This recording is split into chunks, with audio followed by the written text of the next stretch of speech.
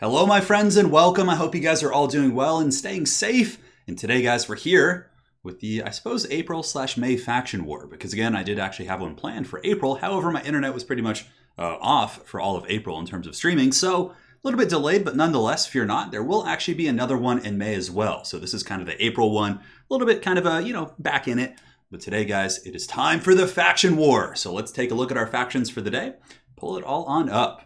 So on the High Elves, we have Xiphos, Felcon on the Wood Elves, Hyale Nale on the Dinos, a Tank on the Vampire Counts, King of the Dead shall be representing the Tomb Kings, Alric Ral coming in hot, Bretonnia, Hadries on the Dark Elves, Flying Taco is going to be our sub-faction specialist for the day, and Flying Taco is indeed going to be the Spirit of the Jungle, so it is going to be Nakai sub-faction, which should be quite funny. It's basically just ghetto Lizardmen because they don't have any extra units. It's just Nakai. But they look really cool, and we'll see if he can pull off a couple wins with the Mighty Spirit of the Jungle or win the entire tournament. Who knows?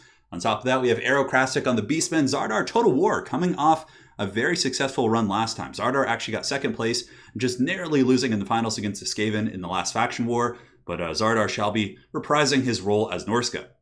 Again, we have Zero on Chaos, A-Move Hacker on Dwarves, Anticity on Vampire Coast, Talaxlun Soothsayer, who actually won the first faction war with Sigmar, coming in hot with the Empire once again. Exploding Hamster on the Skaven, and Professor Pone coming in with the Greenskin Wa. So it should be quite a bit of fun. Welcome, guys, and now let's go ahead and pull up the brackets for the day. So we're going to jump down here. You can see our first match of the day is going to be Spirit of the Jungle versus Vampire Coast, High Elves versus Skaven, Bretonnia versus Beastmen, Wood Elves versus Dark Elves, Chaos versus Lizardmen, Greenskin versus Dwarves, Norsca versus Tomb Kings, and Empire versus Vampire Counts. That is the first round of games. And today's tournament is sponsored by Mr. Pig, our very own here in chat. He's going to be putting up a prize pool for the players. So let's hear a big round of applause for Mr. Pig. Again, thank you so much, man. Really appreciate it, making the games quite exciting for sure. So now we're going to be loading into our first match of the day. Welcome, everyone. Yes, it is time. Let us not mess around any longer. We will go quietly, not quietly. Well, we'll go into this next match here. Yes. Professor Pone getting hyped for the WA in chat already. We could see Vlad. I don't think so, though. I don't know. He's playing Soothsayer, so I don't think he's going to bring like a meme lord, would be my prediction, but nonetheless. So now we're going to be loading into our first match today, which is going to be Anticity versus Flying Taco, Spirit of the Jungle versus the Vampire Coast. Start when ready. Flying Taco says, I hope you're ready for Nakai. And don't worry, I'm very aware of the screen blocker. We're not going to have that atrocity this time around, but our first match is Anticity on the Vampire Coast facing off against Flying Taco in the Spirit of the Jungle. He taunts his opponent right out of the gates, trying to set a tone of intimidation, basically letting him know, I hope you're ready for Nakai because, baby, he's coming for you. And Nakai against Vampire Coast would be a super risky pick for sure. Vampire Coast has a ton of powder units that can really pound him, carronades, handgun mobs. He's a very, very risky pick here. But, I think that Flying Taco is a good enough player that he could probably get away with it and be okay. As long as the rest of his army is like more or less good against Vampire Coast, I think he'd be fine. So, now we're going to minimize here, get rid of the screen blocker. I am on point today. No more games. And the screen blocker of doom is gone. The Dwarves, I don't think they've ever made it past the first round, unfortunately. Maybe today will be their time. We'll see. Same with Chaos. Chaos and Dwarves have probably had the worst run in our tournaments. And Bretonnia as well. Yeah. All right, guys, so for the forces of Anticity up in the sky, he does have Luther Harkin. Luther's always a really good choice. Obviously, great AP in his melee, poison attacks, AP missile shots. I mean, he's just like made to take out Lizardmen. On top of that, a couple bombers in the front line with Halberd support. Halberds are great because you're not going to win the front line against Dinos. You're not going to beat the Saurus, and even Skinks are a little bit tricky. So just getting the Halberds to have the anti-large and hold the line better with their higher melee defense, in my opinion, is the way to go. So, in total, I think there's 4 of those. We do have some Sirens, some bombers. And in the back here, we have a lot of powder. 1 carronade, and it looks like 4 handgun mobs. I would imagine one of them will be the black spot. Let's go and double check here. And you can see Anticity is actually going in a staggered formation. So last time I played against him, he actually did this against me. He had his troops like kind of in this like Mighty Ducks like flying V formation here. So you can see 1 here, 1 here, 1 here, and 1 here as well. But it's a nice build. It has answers against big dinos. It has pretty good answers against the horde control using the bombers and the sirens for the terror routes. And Luther Harkin, of course, himself is a hard carry. He can usually do some really nasty work. And also 3 scurvy dogs, probably to chase down skinks, I would imagine. And that's a lot of scurvy dogs, though. I wouldn't expect that many in this matchup, but I guess they're just there to hunt down, some of the salamanders and the skinks, and they're pretty good at doing that. We have deck droppers with handguns, just 1 unit, and that is pretty much it. So a nice little Vampire Coast army from Anticity here. And now, the moment you've all been waiting for, the Spirit of the Jungle. Let's go ahead and take a look. So for the Spirit of the Jungle, oh my god, is this an Ark of Sotek? Oh my god, look at this, guys. Flying Taco coming in hot with the Ark of Sotek here in the first match here of the faction war. Truly sending a message to his opponents. But as far as his army goes, across the whole sunset, it's going to be Skinks. Just, yeah, Skinks for his entire army, basically. I don't think I see any Saurus. We got some Feral Cold ones. We do have Ancient Stegodon with the Engine of the Gods. Oh my god, Flying Taco has an Engine of the Gods and an Ark of Sotek. Just going full Haggard mode here. But yeah, if he can land that, I mean, it can do some damage for sure. He does also have Sacred Kroxigors. It's like his entire army is meme units, except for his Skinks. He's got Nakai the Wanderer, of course. He's playing the Spirit of the Jungle, and he does also have a Skink Priest of Beasts. I cannot believe this is happening. This feels like a fairy tale here. We get the Engine of the Gods and the Ark of Sotek. Now, it's a tough gambit, you know, because Anticity's a really good player. So it's not going to be easy. Here in the back, of course, we do have a couple groups of Chameleon Skinks in Vanguard, this is beautiful. They're going to be able to come in and just troll the gunnery mobs like super hard. So I'm really digging it. I think he could do it. It's going to be hard. He doesn't have too much here to defend against Luther and the deck droppers, but nonetheless, he should be able to mitigate the incoming damage and potentially survive here. So Engine of the Gods and Ark of Sotek here in Game 1 of the Faction War. What planet are we on? I have no idea. So the dinos, of course, have to advance here, and we'll see what kind of damage they can get. Pushing in. Prediction, yes. If you guys are a fan of the dinos, let us know in chat. I don't know what sounds dinos would make, but make those sounds in chat. Or if you guys want the dreaded Vampire Lord Luther Harkin to win, we would also like to know. So over here, pretty good harassment going on, actually, from Anticity, using the Scurvy Dogs against the Red-Crested Skinks, terrifying, pushing them off, and getting some good damage. That's actually a really good start here for the forces of the Vampire Coast. Flying Taco does respond by dropping a Feral Manticore, and the Manticore is going to be pressing in. And this is actually really rough for the Vampire Coast as well. We have a bunch of Chameleon Skinks in the back line, and are they Chameleons? Actually, just Skink Skirmishers. Kind of getting pounded by this powder play. It looks like only one of them were actually Chameleons. And now the Engine of the Gods is coming in very aggressively, but there's going to be a lot of powder and a lot of pressure. The Bombers are doing massive damage against the Skink cohorts. Oh my god, and the Engine of the Gods is going off! Here it goes! I don't think the zombies are going to be able to dodge this. I'm surprised he didn't use it on the Carronade crew, but let's see what kind of damage this does. Okay, so that's not bad. You know, honestly, that's not terrible. That takes about half HP off that unit, and it went like right through it. As far as the backline harass, the Skinks are still back here. Some of them are poking, but now they're being pushed back by zombies. And if they're shooting the Skinks instead of the big dinos, that's certainly nice, but I don't know. Flying Taco's going to be losing this Ancient Stegodon really, really quickly here, and his mainline forces haven't even made it to battle yet. I'm feeling like this is going to be a pretty easy one for Vampire Coast, but of course I could be proved wrong. Again, the backline pressure here, you know, getting in the cohort of Sotek and some of these other tools could certainly be a win con. If he's able to kind of get through the powder line, then, you know, the front line isn't going to be that tough to deal with. So now we have Nakai coming in. Nakai is going to be jumping onto the Bombers here. He's going to be eating one of those zombie pirate gunnery mobs, but now Luther Harkin's coming in to butter that bread. He's hornswoggled the Ancient Stegodon, and it should be pushed back here. Now, I wonder if he'll really commit and try and finish that bad boy off. We'll certainly see. Anticity does have a couple Scurvy Dogs in the back line, looking to chase off these big dinos. And the Ark of Sotek has also gotten into the gunnery mobs, which is quite good, and the Skinks are still causing, you know, some serious problems for sure. Now, the bounce power is relatively even, but just the current state of the game, losing the Ancient Stegodon and having the backline harass not go so well, I think it certainly is going to be more so favored here for the Vampire Coast. But again, if anyone can pull this out, it's going to be Flying Taco. So the Ark of Sotek is here. It looks like the big old Stegodon might actually come back. It depends if Flying Taco is going to be able to save it, and it looks like he was. He was able to use his Skinks here to peel and maybe salvage the Ancient Stegodon. If that comes back, that's a huge problem here for Anticity, but if it gets chased off, I think that's going to be really, really good for the Vampire Coast in terms of the overall state of the game. Now in the back, the Manticore Summit is going after the Carronade, and somehow the Ark of Sotek's still going strong. I don't think Luther Harkin wants to sit there and just kind of deal with that the entire game. So it looks like he's going to be going over here, perhaps to go after Nakai, or maybe the Boxigors. Yeah, he's looking at those Sacred Kroxigors. We do have some Feral Cold ones in the back who have gotten on the gunnery mobs. And Flying Taco, despite, you know, taking a lot of damage early, is doing a very good job scrapping this game. And the front line for the Vampire Coast is slowly starting to crumble. But one of my concerns for the dinos is also the fact that Nakai might actually struggle against Luther. But, oh, look at Nakai running with the explosions in the background. Pretty epic stuff. And now we have the Ark of Sotek fighting Luther Harkin. And Nakai is coming in to drop the base here on the Carronade. So might be able to get that. Nakai certainly could put up a good fight against Luther. But I don't know if it'd be a winning fight, but he certainly could. But honestly, I'm really surprised to see that the dinos are still in this game, despite taking some big losses. Let's see if he still has the big Stegodon. Nope, Stegodon got caught by the hounds. Really good presence of mind here by Luther Harkin's boys, and Anticity making sure to chase that off. But the Ark of Sotek is still here. Nakai's going to be able to finish off this Carronade, no problem. And we do have the Red-Crested Skinks. The caster, the Skink Priest of Beast, has been pushed off, and I would imagine Anticity will chase it off the battlefield using his deck droppers here.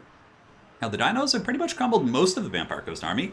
I guess we have the Ark of Sotek and kind of this Death Star here with a cohort of Sotek as well. And if they can maybe push around and, cause some big damage, if Nakai, for example, can start taking the club to this caster, and man, Nakai gets in there and goes deep and does a ton of damage here against the Vampire Fleet Captain.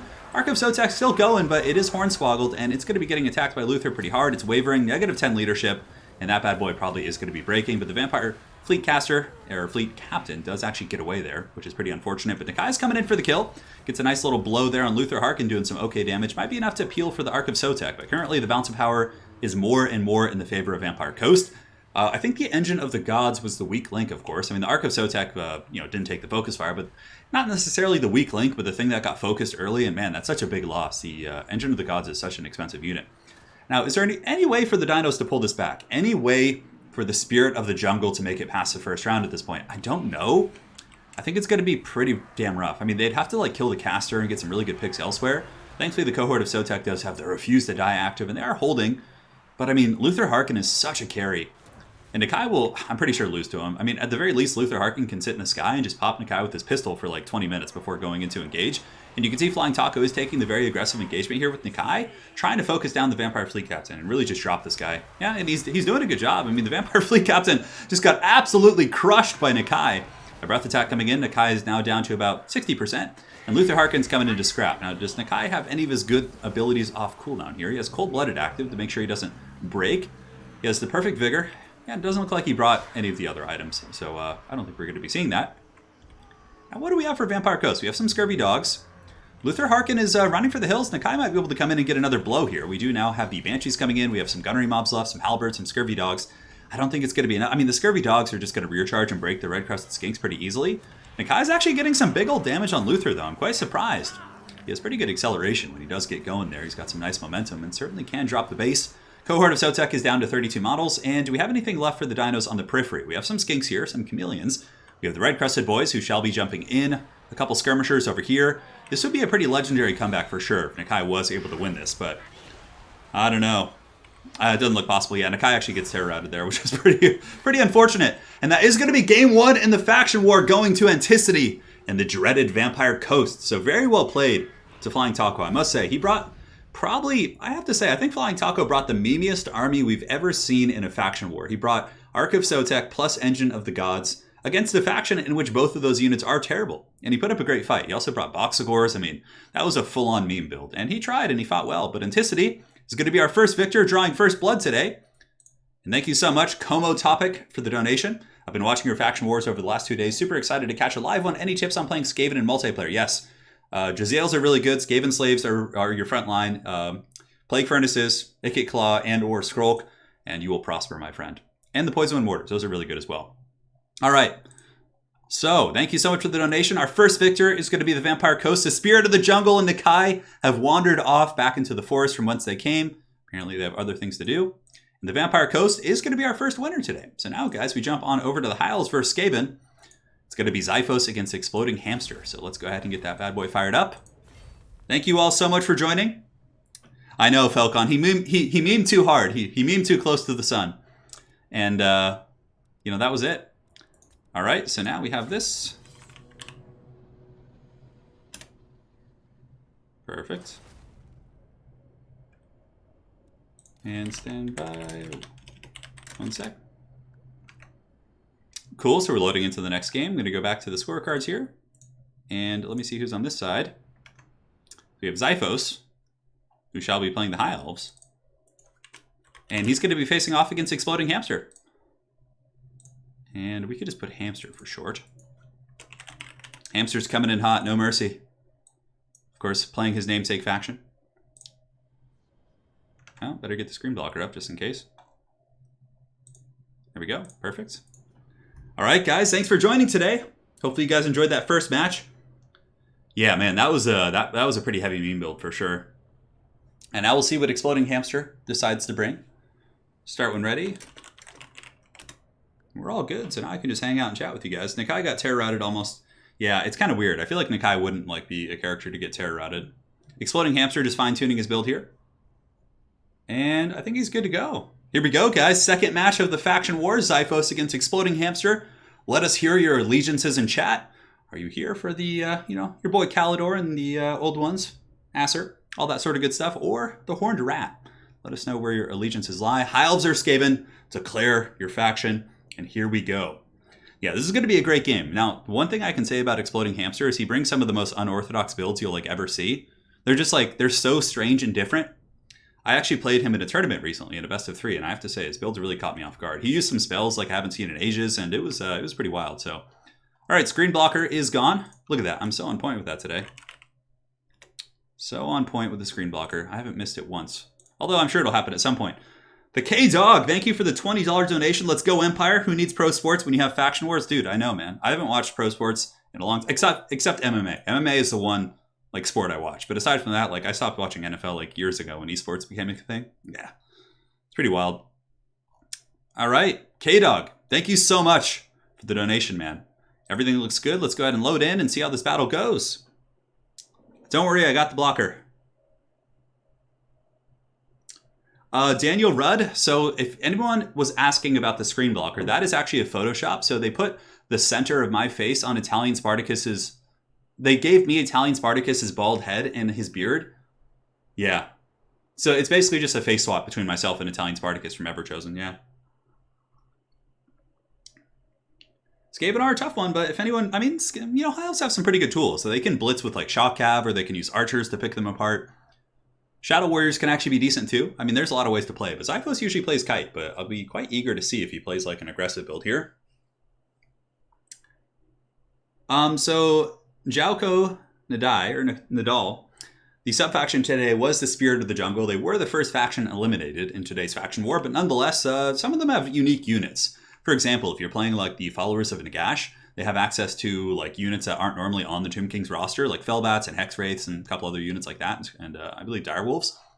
So yeah, it's pretty cool. Sub-factions have some teeth. Some of them are okay. Avalorn is actually really good because you basically get the whole High Elf roster, you get the best High Elf Lord, and you also get Dryads and a couple other cool units. All right, guys, and here we are. Let's go ahead and take a look. We have Alariel the Radiant, so certainly Zyphos is here for blood. Whenever you see Alariel, that means someone's trying, and they're going for the kill. So he's got Alariel, Flamespire Bird, he's got a Sun Dragon, and a huge Rohirrim build. Oh my god, he has no infantry really. So it's going to be Dragon Princes, Silver Helms into the Sunset, and that's it. So it looks like triple Dragon Prince, quad Silver Helm, I think, and then a couple monsters. This is going to be a super micro-intensive build, but of course we all know that Zyphos has some really, really good control. Yeah. Yes, it is time. I have seen Tropic Thunder. Yes, it's a very funny movie.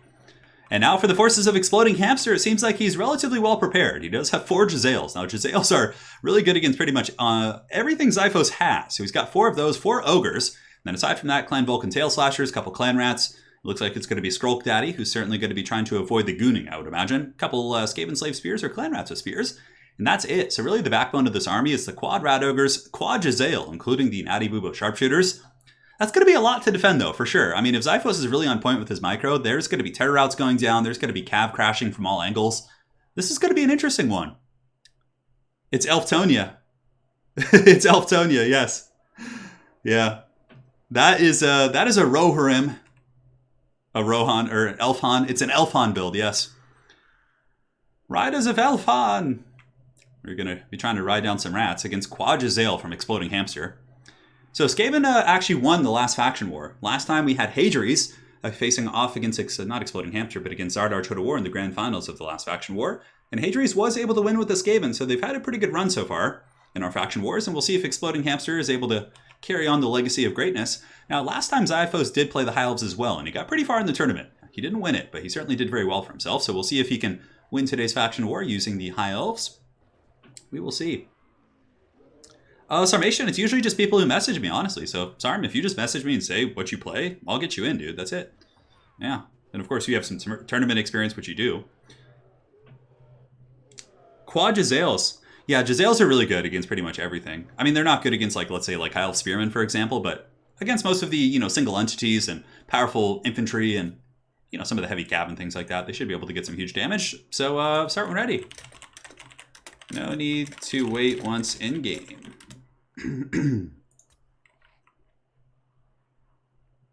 And now it is time. We have the Jezzails preparing to tee off here on the forces of the High Elves. A little bit of lag as we do proceed into the beginning of this game. But yeah, Xiphos is going to have to get his whole army going pretty quick. Those Jezzails are going to start accruing value like almost immediately.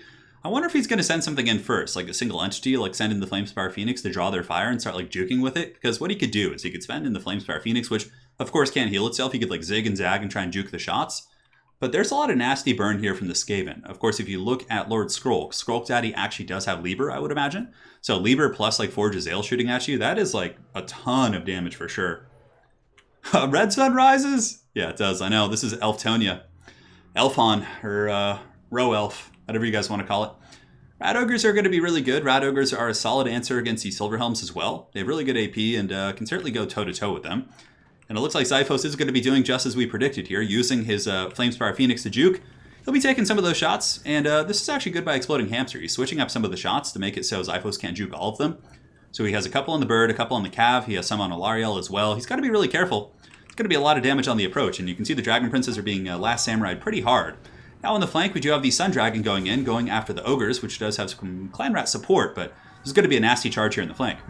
So, Dragon Prince is coming in pretty hot. Could be riding down some of these Ogres and riding into some of the Clan Rats. And now the frontline engagement is underway. Skrolk Daddy has used some summons to target the advance of these Silverhelms, which is very good play. And the Flamespire Phoenix has also jumped onto the Natty Booba Sharpshooters and is taking out models pretty quick. Now Skrolk's coming over there. Not too much other support though.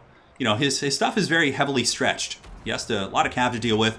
Oh no, and Xiphos is able to get some Silverhelms through the sea, but it looks like a bit of a miss micro. He drops the charge and actually engages into the Clan Vulcan Tail Slashers. He could have maybe fit through there and gotten on the Jezzails, but nonetheless, the bird here is causing some serious problems. Alariel is going to be using the Star of Avalorn to heal up the Dragon Princess here. It also heals up the Queen herself. And the Skaven seem to be holding pretty well so far. On the far side of the battlefield, we do have the Silverhelms being pushed back by Ogres and Clan Rats. And here we have Silverhelms being pushed back by Ogres and Clan Rats as well. So a little bit of a scary situation. Granted, the High Elves completely collapse his flank here. So some summons are being dropped in, but if those Jezzails get hunted down and rode down by Cav, it's pretty much going to be GG. Now, he can afford to lose like 1 or 2 of them after the value he has accrued against the other side of the flank, but if he starts to lose, you know, all 4 of those Jezzails, that's pretty much going to be game over for sure. Now, Bounce Bar is pretty much dead. Even Xiphos does have some cav coming back in, Silverhelms here and some here as well. And it looks like maybe some princes have come back here. Looks like, yes, no, those are actually Silverhelms, but yeah, some of the Jezzails up on the high ground have been completely rode down, and now Xiphos is going to be going for a blob fight, but what I predict Xiphos will do, he'll probably pull back the Sun Dragon plus the Flamespire Phoenix and try and kill Skrolk, who is trapped up amongst a bunch of Dragon Princes here, or just go for the big terror routes. But I think going after Skrolk with the Sun Dragon would actually be a really, really strong play for sure. But the entire Skaven flank here did collapse. The other side, the Skaven held pretty well.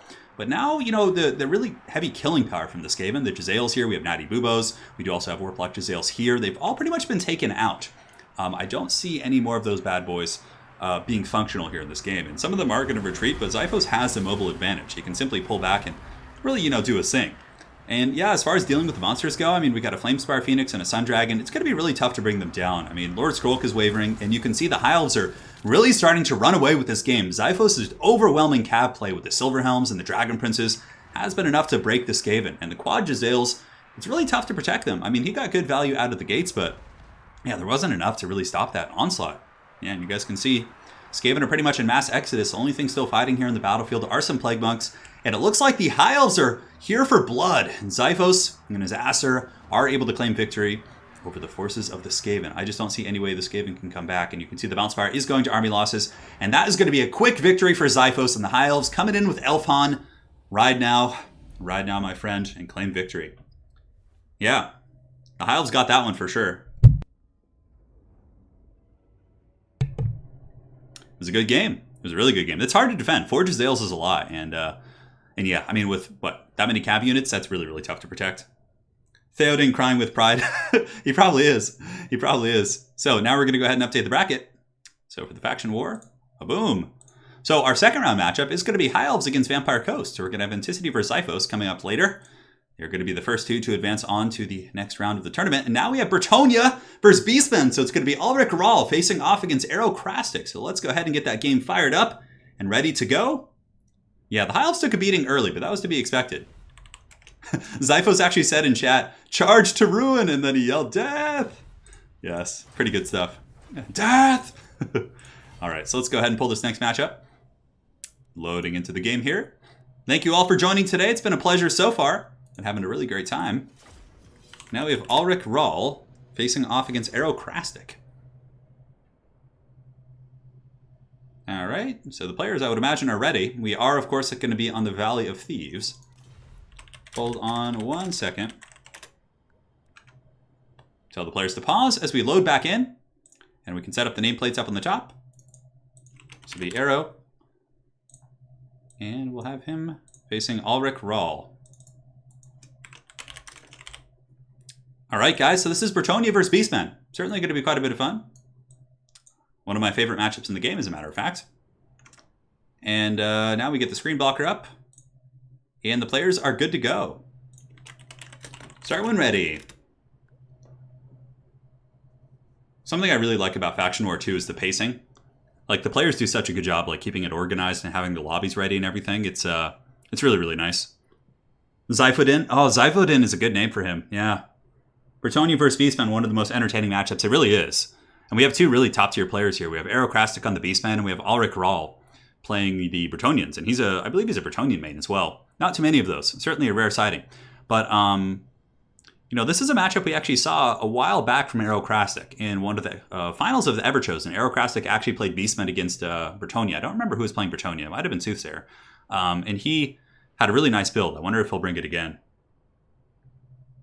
Yes. Yes, Zyphos is a very good player. Yes, he is. So is Exploding Hamster. But Zyphos really went... I wouldn't have expected that build. If I were playing Skaven, I would have been expecting some like missile play, maybe some like Shadow Warriors or like mass archers with like Lothern Seaguard. That build really caught me off guard as well. And it was pretty overwhelming for sure. Yeah, the face swap is pretty disturbing. It is indeed. So now we're going to minimize and get rid of the face swap. We load into this match. Aerocrastic against Ulrich Rahl. It is time. Let us know, where do your allegiances lie? With the Beastmen or with the noble sons and daughters of Bretonnia? Let us know, chat. Beastmen or Bretonnia? Share your allegiance here. Yes. You know, Felon, I don't really know how...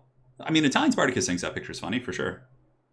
The blocker's not there anymore. Don't worry, guys. It's gone. It's banished to Age of Sigmar, never to return to the glorious old world. We're currently on our third game of the day, but again, it's a 16-man tournament, so there are a lot of games to come. So if you guys are just getting here now, you're certainly, you're in the right place. The finals are best of 3. It's best of 1. If we had a 16-man tournament with best of 3s for every game, it would probably be like 8 to 12 hours long. It would be very, very long. Yes. Yes. Can't see the screen for the light bouncing off Bald Turin's head. That's pretty funny. All right, guys, and now we're here for Aerocrastic. What do we got? So we got Morker the Shadowgave. We do also have a Braciame into the Wild with the Cygor summon. No surprise there. And a Gorbel. Gorbel is very solid against Bretonnia for sure. Front line's going to be Spear Chaff. That's pretty much standard stuff. Like, most Beastmen players don't really bring a ton of powerful troops. Although, he does have a couple Bestigor herds, which should be quite interesting. I feel like the Bestigor's armor is going to make them pretty tough against like some of the more low-tier Bretonnian knights. So he's got Bestigors. He does have Razorgors. In the back, he does have Butchers of Kalkengard. So basically, it's like a front line of, chaff with a little bit of Bestigor support. 4 groups of Razorgors, Gorbel, Minotaurs, and Centaurs with Hounds to chase down archers. It's a good build. It's a really solid build, to be honest. Certainly going to be a tough one to crack. Now for Bretonnia, and Ulrich Rahl, he's got Mounted Yeoman Archers up on the high ground. Knights of the Realm here. Knights of the Realm are the way to go. They wreck the Razorgors. They're really good against Centaurs, great against Minotaurs, and very cheap as well. So Knights of the Realm, I agree with this pick 100%. So he's got 4 of those. He does also have a couple Grail Knights in the back. So we got Grail Knights coming in as well. A very elite Cav Corps here for Ulrich Rahl. Quite excited to see if he can make Bretonnia finally escape the first round of the tournament. He's got Fey Enchantress, he's got Felix, and it looks like he does have a Grail piece. He doesn't, however, have... That's strange. I feel like Gotrek would be the way to go for sure, but I guess Felix healing Fey Enchantress, like I don't really see the value of Felix there, but I think he's bringing Felix to actually maybe take out Morker a little bit more efficiently, because Felix, of course, is a BVI character, bonus versus infantry. He's got Men-at-Arms, he's got a couple Peasant Mobs, in the back he does have the Holy Wardens, and that is looking to be it. Yeah, should be fun. It's a good build. It's really going to come down to getting efficient cav charges, so for sure. Like, those Knights of the Realm need to get on those pigs. I'm sure our today's sponsor, Mr. Pig, would love this build. The Razorgors coming in quite ferociously. A bunch of angry wild hogs. Yes, look at these glorious beasts. Someday, Lady Turin and I are actually going to be getting a pet pig. When we like move somewhere and have some space and some land, we've always talked about having a pet pig. Is it Foot Fey Enchantress? I didn't notice that. I think it might be. I mean, Fey Enchantress is technically never on foot. She's always floating. Look at her just like floating up there looking all wizard-like. That'd be pretty cool to be able to just levitate like that all the time. We'll see if Aerocrastic's going to be able to get in here or if the Bretonnians can fend off the aggressiveness of the Bray herd. Start when ready. And here we go, my friends. The battle is underway. Bretonnia has some pretty good skirmishing. I actually really like the Mounted Yeoman pick. They're not going to do a ton of damage, but it does kind of help dictate the pace of the battle. He's going to be able to kind of like poke at the Minotaurs, keep them out of position.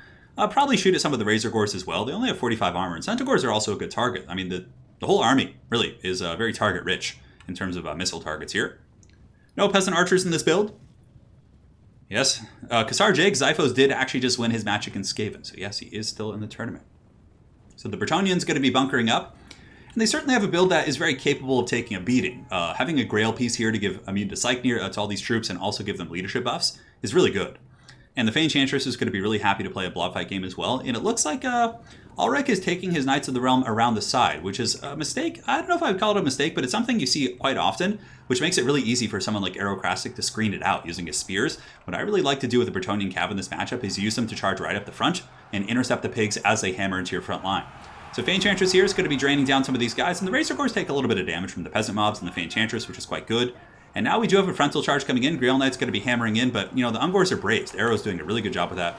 And the Vestigores do take a huge charge coming in there from the Grail Knights, which is nice. Knights of the Realm falling back, and honestly, from Alrek, that's a really good initial start. He was able to get some good damage on the whole flank here, but now the Bretonnians are going to have to endure here, and Alrek needs to make sure he also gets his Grail Relic and sends it up into the center mass of this engagement, or else his Men-at-Arms and all his other troops are simply going to break. Now, this is where the real fighting is going down. You can see the Grail Knights with the Shield of Thorns are fighting against Razor Gores. And this is actually really good for Ulrich. He's been able to like pull away from the Beastmen's strength, like the Vestigores and some of these other troops, and force Arrow into this like big blob fight here. But I think the Knights of the Realm and the Grail Knights are going to win this engagement. Ulrich coming in here with the Grail Knight charge in the back. This is going to be beautiful. It's going to sandwich in all the pigs. Granted, Arrow does have some spear support here, but it's looking a little bit scary. The pigs are certainly getting worn down by the Knights of Bretonnia. Now back in the main line, as is expected here, you can see that the Bretonnians are slowly being worn down here by the Vestigores. However, Fey Enchantress and Felix are helping to push that fight back. And currently, as far as the Bounce of Power goes, I would say it's pretty much, dead even. However, that's always a good sign. But I don't think there's been any summons for the Beastmen yet. We haven't seen Morker drop any spawn summons, nor have we seen Cygor summons yet. I think Arrow is trying to save up his Winds of Magic to make sure he's really efficient. But the pigs are being forced back. You can see Razor Gore herds and some of the Centaurs, I think, got pushed back as well. And the Bretonnians having a really good time in this fight, but this is Arrow's chance to overwhelm. He finally gets the Butchers of Kalkengard in here, the heavy APs, got some Poison Warhounds. This is where he really needs to drag down the Bretonnian Knights. Otherwise, if they keep winning this engagement, it's going to be a quick loss for Arrow. Now in the center, you can see the Fey Enchantress and Felix, as well as the Holy Wardens, have done a very good job winning that engagement. It's not often the Bretonnians win the frontline engagement against the Beastmen, but they have in this situation, as the Beastmen pretty much committed all their resources here to this blob fight. In the meantime, Ulrich are all going to be falling back with Knights of the Realm and Grail Knights, cycle charging back in, so using one Knight of the Realm to cover the retreat of these other Knights. Really good Bretonnian play for sure. And these Knights of the Realm might get hammered, but there's no point to like blob them up. Sending them in, cycle charging, pulling back, leaving one in combat is fine, but this is actually Arrow's chance to get some value here. If the Foot Enchantress is taken out by Morker, as well as this the Bray Shaman here, that could be a really nice pick for sure. But Ulrich does see this coming. He gets his Grail Knights, he charges, he intercepts. So again, still really a dead even game, and we haven't really even seen the summons from the Beastmen yet. Aerocrastic being very conservative here with the summons, but here comes a spawn summon from Morker's Staff of Ruinous Corruption into the back of these Cav, and that could actually be a breadwinner, and I really think Ulrich is maybe slipping up here a little bit, leaving his Cav in combat for a little bit too long. I think at this point what you do for Bretonnia is you get all your Cav units, you pull back, and you just let your infantry engage, and then like take the safe engagements with the Cav, because they are taking a huge beating here. Granted, so are the Beastmen. You can see Centaurs and Vestigores taking a lot of damage. The Fey Enchantress and her Draining Aura doing great work, but Aerocrastic getting a huge goon. He actually gets the Fey Enchantress, it looks like. And the Fey Enchantress is down for the count, it looks like. As far as her HP goes, maybe a couple hundred, but that is a disastrous mistake here. So let the Fey Enchantress go. Now, if she survives and doesn't get taken out, she can like regrowth herself, she can Earthblood. I think Ulrich might be okay, but if the Fey Enchantress does go down, that certainly gives the Beastmen a way back into this game, in which I actually think the Beastmen were losing this match. Now, currently, the bounce power is even, and that is simply because there's 2 spawn summons on the battlefield plus a Cygor, but if you look at the natural state of the battlefield, the Bretonnians are very much in a dominant position here. A lot of the Beastmen forces, the Vestigores, and these other troops are being pushed off. There's not much left in the way of chaff, and the Razor Gores and the Spears and all these different units are just kind of on the periphery, and they're very, very damaged, but Morker's broken up as well. Yeah, Morker's in a little bit of trouble. Fey Enchantress. I actually think this is going to be, yeah, even though the bounce power is Beastmen favored, I think it's simply because of the summons. Fey Enchantress has 285 HP. She's certainly very low. Man, this is such a close game for sure. Fey Enchantress still actually appears to drain even when she's broken, which is pretty funny. I didn't actually know that. And the Gorbel back here is fighting pretty strong. I don't know if Arrow's going to be able to get his second summon of the Cygor, which is really unfortunate because normally you can summon them twice, which could be a way for him to get in this game. But with the Bray Shaman breaking off here, I don't think it's going to get away because Ulrich does have the mobile advantage. So anything that breaks out of the center mass engagement, he should be able to chase down. Man, this is such a scrappy fight. Goodness gracious, Beastmen versus Bretonnia is always like one of the best matchups to watch. So look at this, all the leadership for both factions is running right now. Fey Enchantress is running, the Bray Shaman and Warker are running. Who is going to be able to get their leadership back? Honestly, that could determine the outcome of this game.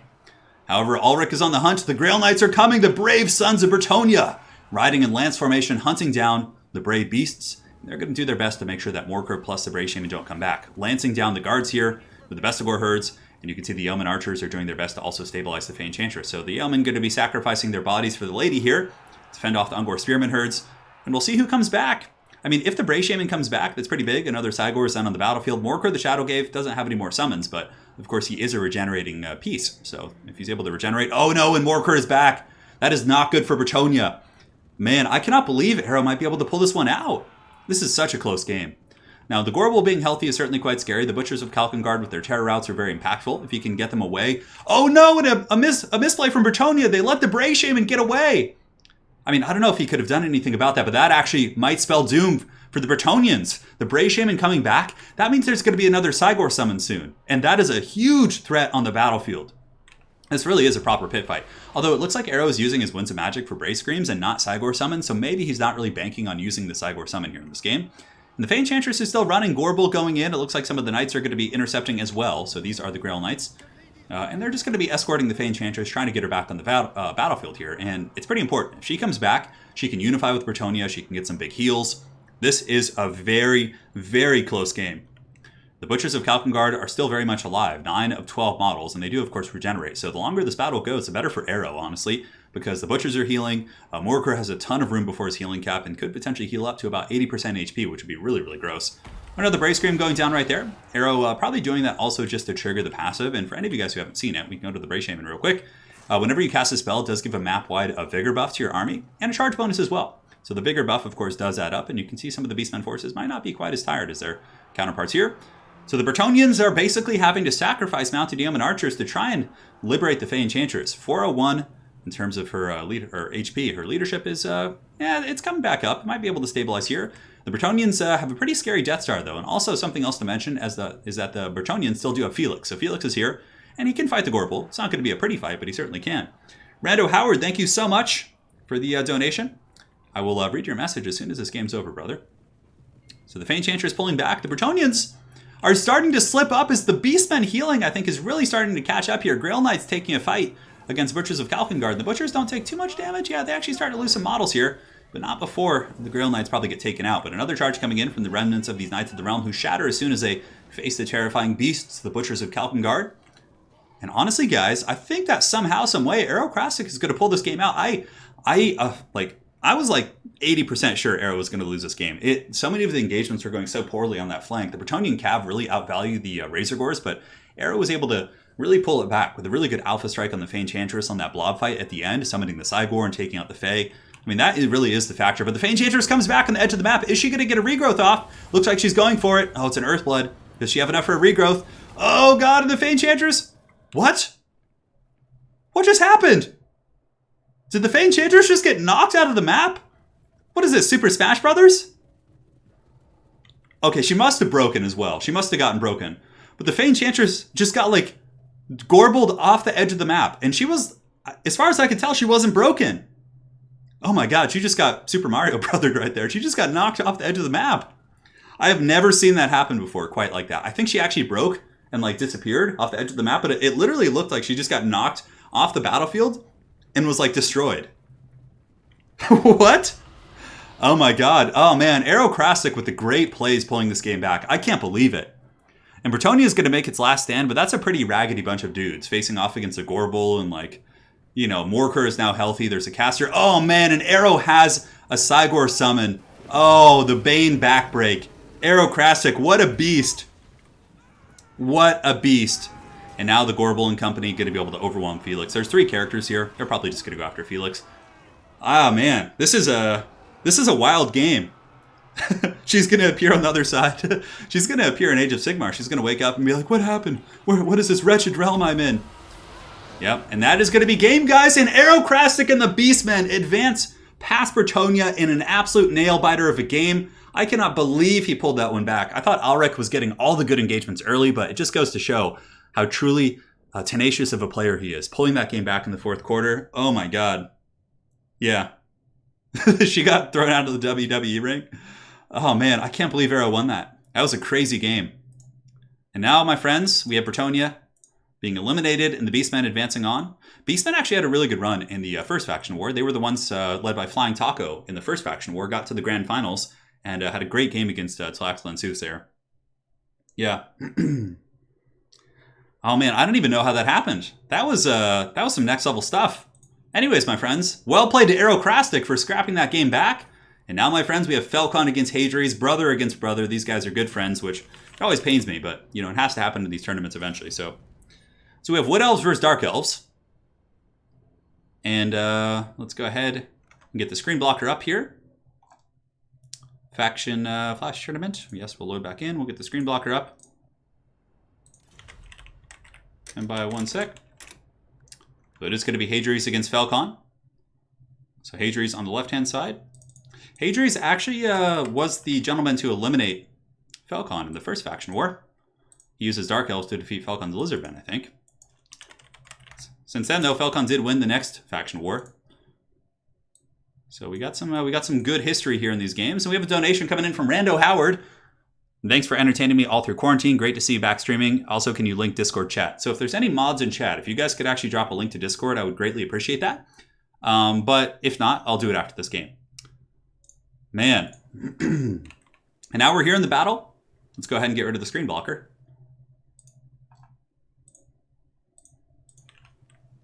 I've never seen that happen before, like Fey Enchantress getting knocked out like that. So now the way Falcon usually plays Wood Elves is very much like a rush build, using a Glade Lord with the Helm of Discord and a bunch of Wild Riders. I'm curious to see if he'll play that way. But for Hadri's in the front line, he does have Bleak Swords. He's got a couple groups of Coldblood Knights, Repeater Crossbows in the back, more Coldblood Knights to deal with the Dark Rider Rush or the Wild Rider Rush, a couple Harpies, and it looks like his Lord is going to be a Sorceress, a Beast for Manticore Summon, and a ton of Harpies. Honestly, this is a really good build. It's going to be really good against a Rush, pretty durable against Archer play with really good harass. It's well-rounded, it's well thought out, and clearly Hadri's is a Dark Elf main.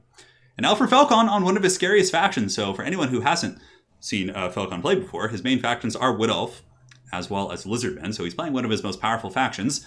And I can tell you his Wood Elves are very tough to beat. He's got 3 Way Watchers. He does also have a couple Wild Riders, a Spellsinger of Life, Eternal Guard in the front line, and that's pretty much it. A mixed forces build for sure. Normally when I see these rush builds from Falcon, I expect him to go all in on the rush, but it looks like he's trying to kind of mind game a little bit perhaps and bring a very much a mixed forces build. Start when ready. Yeah, should be good. Yeah, so if you join the Discord that Professor Pone linked, you just got to message me, or there's an upcoming tournament section where you can join tournaments. So yeah, that's it, man. This is going to be good. So yes, Faction Wars are once a month. We try and keep it as kind of a special format because it's really fun, and it's a lot of work to organize too. You have to organize 16 players instead of just the usual 4 or 8. And it's a blast. It's an absolute blast for sure. Curse the Baggins. Damn allergies. So let's hear it, guys. Are you guys rooting for Falcon and the forces of the Wood Elves, the people of Mel Gibson, or are you a fan of the sadistic Druchii?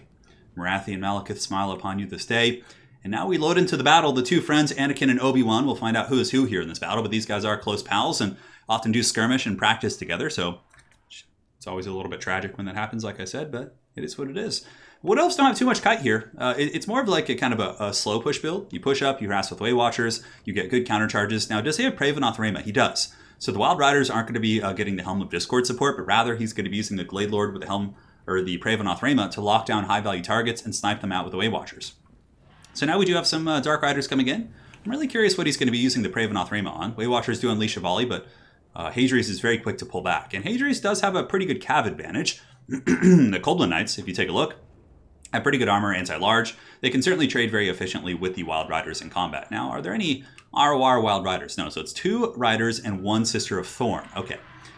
So, you know, what I'm thinking is Falcon's probably going to land with the Dragon here, do a little bit of harass on the front line, try and force Hadri's into like an awkward fight, use the Sisters of Thorn to kind of debuff the fight, and then maybe follow up. But I think considering he does have the Pravenoth Rema and, you know, these Way Watchers, he's going to be taking a bit more of a careful fight. Anyway, shots coming in. He did bait forward the Coldwind Knights. Beautiful Wood Elf play 101. He feints an engagement with the Glade Lord and pulls in the Coldwind Knights. But I think Hadri's knows this isn't going to be sustainable to kind of play this poke game with Falcon. So I think he's just going to be charging here. But man, look at the damage those Way Watchers do. That is so foul. So much damage there on those Coldwind Knights. Those guys got wrecked. Negative 31. It looks like their backs were maybe turned for a second. Harpies are now coming in. And it looks like they're going to be jumping on top of the Way Watchers here. And on the far side, oh, it looks like Falcon does kind of miss a charge here, as the Dark Riders do get the engagement, but that's not necessarily a winning engagement, though there is a Canaanite Assassin coming in, and the Crows of Cain might turn it into a bit of a better situation. So we do have the Manticore Summon coming in. We do also have a Supreme Sorceress of Beasts, and the Harpies are flying overhead looking for good engagements. We have a big cav fight here in the center, as the Coldwind Knights do engage here with the Wild Riders. Okay, don't disconnect. Come on, boys. I believe in a thing called love. Just listen to the rhythm of your hearts. And, are we going to have our first lag of the day? Hopefully not. Anyways, hopefully the players at least stabilize. If they restart, I mean, we can let them repick armies or figure it out. Because these guys are good friends, so worst case scenario, it's not too big of a deal. Come on, don't drop. Hold internet! Hold fast! It's been a great game so far. A lot of scraps. Looks like we're more or less okay. So here we have a Flock of Doom coming down. It should stabilize in just a second. I think that's actually someone's PC really struggling over there, so maybe one of them is playing on a potato. I know, the Way Watchers are so brutal. I think Way Watchers are the best archers. Some of the best archers. I mean, if you're talking archer units, like bow units, yeah, they're probably the best. But if you're talking like missile units, I think Jezzails are a little bit better, because they're like useful in every single matchup. But again, that's just my opinion. So hopefully it'll stabilize. I'm not going to minimize right now, because it could cause some issues here. Yeah, I know. It's unavoidable, though. When you get a lot of players playing and there's no dedicated servers and things like that, it can happen. So I don't think we'll ever get dedicated servers for Warhammer, unfortunately. I don't think the multiplayer community is big enough. People like to watch multiplayer, but not as many people as you'd think actually play it. Let's make sure we don't have like an extra spectator in here or something. Well, you know, the lag at the very least allowed the players to really sit in here and engage their position and really think about their tactics. Okay, now it looks like we're good. Yes, victory! We've surpassed the great lag. Toast is burning. Anyways, over here, the engagement for Hadri is actually going surprisingly well, considering there's a bunch of spears. The Web of Shadows doing some big damage. Harpies are intercepted by Falcon's Wild Riders, and it looks like the Glade Lord had like a weird partial breather that didn't do that much damage. As far as the repeater crossbows, what are they shooting? They must be sitting and taking pot shots at the Sisters of Thorn. Right up the centers, Hadri does have a couple Bleak Swords coming in to push forward. And so far, honestly, yeah, it's a really even fight. Can't really make too many calls, but I think Falcon may be in a slight state of advantage because of how healthy his Way Watchers are. And of course, when the Manticore summons run out and he's able to kite back and use the Dragon to peel the advancing Bleak Swords and some of these other troops, I think the Way Watchers are going to be super destructive against the Dark Riders and against, a Manticore caster. And what does Hadri's have for Cav? It looks like he does have some Harvesters, some Dark Riders. Yeah, Hadri's needs to just put his foot on the pedal. He needs to go in and just really press in. But Falcon is doing such a good job sweeping. You guys will notice that as Falcon falls back with the Way Watchers, he's basically using the Wild Riders and his Sisters of Thorn to kind of peel the pressure units to make sure that the Way Watchers can keep shooting. So it looks like Pravenoth Rema was activated here, maybe a bit of a misclick, but no, probably not. Actually, on the Slaanesh's Harvesters, and they're taken out by the focus fire from the Way Watchers. And ultimately, the Way Watchers are in pretty good shape. Not too much pressure on them. And currently, the Bounce Power is a little bit Wood Elf favored. And now I would imagine the Way Watchers are going to be switching onto the Supreme Sorceress of Beasts. She's very squishy. 2800 HP left. Oh man, but look at this. Hadri's was actually able to do a ton of damage against Falcon's Lord. I did not see this. So the Dragon, the Glade Lord, got really beat up here. But Falcon should have a caster left to heal. But did he lose his caster? I mean, the battle was so hectic. It was really hard to follow what was going on there in that blob. But yeah, pretty good pressure. Falcon is now pushing back. But his Lord is very, very low. Falcon's Glade Lord here, certainly on the ropes a little bit. Bounce Power still relatively even. But the Way Watcher ammunition, I think Hadri should maybe devolve into a bit of a juking game now, and just try and waste the ammo. But Falcon now has the aggressiveness. He has the Wild Riders coming in. There are a couple Coldwind Knights left, 8 here, and I think maybe like a handful here. Yeah, 1 here, which is still fighting somehow. Yeah, they did get the Murderous Prowess for sure. Dark Elves got a lot of damage on the Lord, but I think Falcon just has too much left. His Wood Elves are certainly very, very powerful right now. You can see the Wild Riders and the Sisters pushing through, taking out all these units here. The Coldman Knights might be able to get some peeling. The Canid Assassin is up here as well, surrounded by these units. And the Canid Assassin probably going to be taken out by the Dragon. I mean, he's a powerful duelist and all. He does have the Assassin's Trophy, but he's probably just going to get pushed off. Looks like he is immune to Psychology, which is certainly nice for the Drushi here, but you can see the bounce power is going more and more in the favor of the Wood Elves, as the back line and the Dark Riders are chased down here by the Wood Elf Cav. Good game, it looks like. So it looks like Falcon and the Wood Elves are going to be advancing on. Wood Elves certainly have some tough matchups here later in the tournament. Hadri's was our victor last time. Hadri's got first place in the last faction war, actually with Skaven. This time coming in with the Dark Elves. Maybe eliminated by Falcon here in the beginning. And the Canid Assassin is now going to be focused down and sniped. And that probably will trigger army losses. I mean, let's see. Ammunition is starting to run a little bit low for the Weight Watchers, I guess, but Falcon's been doing such a good job with his ammunition conservation. I don't see that being an issue. Hadri's trying his best to get rid of the Wild Riders, but they're basically just methodically chasing down all of his ranged pieces. And that is it! Falcon eliminates Hadri's in a very good, scrappy, fast-paced game. And now, my friends, we move on to the next match here in today's faction war. So let's update the bracket. Well played to both of those players. It was certainly a good match. And now, let us go ahead and pull up the faction war bracket. So the Wood Elves advance. It's going to be Aerocrastic against Falcon in our next match. Beastmen versus Wood Elves. That is going to be an intense match for sure. And now we have Chaos versus Lizardmen. Should be a jolly old time. All right. Very good indeed. The Weight Watchers were pretty nasty for sure. Like the Coldman Knights getting wrecked that early. Hadri says Weight Watchers need a buff. Yeah, +2 ammo. Weight Watchers are so good. Oh, such a good unit. And now, guys, we load into our next match, which is going to be Lizards. Hyale Nale on the Lizards facing off against Zero. Got to tell them to open a spectator slot, so give me 1 second, guys.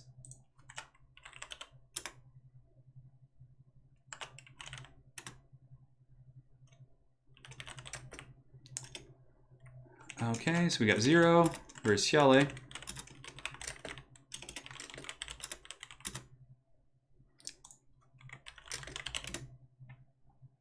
And Mr. Pig, I do see you saying the thumbnail. That's weird because I changed the thumbnail this morning. Let me check it. No, it should be the right one. Huh. Magic G, thank you so much for the 20. Good to see Faction War continue.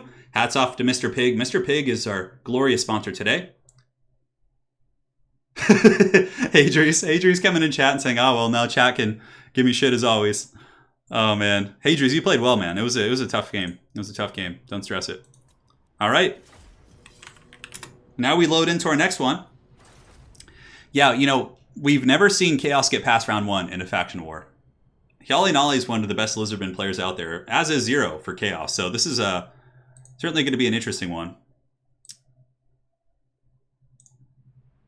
Hey, guys. We got Hyale on the left, Zero on the right. Hadri's was our victor in the last faction war. Remember this. Hyale, and then we got Zero here. Yes, a Zero. Zero coming from a background of StarCraft 2. Certainly a good foundation upon which to build your RTS skills. Start when ready. So Hyale's here with his builds. We'll see what Zero brings. Quite excited to see how he plays this. Sebastian Vanderberg says, bag of chips, cup of tea, faction war, what's better? I know, man. I got some tea with me here. No chips, unfortunately, but such is life. You know, I think that's a fair prediction that the Wood Elves or the Beastmen. Beastmen might have a good chance considering it is sponsored by Mr. Pig. Perhaps some under-the-table cahoots are afoot.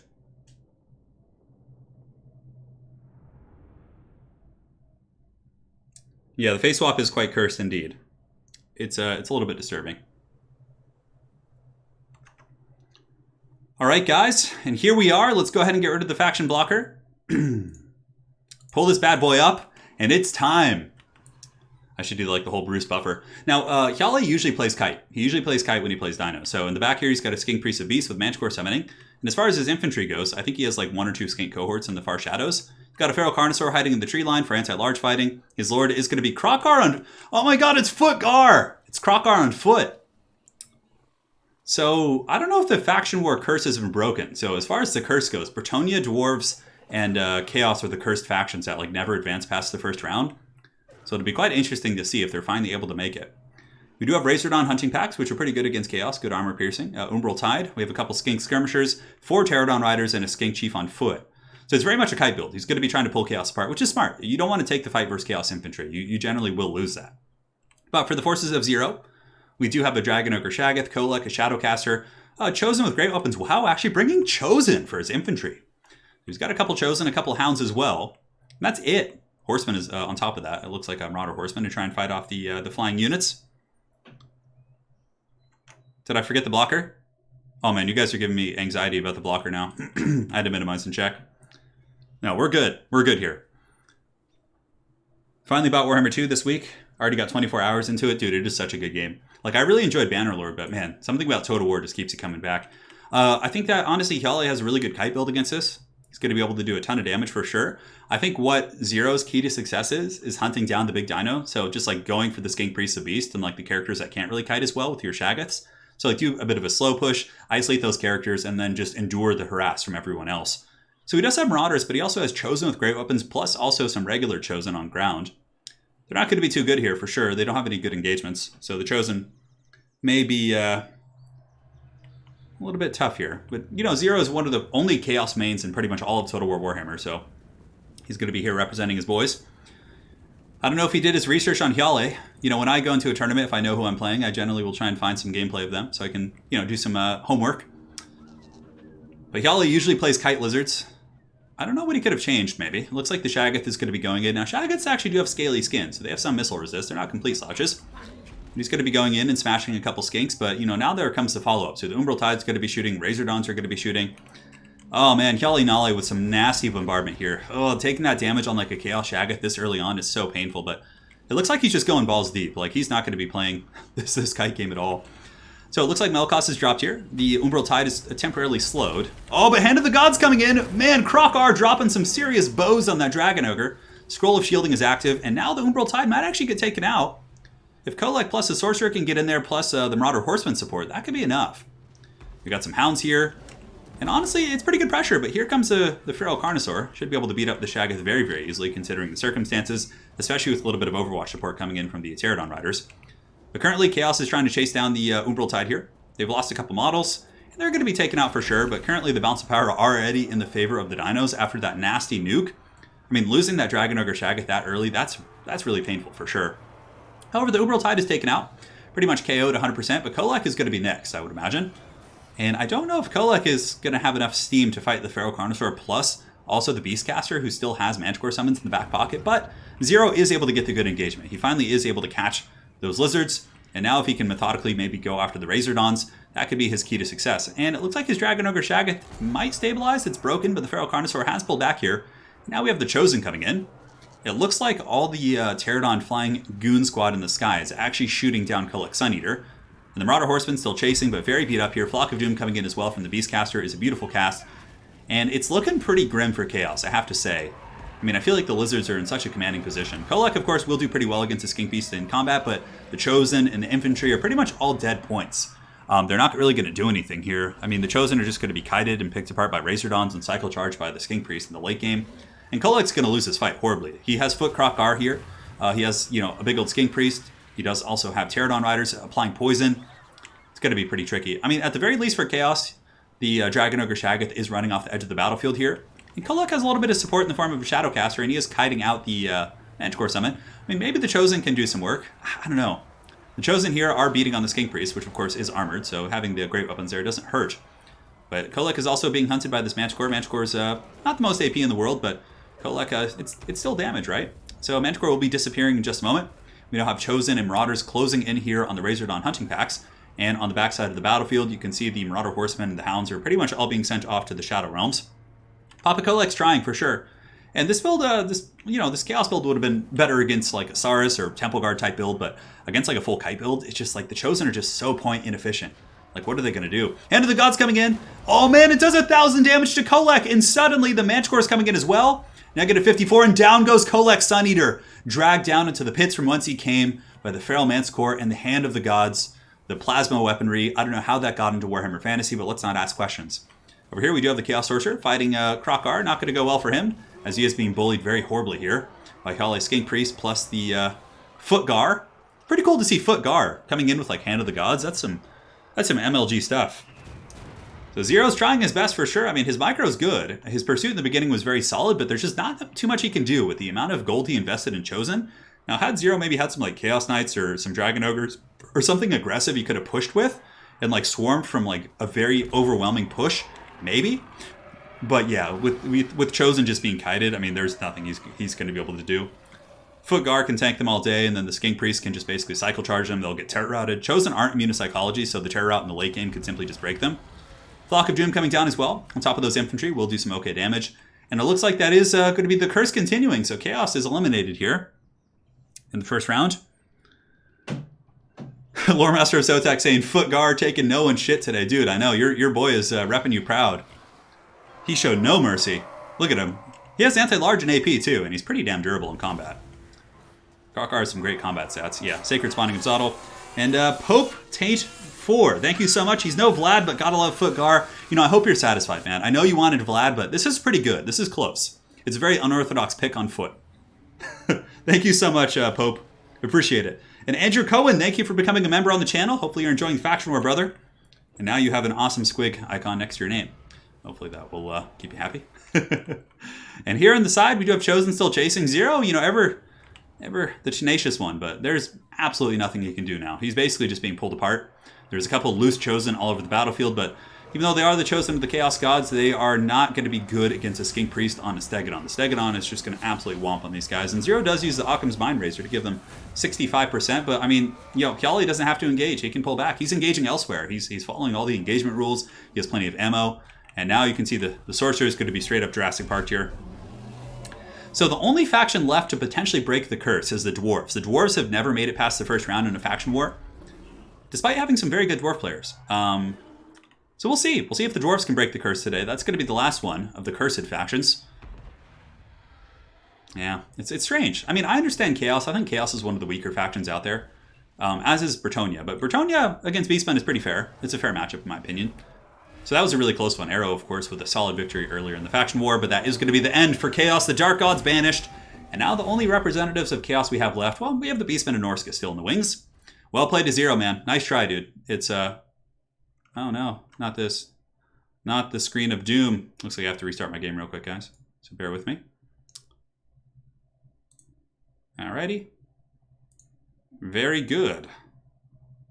So let's go back to the bracket. Ha-boom! And Chaos will be eliminated and the Dinos will advance. So you can start to see a lot of our round 2 factions are appearing. Let's see. Is who, Mr. Pig? I'm not sure who you're referring to. What portion of the sponsor money do I keep? None of it. All the sponsor money goes to the players. Yeah. So now I need to close the game real quick because unfortunately my game crashed. That happens sometimes. And let's go ahead and close this. End task. Boom. And I just need to reboot the game real quick. So bear with me, guys. Shouldn't take too long. And we can just hang out and chat while the next players get ready for their following match. The curse is real. I know it is, Sarmation. Yeah, you know, I actually played... Kelly and Ollie has taught me a lot about Lizardmen. I played against him with my Vampire Coast, and he used like a really badass like Salamander Stegodon build against me, and I use that build now. And like that build against Chaos was so strong. I think Chaos would have to go like full aggro to maybe beat that with like, you know, Dragon Ogre, Summoners of Rage. Oh, she probably is, Jason. She probably is. Well, you know, the thing about Chaos is like, there are some Chaos Warriors that are like super fanatical in terms of lore. That are like, you know, they'll fight to the bitter end, like no matter what, just because they're so fanatical about their gods. But then there's a lot of Chaos Warriors, and this is a vast majority of them, who are very greedy and selfish. So if they start to think of battles like losing or the god, they've lost the favor of the gods in that battle, they'll just like turn and run. So Chaos isn't necessarily like, you know, the highest leadership's, you know, troops in the world in terms of their elite stuff. But the ones who are like possessed or like, you know, really balls deep into the Chaos thing. Lancelot, thank you so much for the donation. The Carno chasing the Sorcerer reminded me of the Jeep in Jurassic Park. I know, dude. Me too. Me too, my friend. And now, let's go ahead and see who we have next here in our bracket. We have Greenskins versus Dwarves. So we have A-Move Hacker versus Professor Pone. going to be a good one.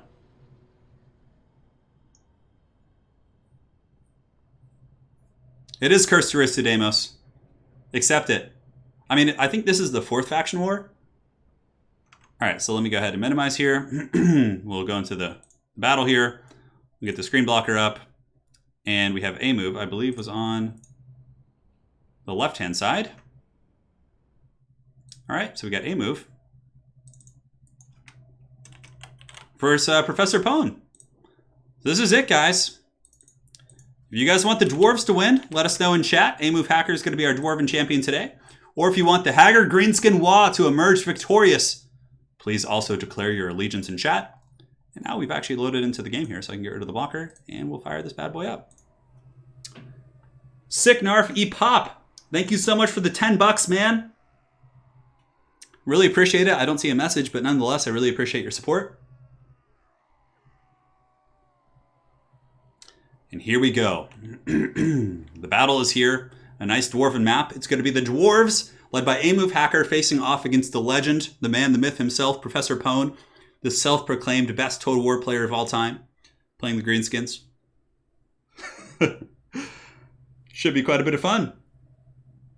Yeah, you know, that I would expect Phoenix Guard to have immunity to psychology. Don't they take some like Oath of Silence and they're like super serious? Yeah. The faction blocker isn't in front to the gods. I agree. Grudges will be settled. It seems like we got a pretty mixed audience here as it pertains to their faction choice. Oh my god, that screen blocker is the most beautiful thing. Sorry to my girlfriend of 10 years. Oh, that's funny, dude. All right, players have loaded in. Let's go ahead and take a look. What the hell is this build from Professor Pone? Oh my god. He just brought the weirdest build I think I've ever seen. So this is Professor Pone's Greenskins. He, for some reason, brought the Arachnoid Queen against dwarves, which of course is large and armor-piercing, but it's a pretty big target. The dwarves certainly will enjoy that. He's got a bunch of Goblin Wolf Rider archers to chase down some of the gyrocopters, which is essential. If you don't bring these guys, like gyrocopters will just basically run all over you. He's got 3 Goblin Rock Lobbers, going to be trying to pull his opponent apart, 2 Black Orcs, 2 Skulkers, a Night Goblin War Boss with a Tormentor Sword, and also a Night Goblin Shaman as well. So it's a pretty good build. I actually like this build. Aside from the Queen, I think it's pretty damn solid.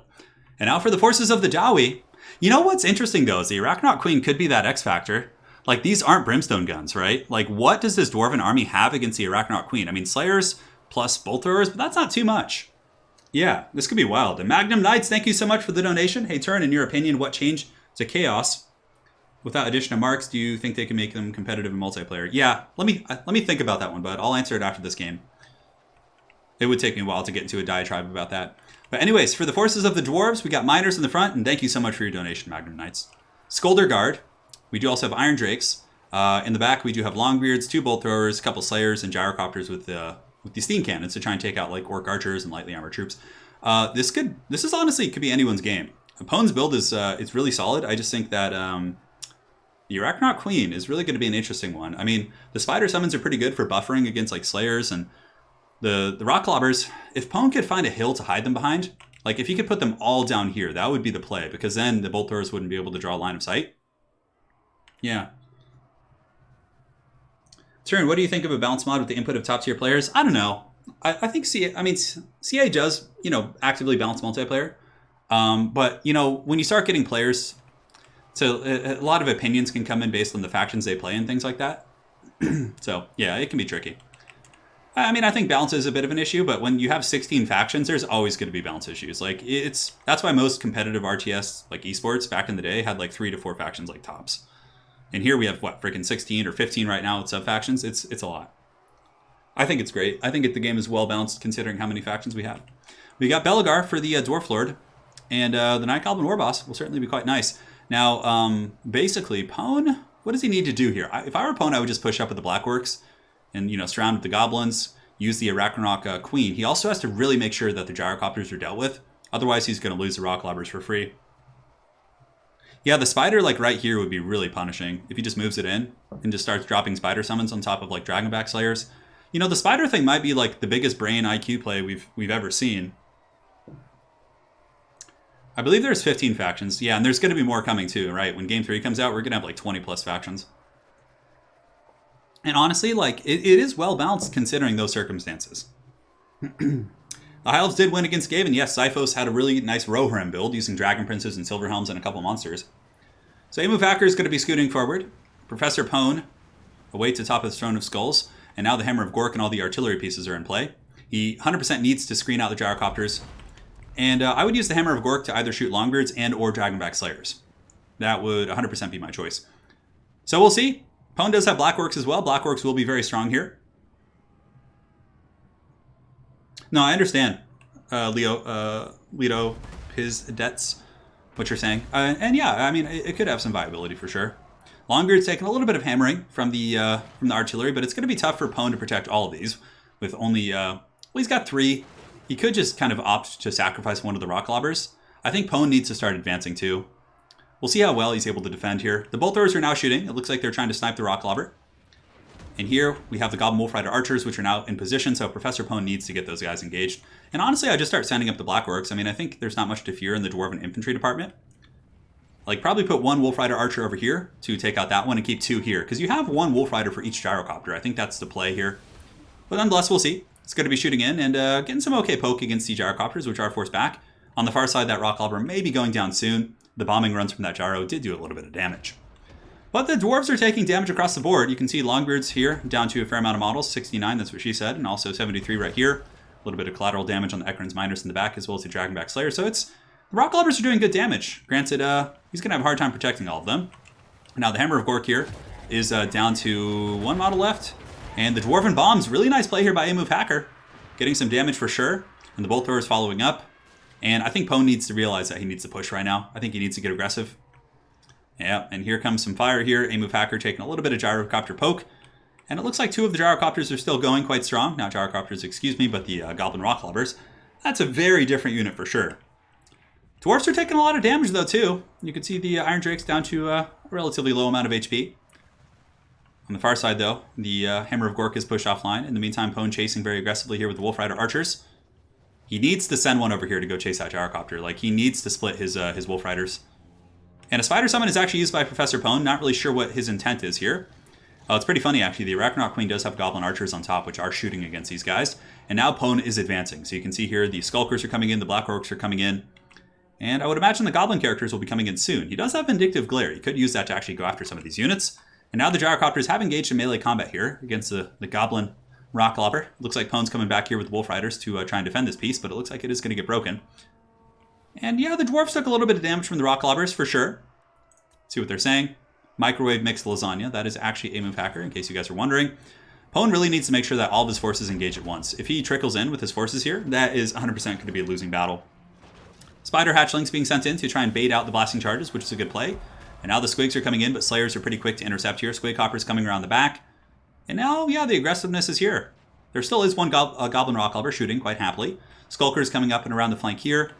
And now Pone has actually switched his resources, which is good. He finally got his Wolf Riders on these units. Now the main engagement is underway. Spider Hatchlings, of course, being broken off. Dirk and Squig Hoppers charging Miners, but are also being flanked by Slayers, which is a pretty bad situation. So Pone needs to get those guys back ASAP. And the Black Orcs are coming up, but a little bit off kilter with his donation here. Not donation, excuse me, with his engagement. Yeah, he needed to wait for everything to come in. Blasting Charge is doing an amazing job here against nasty Skulkers. But now the Spider is here, the big old Queenie. She's going to be a tough one to bring down. Black Orcs are on their way, but again, a little bit delayed. Goblin Rock Lobber is maybe coming back online. This one looks like it's coming back as well, so Pone is getting his artillery back online, which is still something to think about. And now we have the big old Spider amongst the ranks, certainly causing some problems as the Rock Lobber continues to hammer into these units. Now the Wa is active, Spider Hatchling being used on the Skulder Guard in the back, and it looks like some Squig Hoppers have jumped in. The Spider needs to really make sure it's standing on top of Black Orcs, because, oh, there is actually one Brimstone gun here, as far as all the Dwarven Gyrocopters go. Yeah, so the Spider needs to fall back and stand on top of the Black Orcs. Currently his engagement's a little bit sloppy, but the Black Orcs coming in here should be able to make pretty quick work of the Dwarven Miners, especially with a little bit of missile support coming in from these Wolf Riders on the flank. And the Night Goblin Warboss has engaged as well, but firstly, the Arachnoid Queen is broken, and the Bounce of Power massively goes into the favor of the Dawi here.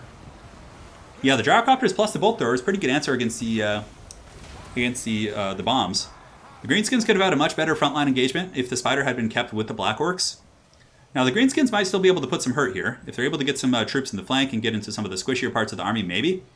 But the Iron Drakes with the Flamethrowers doing some really good work here, roasting down some of the nasty Skulkers, but you can never underestimate Black Orcs. Those guys are really, really just the punishers of dwarves. And you can see here the miners just getting taken apart. Night Goblin Warboss going in for a bit of an aggressive attempt here, trying to take out the Belagar Ironhammer, but realizes that is a losing fight and is going to be pulling back. And some squigs have gotten into the back line as well. Spider Hatchlings being summoned. And yeah, opponent needs to try and salvage the Arachnoid Queen if he can. I don't think he's going to be able to with the Gyrocopters, but nonetheless, we will find out. So Slayer's here, trying to screen out some of the mobile units. Black Orcs still fighting pretty well, able to break through the front line and now getting into the secondary line. We'll see if those Black Orcs can prosper. Squig herds are able to get into the back on top of Skulder Guard, plus also the Bolt Thrower, but there's only a couple left. Looks like there's only 10 models, so not going to be terribly substantial. Blasting charges going into the hide of the Night Goblin Warboss. Poor little guy, certainly not having a fun time with that engagement here. And it looks like this is going to be a game for the dwarves, so the curse may finally be broken as the Greenskins break upon the walls of the Dawi. I don't think they're gonna do it. I think it's over. Professor Pone put up a good fight, but a couple sloppy engagements. Early, against a triple gyrocopter, you need to have a Wolf Rider pressuring each of them, potentially, or 2-on-1, and then the other one you just kind of screen out with infantry on the ground to make sure it doesn't dive you. The Black Orcs, like, needed to hit at the same time as the Squig Herds, and the Squig Herds needed to be, like, running circles around the back line instead of going into a frontal charge into Slayers. Yeah. And that is it. A-Move Hacker shall be advancing on. Professor Pone, our Greenskin champion, is eliminated. The curse is broken. The dwarves have advanced. And now let us go ahead and go. That's from yesterday. That's from our last tournament. And go here. The dwarves versus Lizardmen. That's going to be a tough one for Hyale. Certainly dwarf favorite in my opinion. So now you can see we're starting to get a bit of a landscape of today's event. Vampire Coast versus High Elves, Beastmen versus Wood Elves, Lizardmen versus Dwarves, and now we have Norsca versus Tomb Kings in our next matchup. We have a donation coming in from Robo112.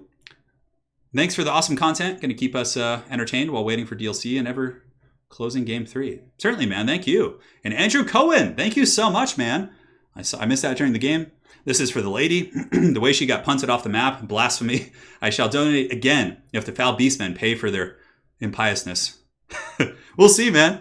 Thank you so much, Andrew Cohen. And Roba, really appreciate you guys. And now let us go ahead and load into our next map. And here we go. That was a good build. Good build for sure. I think either player could have won that based on the builds, but it just came down to the engagements, really.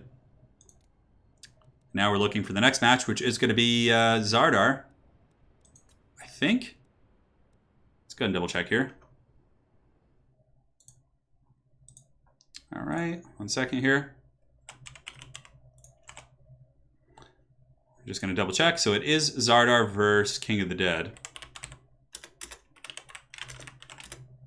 So yeah, the players are going to get ready, and the game should be ready in just a moment. So again, guys, thank you so much for joining today.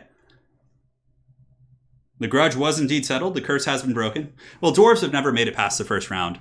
Neither of Bretonnia or... well, dwarves have now. Where were you, Pone, when the West Wall fell? Yeah, Major Mullah, for sure. For sure. It was a good game. It was a really good match. And now we'll see if the players are about ready. I see King and Zardar are here. Very good. We're loading into the match in just a second. We have King versus Zardar. Hey, guys. Perfect. So let's minimize here. Update the scorecards. So we have King on the left-hand side, it looks like. Thank you for the donation, Doma. Kazakin, ha! Yes. Indeed, brother. It's always nice to see dwarves do well. Thank you, Doma. Really appreciate it, man. And now, my friends, we're here in the next match. Players are loading in. It's going to be King of the Dead on the Tomb Kings facing off against Zardar Total War, who's going to be on Norsca. So, actually, in the last Faction War tournament, which was about a month ago, a little bit over a month, yeah, a month and a half, give or take, Zardar Total War actually made it to the grand finals with the glorious Norskins. So he dropped to Hadries. Hadries was our victor in the last Faction War, but nonetheless, Zardar made it and played a very good series. So our Empire player today is Talaxlan Soothsayer. Yes. And Tank is going to be our Vampire Count player. And those guys are like 2 top-tier tournament players. It's going to be a really fun scrap for sure. Oh my god. This map is pretty cool, actually. I've never picked this one in one of my games. There are some choke points that both players can kind of utilize if they want to, but let's make sure that all the screen blockers are gone. Everything's looking good. And here we go. So now for Norsca, Zardar Total War, the semi-finalist of the last faction war coming in here. Kitek 94, the Empire brackets as well as Norsca bracket not being connected with ropes gives you anxiety. Oh, yeah, we'll make sure to fix that for the next one. Kitek 94, thank you, man.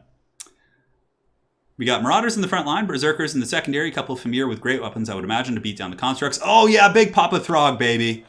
Throg's actually not bad against Tomb Kings. He's got anti-large AP and Frostbite. And it looks like it's going to be a Firecaster with Burning Head to roast down like Tomb Guard and Skeletons and stuff like that.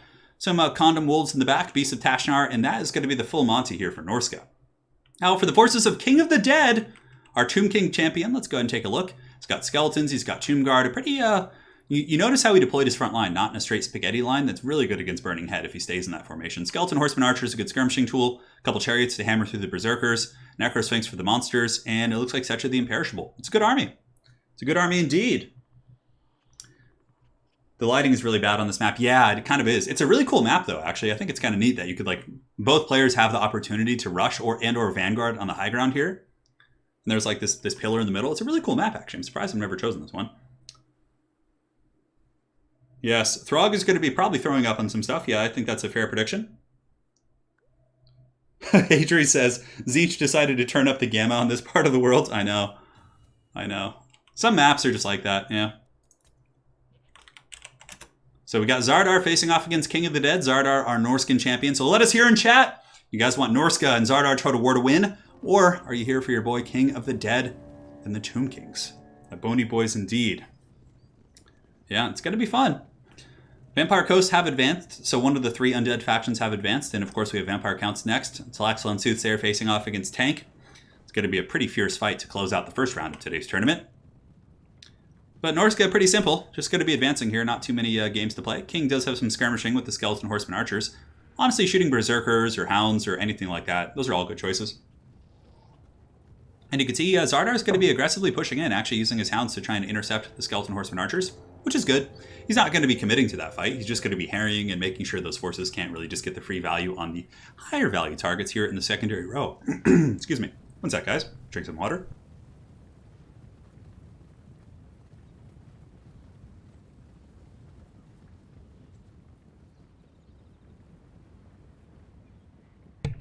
All right, guys, we're back. Sorry about that. I just have a little bit of allergies right now, so you know how it is. It's that time of the year.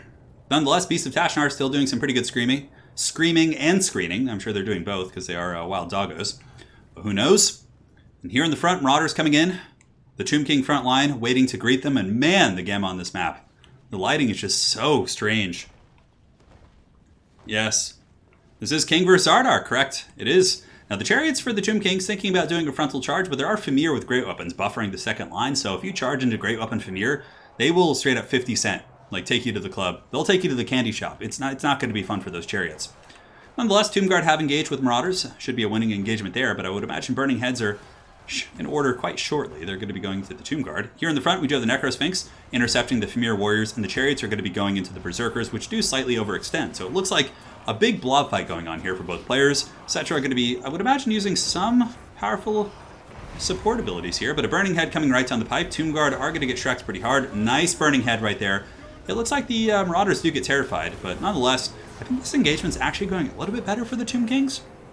The Skin Wolves are being destroyed. The Famir Warriors are really taking a huge beating, but a really good play by Zardar. He actually uses the Wintertooth Crown from Throg to make them unbreakable so they don't actually get pushed off by all that damage they're taking. Now, aside from that, on the other side of the battlefield, Berserkers and Famir are making their way through these troops. Berserkers doing a good job of getting into the secondary line.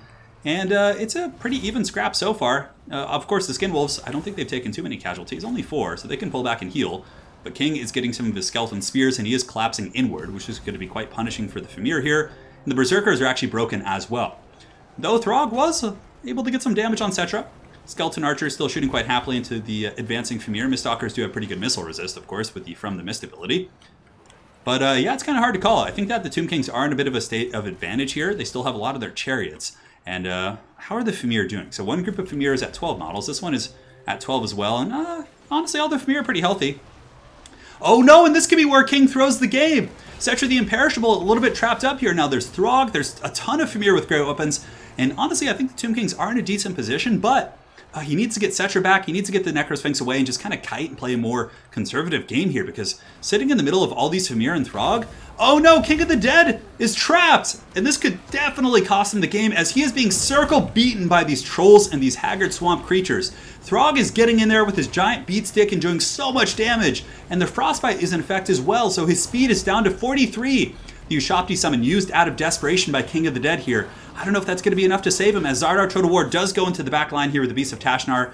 And, King was actually in a pretty good position until that happened. He has his chariots. He's destroying a lot of the Tomb King's infantry on the flanks here. But having his Lord and his big anti-large monster take that much damage is pretty catastrophic, and honestly might cost him the game. Painful stuff for sure.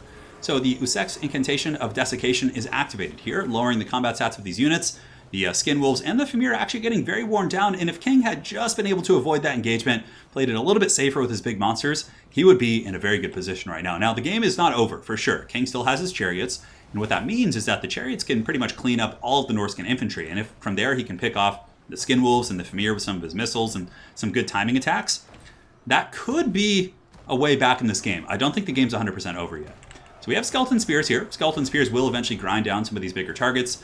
King really needs to just make sure to keep his chariots alive and just keep them away from harm's way here. Obviously, keep them away from some of the big Fimir and Throg, and just finish off all of the Norscan infantry. Because then Fimir are going to be forced to stand among Skeleton Spears, which is a pretty ugly situation for them.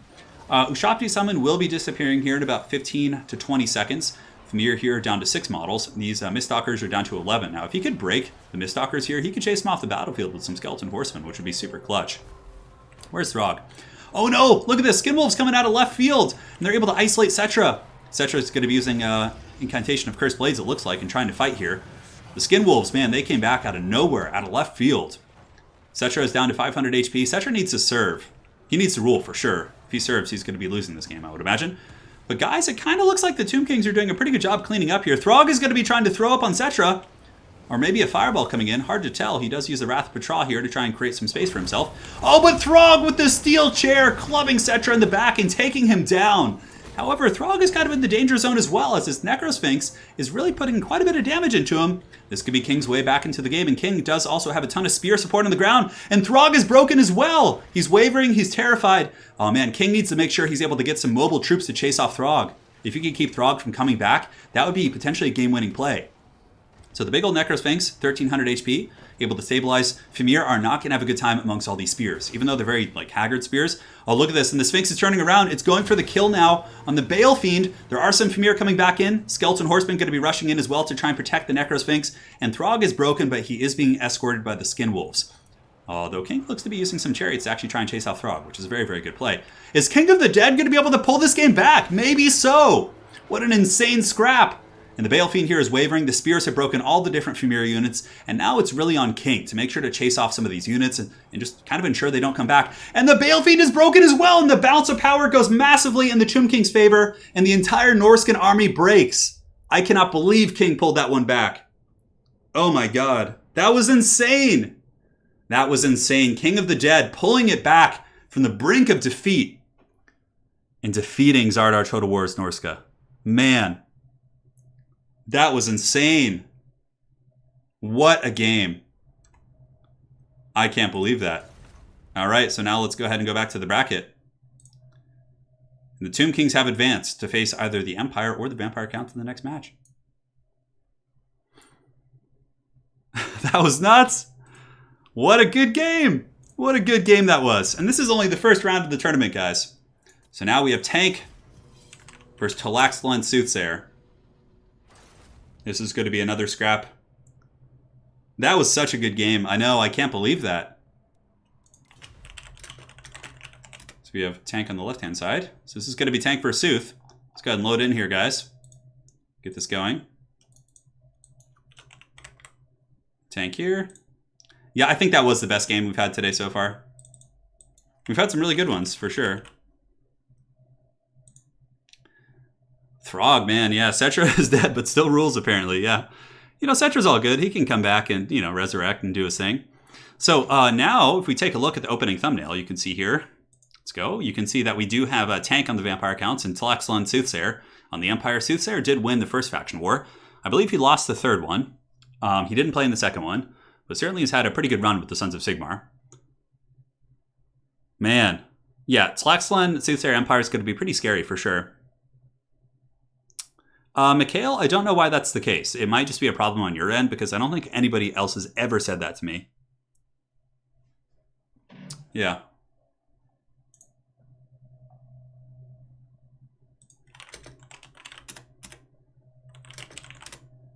And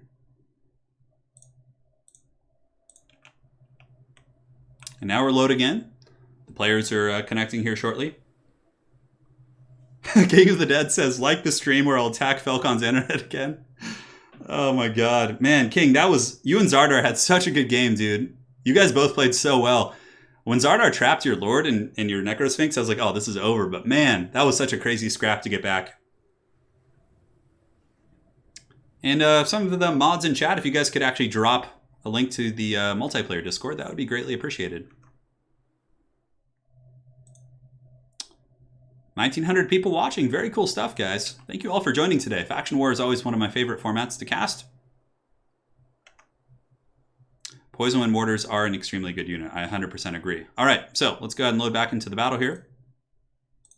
Should be pulling up in just a second. Yeah. Yes, I will get to the chaos question. Yeah, it's going to take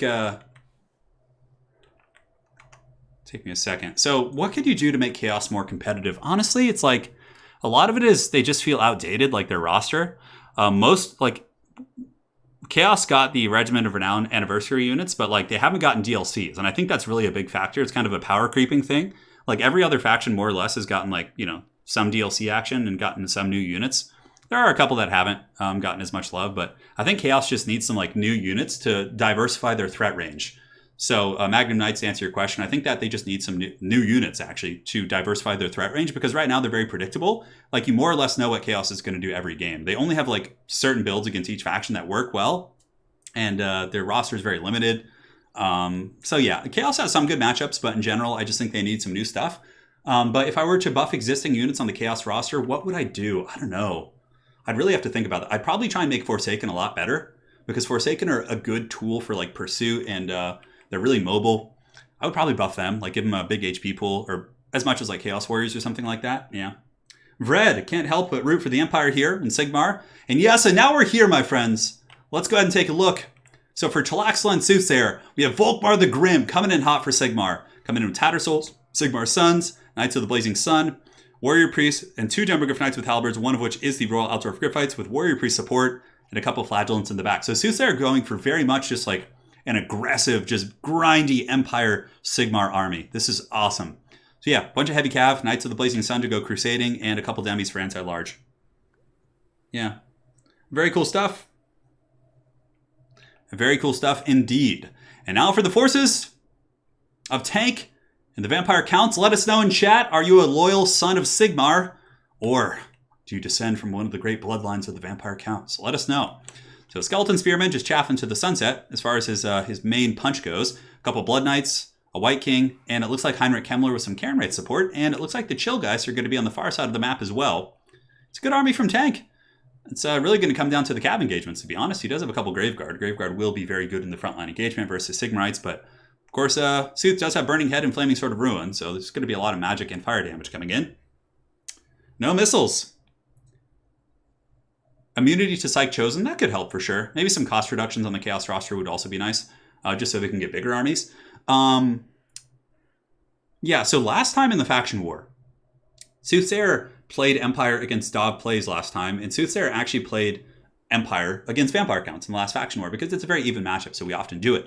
But last time, Soothsayer brought a full kite build. He brought like all Outriders, Pistoliers, like in Cav. He didn't play like any infantry stuff really, but this time Sooth has gone like full 360 and just gone like full like grinding infantry army. Well, not infantry, more like Cav army, but it's very much like a turtling kind of like stay high and tight type army.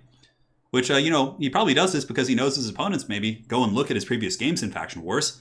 So he's trying to stay kind of unpredictable here. You can certainly beat the Vampire Counts with no missiles. Volkmar the Grim is going to wreck like all the infantry, and Volkmar also hard counters White Kings, like just wrecks them. Unbreakable Troops is really nice, so you don't really have to worry about the terror routes or anything, and it really is just going to come down to who can get the better cav engagements. Are the Blood Knights going to get the jump on the demis, or is it going to be vice versa? That's really what this game is going to come down to in many respects. Now, I would imagine that Sooth is probably going to grab his Knights of the Blazing Sun, maybe try and go get some freebies out here. Blood Knights are going to be taking a big circuitous route around the back of this army, and should be able to do some work. Yeah, Aspiring Champions need some buffs as well. They're just such a jankety unit. So terrible, and so cool in theory also.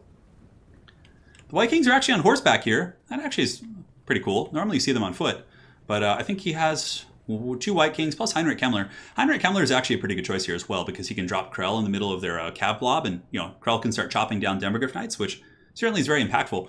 Something else about this build, there's no healing. Oh, look at the Scab Scrape coming in. So the White King used his sword and was able to do a ton of damage against Tattersouls. Great cast there. Great cast indeed. And Fantasy Person, hey man, been watching your stuff for years, and it's about time I send you support. Keep it up. Thank you so much, man. Really appreciate the support, and hopefully you're enjoying the faction war. Yes, it is a good time indeed. And thank you so much, Fantasy Person, for your support here on the channel.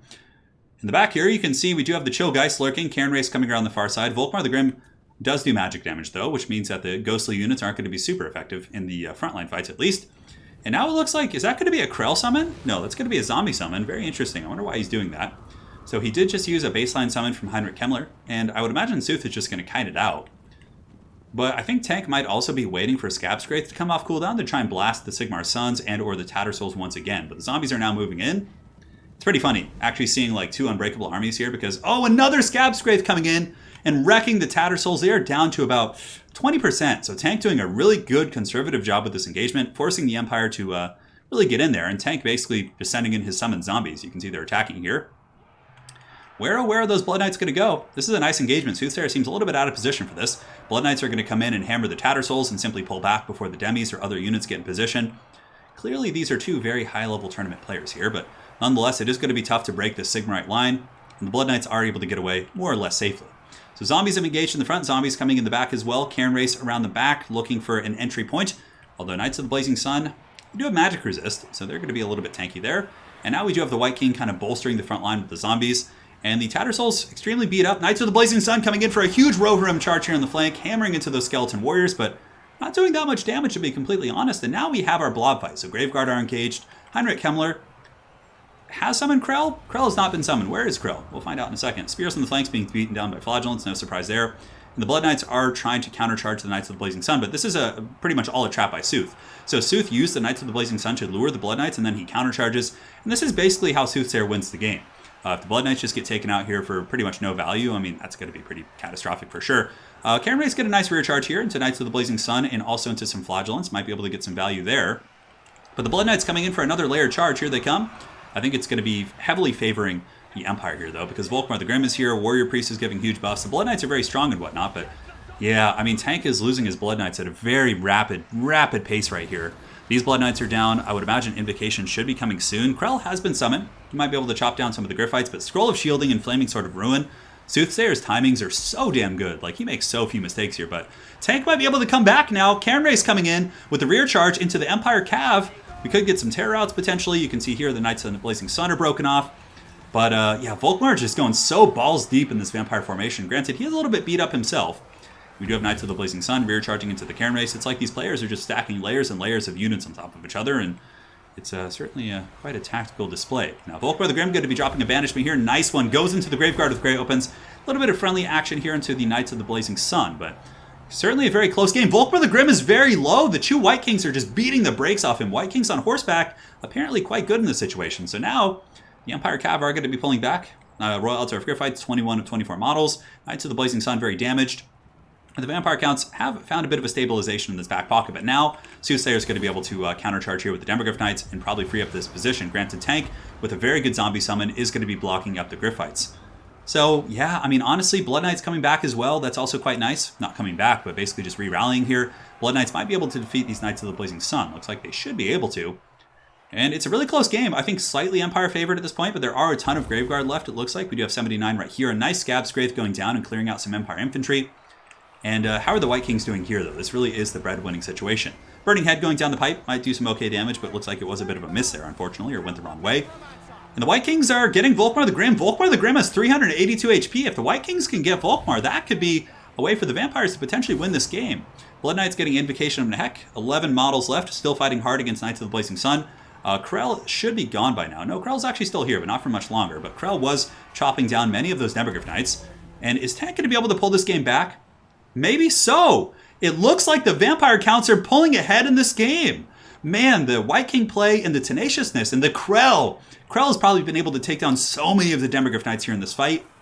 You can see he's rocking them right here, and he's certainly not messing about. So now if we look back on the battlefield, the Vampire counts might be taking this game here. Soothsayer is on the ropes. Blood Knights are now pursuing. We have Graveguard. The double White King on horseback has really been the MVPs. These guys have been beating down Volkmar the Grim this entire game. And now when you bring foot White Kings, they usually can't do that. But the White Kings get in there, do take out a couple of the Griffites. A nice Soulfire Bombardment right there. And Krell is still going. Krell has a really, really long summon duration. And again, when Krell disappears, that could change the dynamics of the game as well. Soulfire Bombardment going as well. But yeah, the two White Kings have really just been so solid. But remember, Volkmar the Grim is healing. So if Soothsayer can really drag this out, maybe get some healing values, maybe. But the Blood Knights are just hot on their tail. And the Blood Knights have been healed up pretty heavily by Invocation of Hex. And they're not letting these Empire Cav escape. And yeah, now they're going after Volkmar the Grim. And the Demogryph Knights are just getting pushed off. These ones are terrified and broken down. The Griffites only have 12 models. The White King's coming in for the kill. Volkmar the Grim, 616 HP, 628. He's very low. All of the buffs are active. The Empire is making its last stand. And it looks like Tank might be able to pull off a great victory here against the forces of Sigmar and Talaxla and Soothsayer. So 342, 350 HP. White King's pathing very aggressively. A fair amount of zombies and other troops are still coming in as well. I mean, man, if Soothsayer were able to win this, that might even eclipse the comeback we saw from King last game. White King's charging in, 408 HP. Volkmar is just such a tough cookie to break. Krell is now gone as well, so there's no more Krell action, I don't think. Yeah, we have the White King here. You can see the Demogryph Knights are almost broken. The Griffites have 5 models left, and many of their models are trapped and being dragged down by the White Kings here. I don't think those guys are going to make it back to Aldorf. Now, do we have any Blood Knights left? It looks like there is one Blood Knight. This one heir of Aborash here definitely deserves to be promoted to a Blood Dragon Lord. And here the White Kings still pushing in and just so sticky. Granted, Sooth might be able to pick one here. Scab Scrape coming down doesn't do too much damage against such units, but nonetheless, if Sooth is able to get a pick on a White King here, that could actually be a way potentially back in the game, but I don't know if I see that happening. Now, what does he have? He has some zombies here. He's got a bunch of skeletons. Oh, and a Burning Head is coming down. Is Sooth going to be able to pull this back? I don't know. Royal Altdorf Griffites are finally actually broken, and now I think the White Kings are going to be able to go balls deep wherever they please. The Demogryph Knights were pretty much the last bastion against the White Kings. Aside from that, I don't know if there's too much here on the roster that can really deal with them, or not on the roster, but left on the battlefield. Volkmar the Grim trying to pull back here. White Kings going after the Warrior Priest. Warrior Priests aren't too great in combat. They're more of a supporting character. And the Royal Altdorf Griffites are coming back. Soothsayer immediately grabs him and pulls him back on the battlefield. But if anybody can pull this back, it's certainly Volkmar the Grim. Burning Head coming down, and you can see Sooth is really trying to get the Graveguard. And he gets the Burning Head and does some pretty big damage. Does about 300-400 damage right there, but the White Kings are just still pursuing. Over here we do have a pit fight going on. Sigmar Sons and Spearman's just kind of fighting zombies, so of course both players are attacking over there. And the White King's just still all over Volkmar's grill, but you know, he's getting some healing here from the Warrior Priest. Warrior Priest charges in with his glorious hammers of Sigmar. We even have Heinrich Kemmler with his haggard old man cane, still just kind of doing work here. Volkmar, 24 HP. Does he get a Soulfire Bombardment as he goes? And down goes Volkmar the Grim, falling into the dirt of Bretonnia as the vampires start to eclipse and close in around, and Soothsayer does withdraw. Man, Tank with the victory. The Vampire Count's defeating the Empire. Just goes to show, like, man, Vampire Count mains, Empire mains, these guys are so scrappy. And that was really an amazing showcase. So well played indeed. My goodness, that was a game. So let's go ahead and go to the Faction War bracket. Now we have Vampire Counts versus Tomb Kings. Going to be a nice little Setcher versus Vampire battle. Always a good time. That was insane. We have a donation coming in during the game. My apologies if I do miss those during the games. I'm just so focused on commentary most of the time. Karagor Cantina, thank you for the $10. Longtime viewer. Thanks for the great content, Turin, and keeping quarantine bearable. Dude, I got you covered. We're going to be streaming almost every day. I might take 1 or 2 days off a week, but aside from that, I will keep you covered, brother. Thank you, Karagor. And Jonas Red, burn the heretics. Well, many heretics were burned, but some still live, unfortunately, for you. But thank you, Jonas, for the donation, and we'll see if the Tomb Kings can burn the heretics for you. Man, that was a great game. That was such a good game.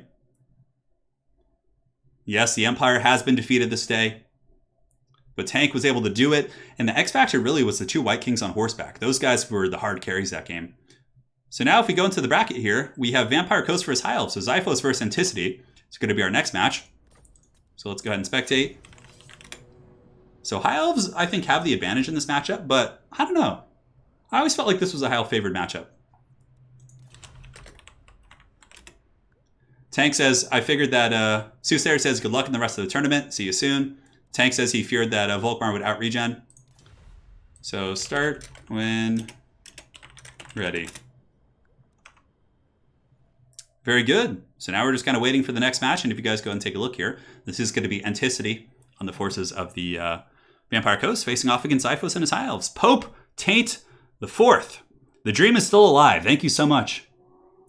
Thank you so much indeed, Pope. Really appreciate it. The dream is still alive. Yes, it is. All hail the mighty, they're arising from the deeps. Nothing beats the Vampire Coast sound, or not, the Vampire Coast soundtrack. Like nothing beats it. It's so good. So yeah, we got some really good matches coming up. We have Vampire Coast versus High Elves, Beastmen versus Wood Elves, Lizardmen versus Dwarves, Tomb Kings versus Vampire Counts. It's going to be really fun. Yeah, Greenskins made it to the semifinals last time. Greenskins made it past the first round last time. Yeah, they did. Chaos did get knocked out. They did indeed. Theodosius hates Vampire Counts. Well, Vampire Coast. Well, if you hate Vampire Coast, you're certainly in the right place because the High Elves are pretty good against them. Oh god, all undead have made it past round 1. This is a cursed tournament, says Adries. Is it now? Oh, we'll see. All right. Xiphos making some tweaks to his army, which is fine. Anticity is ready as well. And we're just going to hang out here until the players load in. It kind of keeps me from having to use a screen blocker as well. And thank you guys all for joining. If you are enjoying the Faction War, please do drop a like on the stream. Helps me out quite a bit. And if you're not subscribed to the channel, what are you doing? Join the crew. Come have some fun. Turin, how does a vampire decorate its lair with feng shui? Dude, Christian, that's pretty good, man. That's really good. Faust, hope you're doing well. Hard times deserve hard cash. Thanks for the entertainment. As always, brother, I got you, man. Faust, thank you so much. Hope you're doing well, man. How's your tournament life been? You been playing in some tourneys? Yeah. So Xiphos making some tweaks to his build. I think he had some last-minute changes he wanted to make. So how it'll work, guys, is the prize pool will have prizes for first and second place, and then third place is going to be the People's Champion vote. So at the end of the tournament, you guys vote for that. It's going to be pretty hard, in my opinion, to beat Flying Taco with his Ark of Sotek Engine of the Gods build, but nonetheless, you guys vote for the People's Champion at the end. Yes. And now we're here, so let's go ahead and load into the battle here. You have to upgrade the nameplates real quick. I can't remember who was on what side, so we'll be checking here in just a moment to see. I believe it was Anticity was on the left. Yeah, it was him. Anticity! Sure, I'll try and announce who's doing the spells, no problem. But Burning Head is like something that, for example, the Vampire Counts simply can't cast, so vampires wouldn't want to get down with Lore of Fire, you know? They would not be down for that. Val says, all is going well, my man. Might see you in the Salad Cup on Wednesday. Oh, that would be fun. I am playing an Aerocrastic Salad Cup this week, potentially. As long as my schedule keeps open, which it should. It should indeed. All hail the mighty, they're arising from the deep. All right, guys, and now we're here. A glorious battle is to be had. We have Xiphos coming in with the High Elves, and it looks like Xiphos has 2 Eagle Claw Bolt Throwers, a Lore Master of Hoeth, Big Chad Tyrion coming in hot with the Sunfang as well. Certainly some good AP. I mean, if the cursed Vampire Coast decides to go with any big Krabos, Tyrion's very good at taking them down. Aside from that, he's got a couple Spears, a couple of Phoenix Guard, and it looks like Lother and Sea Guard. So normally the build against Vampire Coast is like super wide archers, but it looks like Xiphos has his own build in mind. He's got Spirit Leech and Earthblood here with his Lore Master. And now for the forces of Anticity, he's got Deck Gunners. Now, Deck Gunners have been talking to King of the Dead. Apparently, he likes these guys. And 2 Deck Gunners. We have a Necrofex Colossus. We also have a Gunnery Wipe for some extra ammo and extra sniping. A bunch of handgun mobs, some bombers, deckhand mobs, just with the cutlasses. And it looks like some Morn Ghouls with a little bit of Scurvy Dog pressure. So pretty cool army for sure. I'm very eager to see how the Deck Gunners perform. And in theory, on paper, they aren't bad against archers. These guys have some mean range and really can pack some punch with 50 missile damage. I really like Shade Wraith Gunners. Those are my favorite because of the Discourage effect. And I feel like they're pretty good here in this matchup as well. Yeah. Tyrion is coming in. He's here. Tyrion certainly not going to be taking any prisoners. We have a donation coming in from Liam. He says he is not stinky. All right, Liam. Well, I'm glad to know you're not stinky, and thank you so much for the donation. And hopefully you're ready for this glorious High Elf versus Vampire Co showdown. Deck Hunters are good. Yeah, they're very good against Elvish factions. 240 range. It's just a matter of execution with the Vampire Coast. Like, he needs to make sure he keeps them out of range of the archers. Granted, Xiphos' bolt throwers, it's a very defensive build. Maybe he's expecting a Morngul rush or something. Granted, I mean, Xiphos could turn aggressive as well. He could move up with his Lothern Sea Guard and his spears and kind of play that game as well. Xiphos also going for some Vanguard deployments of Reavers in the corners of the map, which is a good play.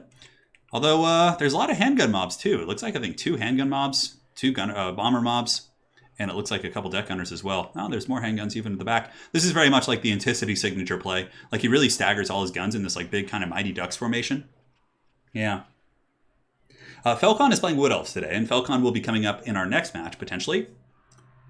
Felcon, I think, is playing... Who does he play in the... yeah, it's Felcon versus Aerocrastic, so it's Beastmen versus Wood Elves, which is going to be really fun. Aerosmith. I didn't miss your donation, did I? Let me go ahead and double check. Aerosmith. Oh, there it is. Aerosmith did it. And Aerosmith says, can you tell my friend Liam he is stinky? Oh my god. Well, you know, I can't confirm or deny that because I haven't been near the guy, but, you know, if you say so, you know, there might be a little bit of stink going on there. Yeah. I mean, you sound like a very, very true and valid authority on this subject matter, but again, we'll find out. Thank you so much, Aerosmith, for the donation. And continue to dream on, brother. Again, one of my favorite songs of all time is Dream On by Aerosmith, so... The Lizardmen are coming up. Yes, Lizardmen have done very well in today's faction war. They will be... Who are Lizardmen playing next? Dwarves. It's a tough matchup. The Spirit of the Jungle was eliminated, the meme army, but the regular dinos are still here. All right, and now we're here. So we'll see if Xiphos and his High Elves can crack the shells here of the Vampire Coast defenses. Oh, definitely plenty of love for Lizardmen, Dusty. Don't you worry. I've actually been enjoying playing them lately. They're a very cool faction. Just very... Ever since they got changed heavily after launch, I haven't really truly mastered them. Like, when they first came out, I felt like I had a pretty good kind of run of things. All right, guys. And now it is time. The bolt throwers are shooting in.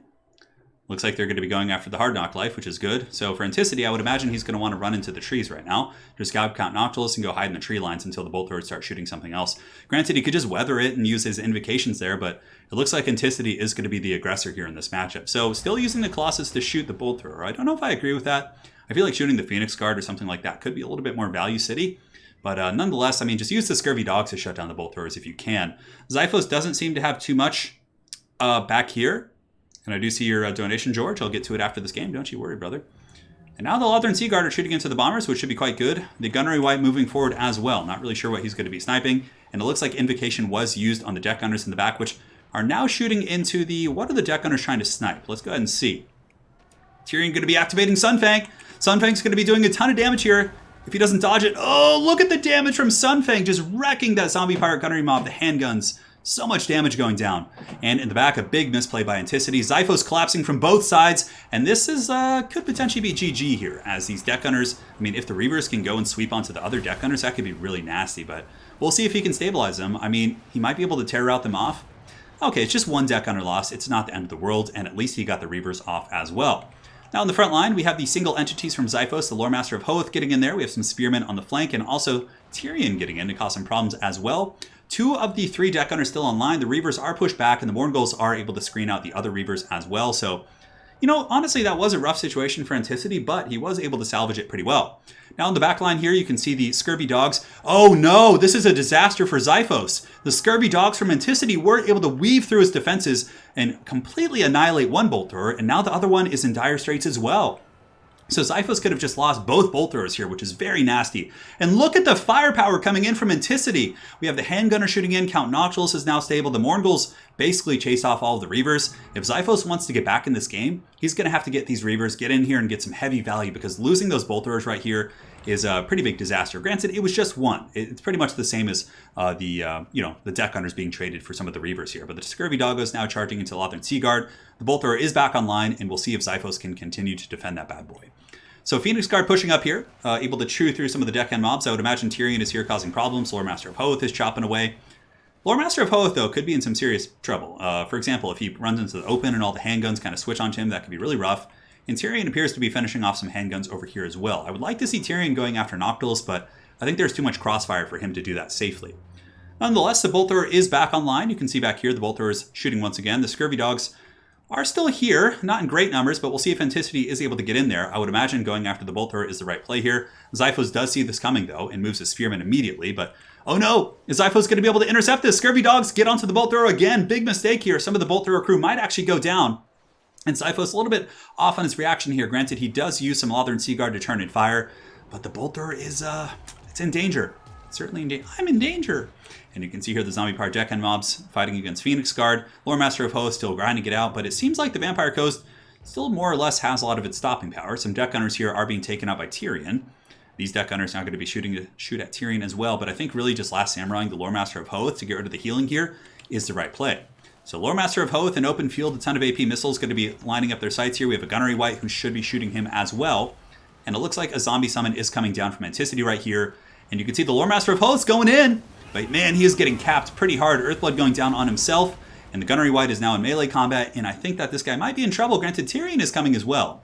And Tyrion plus Lore Master might be able to finish off that Gunnery Wight very quickly. So very even game. This one is certainly anyone's game. I think slightly maybe favored for Vampire Coast, but barely if at all. A couple Reavers coming in here. Might be able to get some value here on the deck gunners. But no, it looks like they do get Last Samurai on the approach. And here, Anticity going to be using his Gunnery Wight to continue to fight. Spirit Leech activated on the Gunnery Wight as well, and some Phoenix Guard moving in. And now Tyrion is coming in to see if he can do battle with Count Noctilus. And Sunfang might be a misplay on the Sunfang because that is a summon. He probably should have used it on like the deck gunners or the handgun mobs back here, but nonetheless, he does shut down the summon temporarily. And it looks like Xiphos does lose his Lore Master of Hoth. Yeah, it's a really close game. Tyrion is also a pretty hard carry for sure. Tyrion can be very tough to kill. Xiphos still has a decent pocket of strength back here, and if he can get this Lore Master back, he could get more Spirit Leeches and Earthbloods, and that could actually be very strong. The deck gunners still shooting quite happily. Two groups of deck gunners. One of them is very damaged, but still pretty good on the ammo department. Are picking apart the Lothern Seaguard. Anticity still does have his zombie power gunnery mobs with handguns. He's got some more handguns right here. But Big Papa Tyrion is coming in for the kill now, guys. And if anyone can carry this game into the sunset, it is Tyrion, because he probably does have that rebirth ability, which we know is very disgusting. And he does make Noctilus blow his load here, so Noctilus drops a bunch of zombies. Wraithstorm going down as well. A lot of nasty crossfire from the handguns, and the Gunnery Wight's probably shooting him as well. So I think a lot of this game is going to come down to whether or not Tyrion does get his rebirth. If Tyrion does not get the rebirth, I think that probably could be game for the Vampire Coast. I think there's enough stopping power with the Gunnery Wight and Noctilus and, deck gunners and handguns all over the place. But if he does get the rebirth and heals up pretty heavily, maybe. He still has some Phoenix Guard to the back, but man, the Terrors in the night doing so much work. And Xiphos is going to be sending in some Phoenix Guard to try and intercept those guys. But yeah, it looks like the Night Terrors are going to be able to outmaneuver a lot of the defenses in the back. And Tyrion is on the run. He's doing it. He's going in hot, going after the deck gunners here.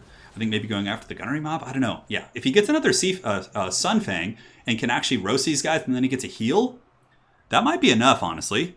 So Lothern Seaguard plus the Phoenix Guard trying to make a heavy engagement here against the Night Terrors. So those guys are certainly quite tough to kill. If he can rampage them, that'd be very, very strong. Tyrion's getting pretty low, though. He's shaken. And again, we're going to see if he gets his heal. If he doesn't, I think that could be game. I think that the Vampire Coast will just win. But if he gets the heal... Oh, we got the heal! He's wavering and he's back! Look at the bounce of power go! Tyrion, the hero of the people, is back in business. And now he's going to pull away. Xiphos gets another lease on life here, but I don't know, maybe pulling back to your halberds and whatnot here could be the play. Xiphos trying to juke, and now he's going after Count Noctilus, and he does get the good engagement. Xiphos even sending in the Bolt Thrower crew, just pure desperation. That was like almost game right there. But look at the firepower from Vampire Coast. I mean, 2 handgun mobs. Yeah, Tyrion's just getting pounded here, just absolutely pounded. And yeah, I don't know, maybe retreating with Tyrion was the right play. And then supporting this situation, pulling Tyrion back over here later with some halberd support. I don't know. So we got some Lothern Seaguard coming back. Tyrion looks like he's broken. He's running for the hills. Yeah, man, that is a lot of damage going on Tyrion. Look at the Eagle Claw Bolt Thrower crew is even getting busy. But the Gunnery Wight is also really good against such characters. Yeah, he's able to blast in there and really hurt that character. In the back, the Night Terrors are taken out. There you got 5 models left. Phoenix Guard really kind of dragging those guys down. But there's extra powder too, so that means that the Gunnery mobs and the deck gunners probably can get more ammunition. And yeah, it looks like that's going to be a victory for Vampire Coast. The High Elves are defeated in the faction war. I'm really surprised Xiphos didn't go with a mass archer build. I really expected him to do that. I felt like the Phoenix Guard weren't... I mean, maybe against a Mourngull Rush they were good. I don't know, maybe just mind games. What a good game, though, man. Both players played extremely well. But Anticity with a nice win today. We have a donation from Scully686 of $49.93. I don't see a message from you, Scully, but thank you so much for your very generous support. And from George Clowney, need advice here. Playing Barrow Legion on Legendary took all of Bretonnia, but now the High Elves are invading. What should you do? Oh, man, well... okay, so just to be completely clear, I haven't really played Barrow Legion in campaign, but I would imagine just like when you're playing Barrow Legion or Vampire Counts, you just want to have a million stacks of skeletons with no upkeep and then it's spam Vampire characters. And you should be able to defeat most AI armies just through like grinding attrition and just like hordes and hordes. That would be my 2 cents, brother. Show them no mercy. Ulthuan must be yours. And now we go to the faction tournament bracket. Nope, that's the wrong one. And we have the Vampire Coast advancing to the top 4. Now we have Beastmen versus Wood Elves.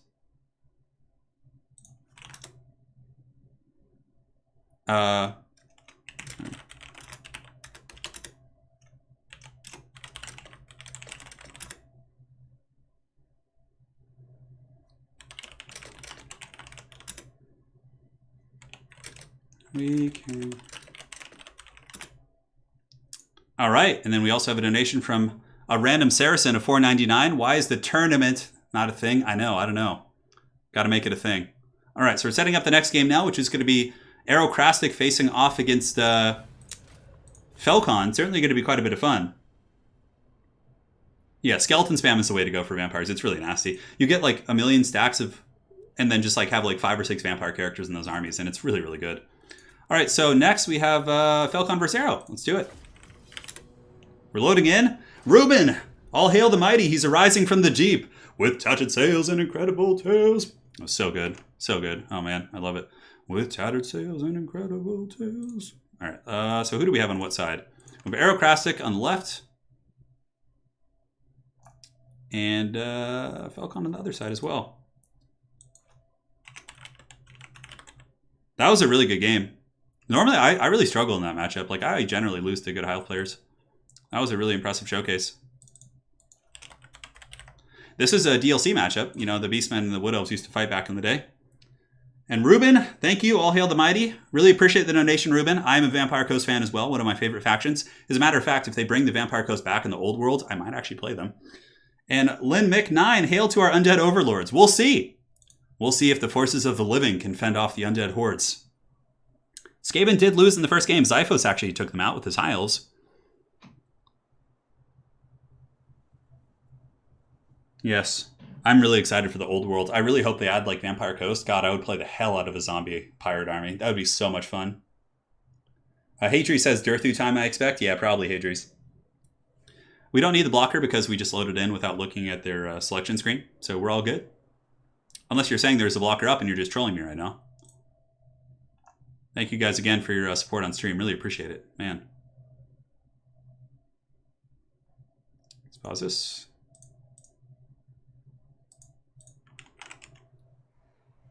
All right, guys, and now we're here in battle. Let us go ahead and take a look. The forces of the Beastmen. Oh, I think Arrow was expecting Durthu. So for Arrow's army, he does have Morkr the Shadowgave. He's got some Centaurs with Warhounds. Centaurs, basically just standard Centaurs across the board to try and chase down some of the skirmishing and missile elements of the Wood Elves. He's got a front line of Ungor Spearman herds, Razor Gores, a Giant to deal with Treemen, a Wildcaster for Cygor summons, Morkr the Shadowgave for Spawn summons, and a ton of Hounds and Pigs. Mr. Pig, our today's tournament sponsor. Sure, very pleased with this. And again, guys, let's have a big round of applause for Mr. Pig in chat. You guys can see him. You've seen him throughout the event. He is putting up the prize pool, all of which 100% of the prize is going to the players. I'm taking none of it. So thank you guys so much. And here we go. Now for the Wood Elves and Felcon. He's got a Glade Lord with Helm of Discord. So yeah, Felcon not opting to take the kite engagement. It looks like he's going to be going balls deep with the melee rush. So he does have Glade Lord. I mean, he has some range tools, but they're mostly support. He's not going for like Way Watchers and sniping like that. He's got Deepwood Scouts with Swift Shiver Shards, which are very close range. 135 range on those guys, but a ton of damage. He's got Dryads, he's got Wild Riders, and it looks like a healer, I would imagine, a Branch Wraith, yeah. And that's it. So both players just playing an aggressive build. This is actually really funny. Look, they deployed on opposite sides. Felcon over here, Aerocrastic over here, and this is it. Yeah, so the Giant is brought, Andrew. You would think it'd be a really bad pick, but a lot of Wood Elf players will bring Durthu in this matchup, and it's pretty hard for like most Beastmen stuff to deal with Durthu, but if you have a Giant, the Giant can go fisticuffs with Durthu and take him out, so, or at least, you know, put up a great fight. So yeah, that's why you see the Giant. It's a wild pick for sure. Man, it's so cool. I love this game. Just seeing like these fantasy battles like in an RTS format is so good. So anyways, the Beastmen are advancing. So are the Wood Elves. Wood Elves do have the ranged advantage. They can poke in and kind of force the Beastmen to take the initiative. Now, Arrow-Crastic does have plenty of mobile elements to really punish the Deepwood Scouts. So honestly, I think Arrow, what he needs to do is just like rush the front line and then just mirror the movements of the Wild Riders. And when they commit, either countercharge them or outflank with the Centaurs. Centaur's 94 speed against the Wild Riders who do have 85, so they are a little bit faster. Now Falcon's going to be coming in here, trying to get some freebies against the Ungor Spearman herds, and he will get some freebies. A little bit of damage, but Arrow looks like he did brace here. And there is going to be a Viletide. Wow, look at the damage on that Viletide going down. Man, that was a masterclass play by Arrow. He just nuked those Wild Riders into the Shadow Realm. Granted, the Overcast did certainly hurt, and you can see Falcon is actually using the Glade Lord to snipe the Bray Shaman. So the Bray Shaman's going to want to use its Cygor Summon ASAP, because if it doesn't, it's just going to get sniped and taken out before it can accrue much value. But man, that was a beautiful Viletide. Cygor Summon has been activated, so at the very least, the Bray Shaman has done his piece. And he's probably going to live because Falcon needs to pull back. Oh no, some of the Deepwood Scouts are actually caught by some of the pigs. And now you can see the Hounds and Pigs are pulling back, having harried a little bit. In the meantime, Arrow-Crastic getting up and around the flanks with the Centaurs, really looking for those choice opportunities to get in here. And is he going to take the fight? I mean, Arrow does have the mobility advantage. He doesn't need to take the fight, but here comes the Hounds and the Pigs. Both players just playing cat and mouse, trying to bait each other into suboptimal fights. Now, the Cygor is going to be throwing boulders. Hounds are just kind of harrying back and forth, and we do have Razorgors fighting against Dryads, which is certainly good. But the thing is, Arrow doesn't want to take a big, ugly blob fight, because if he does, Falcon has Helm of Discord, which is really going to help him win that fight. I think what he's doing now is really solid. Just keep pushing up, doing the slow push, maybe harass from a couple angles. And it looks like Arrow is going to be taking the fight. I don't know if I agree with this, because this is kind of playing into the strengths of Falcon's army. Yeah, and you can see the breath attacks coming in, just brutal damage there on the Beastmen forces. Granted, he does pull back, and he was trying to bait out the Helm of Discord, I think. And it's not the worst thing in the world. It takes a bit of damage, but the battle elsewhere is going very good. Oh no, Falcon's caster trapped here. If Arrow sees this, he can get the Giant and easily kill that Branch Wraith, but I don't know if he's privy to that situation right here. But in the meantime, you can see Arrow-Crastic is pulling back with the Centaurs, or not pulling back, but being forced back. Of course, the big old dragon coming in with Helm of Discord and the Curse. Those units should come back, though, for sure. The Cygor Summon's still throwing some boulders. We do have some Pigs in the back, finally closing the distance on some of these units. Now, the Branch Wraith, for some reason, is still alive. Certainly could have been focused down right there. The Giant is fighting in the front line, and Morker hasn't dropped any of his summons quite yet, so I would imagine the summons are coming back in. Arrow does get some Centaurs to countercharge some very beat-up Wild Riders, and actually breaks them, which is very good for him. And yeah, we have Beastmen Infantry now pressing into the Deepwood Scout back line. Might be able to get back there and cause some problems. The Giant stomping the yard here against the Dryads, and it looks like the Bray Shaman is potentially about to be taken out by the Branch Wraith, but this is actually a really big play. I mean, if the Bray Shaman goes down here, that's really big for Falcon, but if Arrow is able to respond in kind and get that Branch Wraith down with the Cygor Summon, that could be really clutch. And also, he was able to get the second Cygor Summon out of the picture, and Arrow still scrapping out here on the flanks, using some Ungor Spearmen and some Hounds to finish off the Wild Riders. Honestly, this could be either person's game. Clearly, two ever-chosen champions going fisticuffs is going to make for a very, very even matchup here. So the Branch Wraith being clubbed by the Cygor. You can see the Beastmen. Lord here, Morker the Shadowgave, just dropping his Pimp Claw and doing a lot of damage, but it looks like the Widow front lines are getting worn down. I don't see too much left. Granted, the Deepwood Scouts are kiting pretty effectively, but now there is going to be some pressure back there, as the Giant, some Ungors are making their way downtown, and might be able to do some decent damage. But yes, Falcon has lost his caster. You can see here, the Branch Wraith is down for the count, being pushed back. Falcon's Glade Lord up in the sky, just picking off freebies wherever he can. And the Wild Riders on the map are chasing off the Centaurs in the corner. So, I don't know. It currently looks like it's a pretty good game for either player. I think that maybe Arrow has a slight advantage right now. However, a lot of his army is summoned units, so he has like Spawn here that are fake. He has, a Cygor that's fake. There's a lot of fake units in this army, summon units, I should say, that will be disappearing in a short period of time. Also, Falcon's Glade Lord could potentially kill Morker in a duel and save the Branch Wraith. And it doesn't look like there's too much support nearby, but it looks like Arrow is going to be going in aggressively to chase off the Deepwood Scouts, which is certainly a good play. But Morker might be in a little bit of trouble here. The Cygor Summon is gone. Bounce of Power is like dead even, and the Branch Wraith has now just come back. But now all the Archer units are more or less being caught here. These Deepwood Scouts are going to be gone. The Giant here, still being kited, but should be able to finish off the Dryads. And this Deepwood Scout force is probably going to get pushed off the edge of the map. Now, this is Falcon's chance to get back in the game. If Falcon can take out Morker the Shadowgave here, I think that's going to be his recipe for success. Arrow does have some spears nearby, so the Ungor Spearmen could come in and potentially save Morker. Oh man, but the caster came back for the forces of the Beastmen. The Bray Shaman is back in business. And yeah, the Deepwood Scouts are all kind of being crumped on the edge of the map. I mean, some of these ones might actually live because of the spawn disappearing, but yeah, the Razorgore should be able to finish them off. Here, Sisters of Thorn probably going to lose in combat against Spawn. But the Glade Lord, the Dragon is still here, and the Dragon is a huge powerhouse character. But yeah, Deepwood Scouts being pushed off everywhere, guys. And now these Dryads are probably next. Man, what a scrappy battle. This is so damn close. So damn close. And now the Spawn pulling back. Will Falcon be able to save any of his Deepwood Scouts? It looks like these ones are being munched on by some of the piggies. If you can save a couple Deepwood Scouts, that does open up a lot of kiting play for him. And also you have to remember, Falcon does also have some Wild Riders in the corner of the map that are going to be a huge game changer. But the thing is, without missiles, the Giant is actually going to be really powerful. The Giant still probably has 5,000 plus HP, and it could probably beat that Glade Lord in combat. But granted, Falcon's probably going to get the Glade Lord in the sky, start poking at the Giant with its bow, try and get value there. Hero still has mobility too. He's got Warhounds, he's got Centaurs. I mean, there's a lot of stuff he has to work with. The Dryads are completely broken. Man, this is like an ever-chosen game right here. This is great.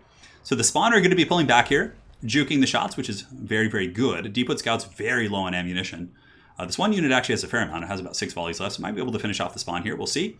The Bray Shaman is running for the hills. No more Sagor summons, so not really the biggest deal in the world. What happens there? But keeping these Spawn alive could be pretty important. How much HP do they have? 523. And yeah, in the late game, I mean, it's unbreakable poison that, can help pin down a Glade Lord or something like that. But now both players just going to be getting their bearings and advancing on one another. And yeah, is the Glade Lord going to finish off that caster? It should. Has 10 volleys left. Here comes a shot. 9 HP and sniped. So down goes the caster for the Beastmen. But currently the bounce of power is a little bit favored for the Beastmen. I think that's certainly warranted as well. The Giant being this healthy is really, really nasty. And it looks like the Glade Lord is actually shooting at the Razor Gores, which is also not a bad choice. Ungor Spearman herds are not shielded. They're just regular Spearmen. So it looks like the Deepwood Scouts trying to get some small incremental value where they can, but the Beastmen in the meantime are just advancing. Falcon, of course, doesn't need to engage. He can simply use his missiles and just play that game until he runs out of ammo. Deepwood Scouts, 1 volley left here, a couple here. Let's see, is Arrow going to get the brace, or is he going to take the charge? It looks like he does take the charge pretty hard. The Beastmen don't have too much follow-up, but Falcon certainly has a lot of harrying and kind of a, business he can be doing here. We'll see. Certainly quite the scrap indeed. Now the forces are coming in. Chaos Spawn, Morker, the Shadow Gave. Ungor Spearman herds engaging in combat as well. Sisters of Thorn and Dryads are embroiled in combat. But the Giant is going to be really tough to kill. But oh, a big breath attack coming in from the Dragon. Nice right there. Just roast the Beastmen forces. But Morker is going to be very tough. There's 1 Spawn left. We've got some pigs and centaurs coming around. I wonder if they're going to take this engagement or if they're going to go. And the Helm of Discord Dragon's coming in as well. Both players committing their resources very heavily, knowing that this is it. This is all or die. Do or die, ride or die, whatever you want to say, whatever great analogy for an all-in commitment you want to use, this is it. So the Giant here, going to be going after the Chaos Sword, not Chaos Sword, but the Glade Lord, I would imagine. Oh, but there was a Spawn summon in the back pocket from Aerocrastic. He saved it. That is such a veteran play, because knowing Falcon basically kind of has to attack here, Falcon will probably just leave his Deepwood Scouts in combat and pull back with other troops, but man, that Spawn summon was so clutch, and so many of the Wood Elf Cav units are being dragged down, and so much damage is going down. The Dragon is feasting on the souls of the Deepwood Scouts, and Falcon basically right now leaving his Deepwood Scouts in combat to obey the attacking rules, and man, insane stuff. So Morker the Shadow Gave coming back in. A lot of the Wild Riders are being dragged down. Falcon will probably keep some of those guys in combat. Yeah, you can see he's going to be sending in the Wild Riders right now. I'm not sure. We will find out here in just a second. So Wild Riders are pulling back right now, and you can see now that the Deepwood Scouts are broken. He's going to be re-engaging, I would imagine, with some of the Deepwood Scouts right here. And yeah, you can see Deepwood Scouts are being given attack orders to move in here and go after the Spawn. So he's doing it. So yeah, he's just going to kind of trickle in his own forces. This is very much like savvy tournament play. When you're in a tournament like this and there's a summon unit, just to kind of send in a couple units at a time to obey the attacking units and try and drain out the Spawn. So the Spawn are now in here. They're going to get these guys. And the Deepwood Scouts, kind of damage are they taking? A lot. I don't know. I still think Arrow's got this with the Dragon. Or with the Giant here. But the Glade Lord up on the bird has been using his ammunition pretty well. Yeah, just kind of wearing down the Giant. 2,900 HP right here. Guys, this is such a close game. The Spawn are breaking off here, and now they're gone. So here come the Wild Riders and the Sisters of Thorn. Pretty much everyone is going to be engaging here. And this is the fight of fights. We have Morker the Shadow Gave. We have a Giant. I don't know. It's really going to come down to the attacks from the Giant. Like, is it going to get the terror routes on these guys? And is the Glade Lord going to be able to get some big burst on the Giant here? The Giant has 2,800 HP. Falcon might still have a breath attack. Oh no, Falcon has a breath attack. That could be it. Oh, the breath attack was so good. That was so good. And that might actually be enough to win the game. Now, what do the Beastmen have left? Do they have anything left aside from the Giant? The Giant is actually down. Falcon pretty much just has Morker the Shadow Gave. I don't think there's anything left for either player. Falcon wants this. He wants this bad. The breath attack was the factor, though, for sure. Like, without that breath attack, I think the Giant would have been able to probably win the game. I could have sworn he had used all three, but I guess not. So Morker's just going ham here with his claws. I don't think Morker can defeat a Glade Lord. Maybe. I don't know. Morker has more HP, I guess. If he's able to break off the Wild Riders and some of those other troops, he also has regeneration as well. Balance of Power is a little bit Wood Elf favored at this point. And yeah. This is it. This is the fate of Middle-earth. And that is going to be a Falcon victory. What a scrap. The Wood Elves advance on. My goodness, that was a good game. So one of the Chaos Bray herds is taken out here. All right. Everything looks good. So let us go ahead and go over to the bracket. And we shall get the Wood Elves to advance. It's going to be Wood Elves versus Vampire Coast. Should be quite a bit of fun to see that matchup later. And now we have Dwarfs versus Lizardmen in our next matchup. And guys, I'm going to grab some water and I'll be right back.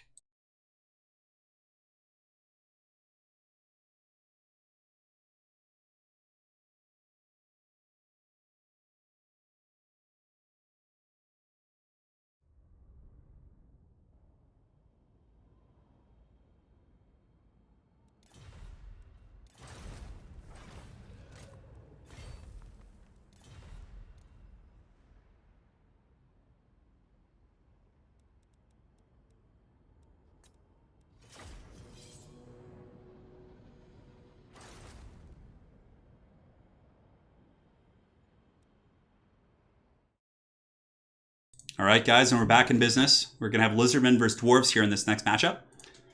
So I'm going to tell the players they can start when ready.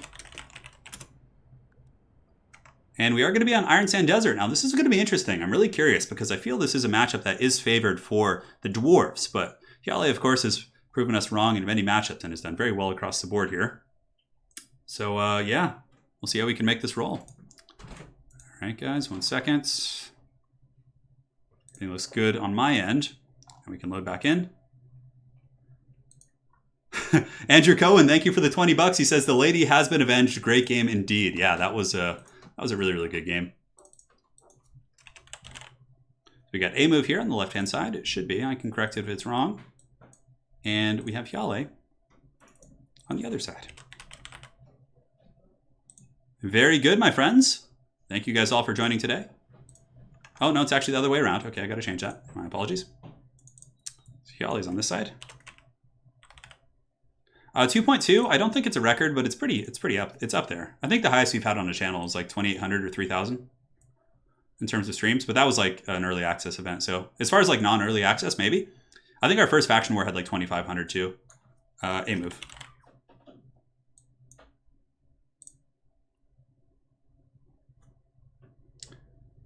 Yes. We're loading in now, guys. It is time for the Dwarves versus the Lizardmen. Will the Dawi make it to the top 4? They certainly have a good avenue for it. And guys, we have a donation coming in. Oh man, I missed this. From Mr. Pig. So Jason, Mr. Pig donated during that game when I was so hyper-focused on the cockfight. $100. Jason, so much. Not only are you sponsoring the tournament, but also giving me a pretty generous cut of the sponsor. Well, I hope it's separate, but of that. Thank you so much, man. I really appreciate it. And yeah, Mr. Pig. Your pigs did well. They certainly scrapped. Those Baconators did not take any prisoners. And good. So now we're loaded in. Players are here on the map.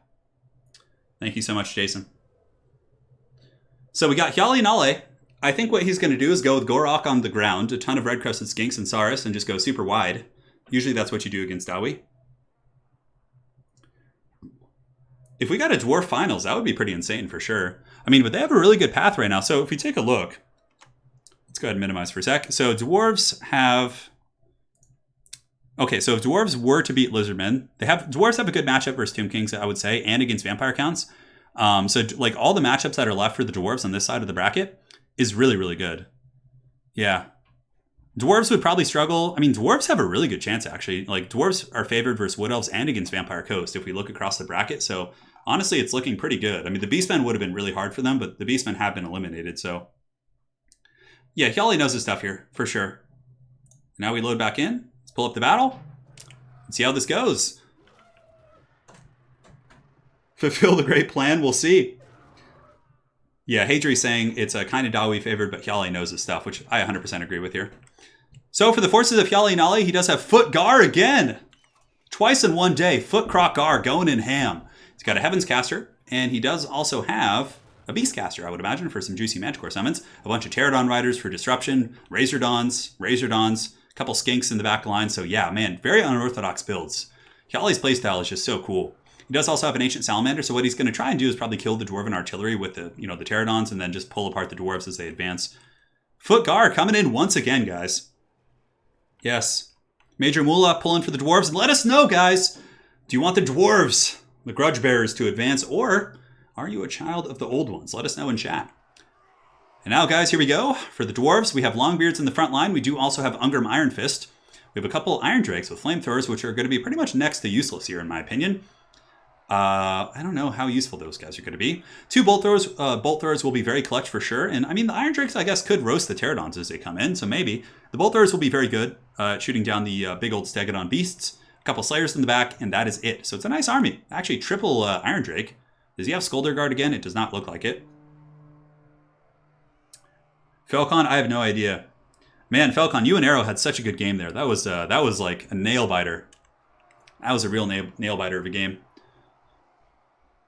And now, my friends, the battle is underway. Hjali Nale will be advancing. Bolt Throwers need to go down. So I would imagine Hjali will be very aggressive with his rock drops and trying to shut those down.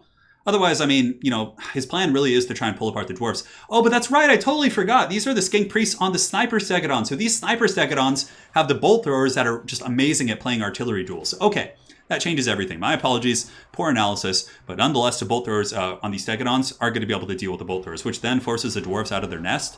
And, oh, look at the Hand of the Gods coming in from Krokar, going after the Gyrocopter. Doing some decent damage, actually. Oh, man. Yeah, Foot Gar is certainly looking for some action as well. But, yeah, the Dawi Bolt Throwers will lose this fight, for sure. I mean, they are much cheaper, have far less HP and durability compared to a Stegodon. And it looks like there's going to be a Heaven's Blast coming in from the Skink Priest. This is going to be going straight down here and potentially will one-shot one of these pieces. A-Move does try and dodge it, and looks like he does dodge it with the crew. He just, like, jukes a little bit. Maybe? Yeah, he's got all 3 of his Bolt Throwers there still. So as far as the Bolt duel goes, the Bolt Throwers here have lost 1 model. Stegodons have taken some HP damage, but shouldn't be too much of a problem. And the Pterodons are just kind of flying overhead, harassing, trying their best to avoid the Flamethrower damage coming in from the Iron Drakes, because that will hurt them quite badly. Yeah, Hjali is really just going to try and take the Dwarves out of their box. If he can destroy the artillery pieces, I think Hjali has all the tools he needs to win. Because then he can harass with his Ancient Salamander, he has Razordons to harass with. It's really the Bolt Throwers that are the glue that holds his Dawi army together. Yeah. So Hjali uses Euron and Thunderbolt to snipe artillery pieces. Yeah, makes sense. And here you can see the Dwarves are down to 1 Bolt Thrower here, which is very, very nasty. So, yeah, I mean, that's a rough loss for sure. And the Stegodons are pretty much going to have freedom here. There's no healing on the Dino roster. I don't believe I saw any form of healing. And look at the Jukes coming in. Oh, man, but the Dwarven Flamethrowers up in the sky here, shooting into the Powhawks' Sentinels and saturating them with some nice Dwarven fire for sure. That was good. Hjali's going to want to pull back here because he needs those rock drops to defeat some of the Dwarven infantry blobs in the late games. And now Hjali gets his Pterodon Riders around the back and starts shooting at the Dwarven crews. Man, Hjali is just so tenacious with his dinos. And here they come, rock drops going down, and he does drop the rocks, and he gets quite a bit of damage. Still 2 Bolt Thrower crews here, but now it's going to be so painful because the Bolt Thrower is going to be taken out by the Ancient Stegodon here. The Ancient Stegodon's going to be able to snipe that. In the back, the Flamethrower is trying to push back the Pterodon Riders. I think A-Move's build was very well prepared for a wide Saurus Skink push. That's why you bring the Iron Drakes to defeat like Skink rushes plus Saurus rushes. But in this case, I don't know. Yeah, some Thunders would have been really good. I think some Cannons as well. But Bolt Throwers are very cheap and pretty good at playing this game. But 2 Bolt Throwers against 2 Stegodon Snipers will lose for sure. And ammunition's pretty good. How many pieces do we have left? We have 1 Bolt Thrower here, 1 here. And now the Razordons are in. Razordons with good control. They have 100 range against 80 on the Iron Drake, so they should be able to just pull back and pick them apart. And I think it's just going to be a long pick apart here. I think the Dwarves are not really going to have the tools to fight back against this once they lose their Bolt Throwers. I mean, maybe just weathering the storm, but like he has no way to kill the Stegodons aside from the Bolt Throwers. I mean, Slayers can do okay.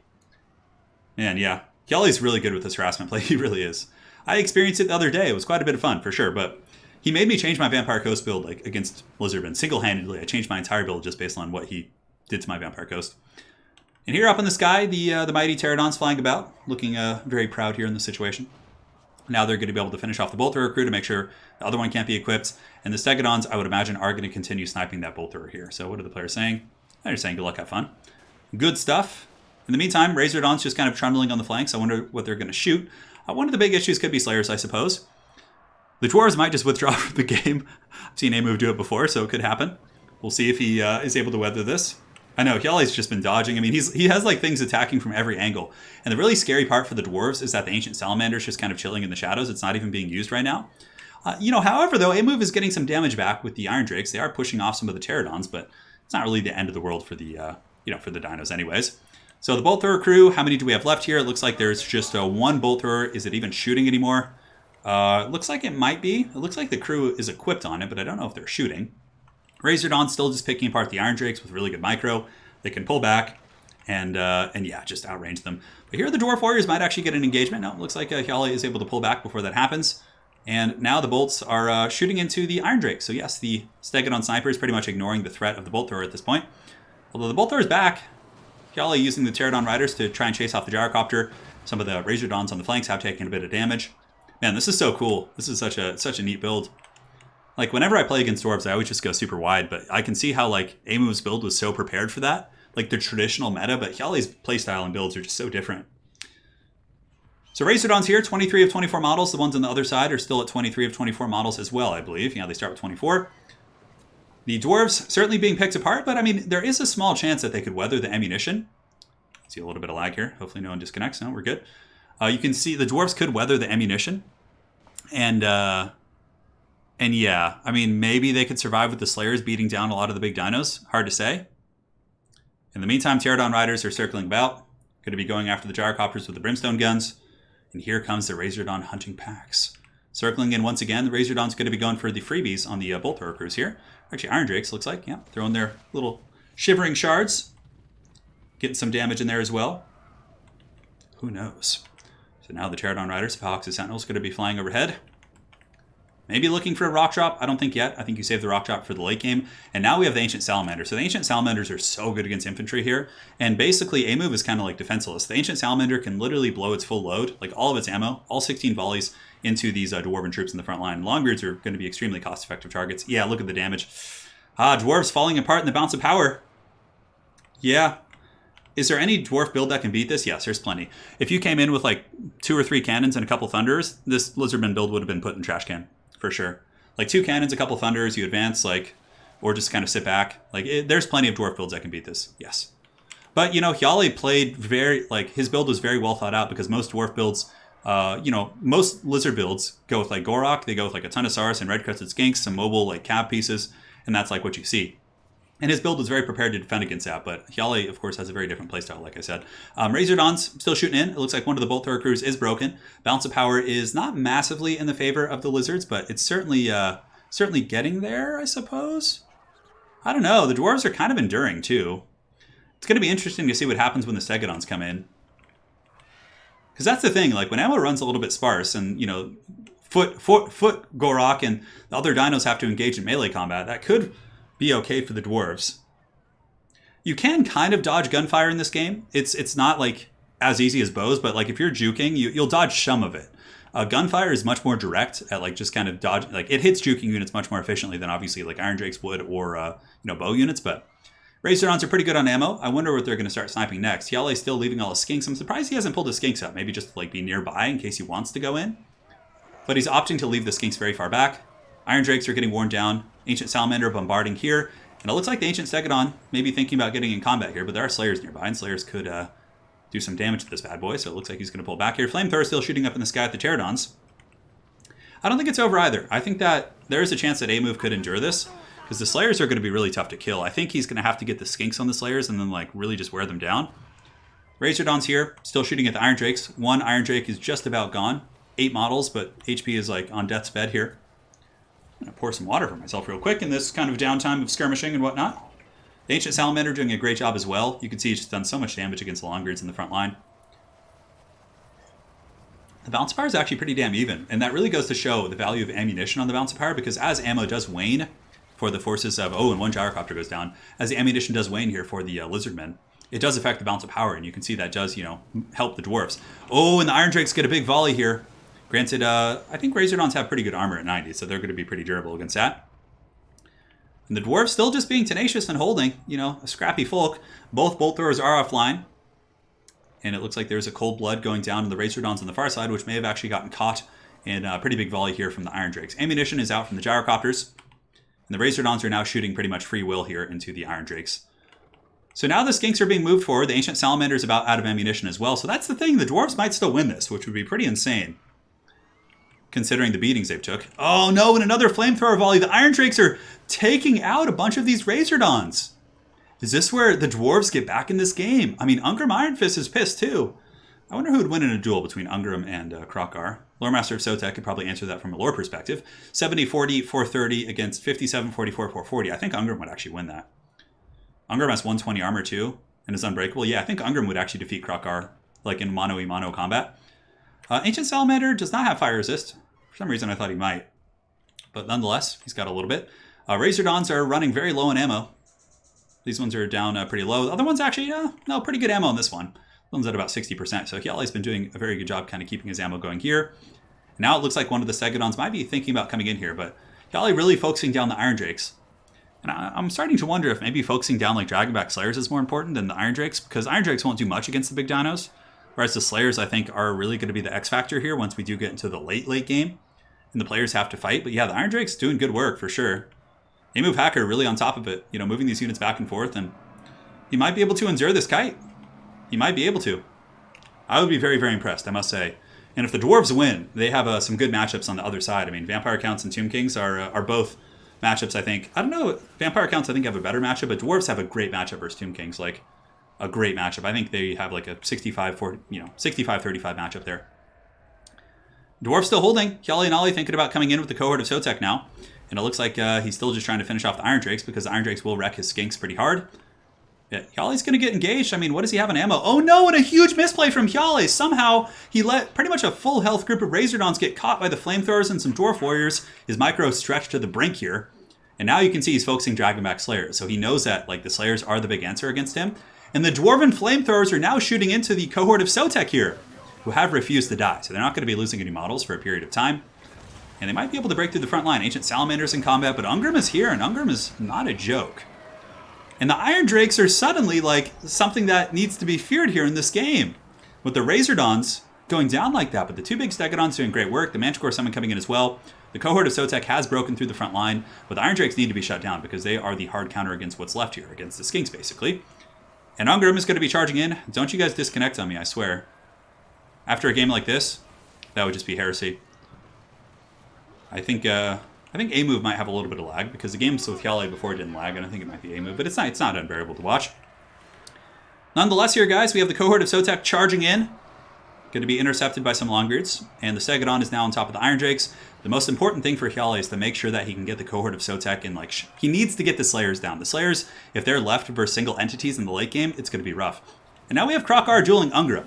It looks like Krokar wants to duel. Ungrim does not. Ungrim appears to be coming after something else. Maybe going after the Manticore, which I think he should just fight Krokar. I'm pretty sure he'll win that. The dwarves on this flank are collapsed here by Hyali's Skink Priest. And yes, Cycle Charge will be very strong, but if there's no Skinks left, you can't Cycle Charge. If all you have left are single entities, you have to stay in combat with those characters.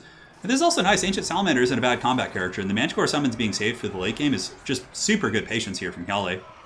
Granted, one Skink Priest is being attacked by the Dragonback Slayers, taking a little bit of damage. Dwarves are holding firm in some areas, but I think for the first time in this game, Hyali is actually pulling ahead, but that is partially due to the Manticore Summon.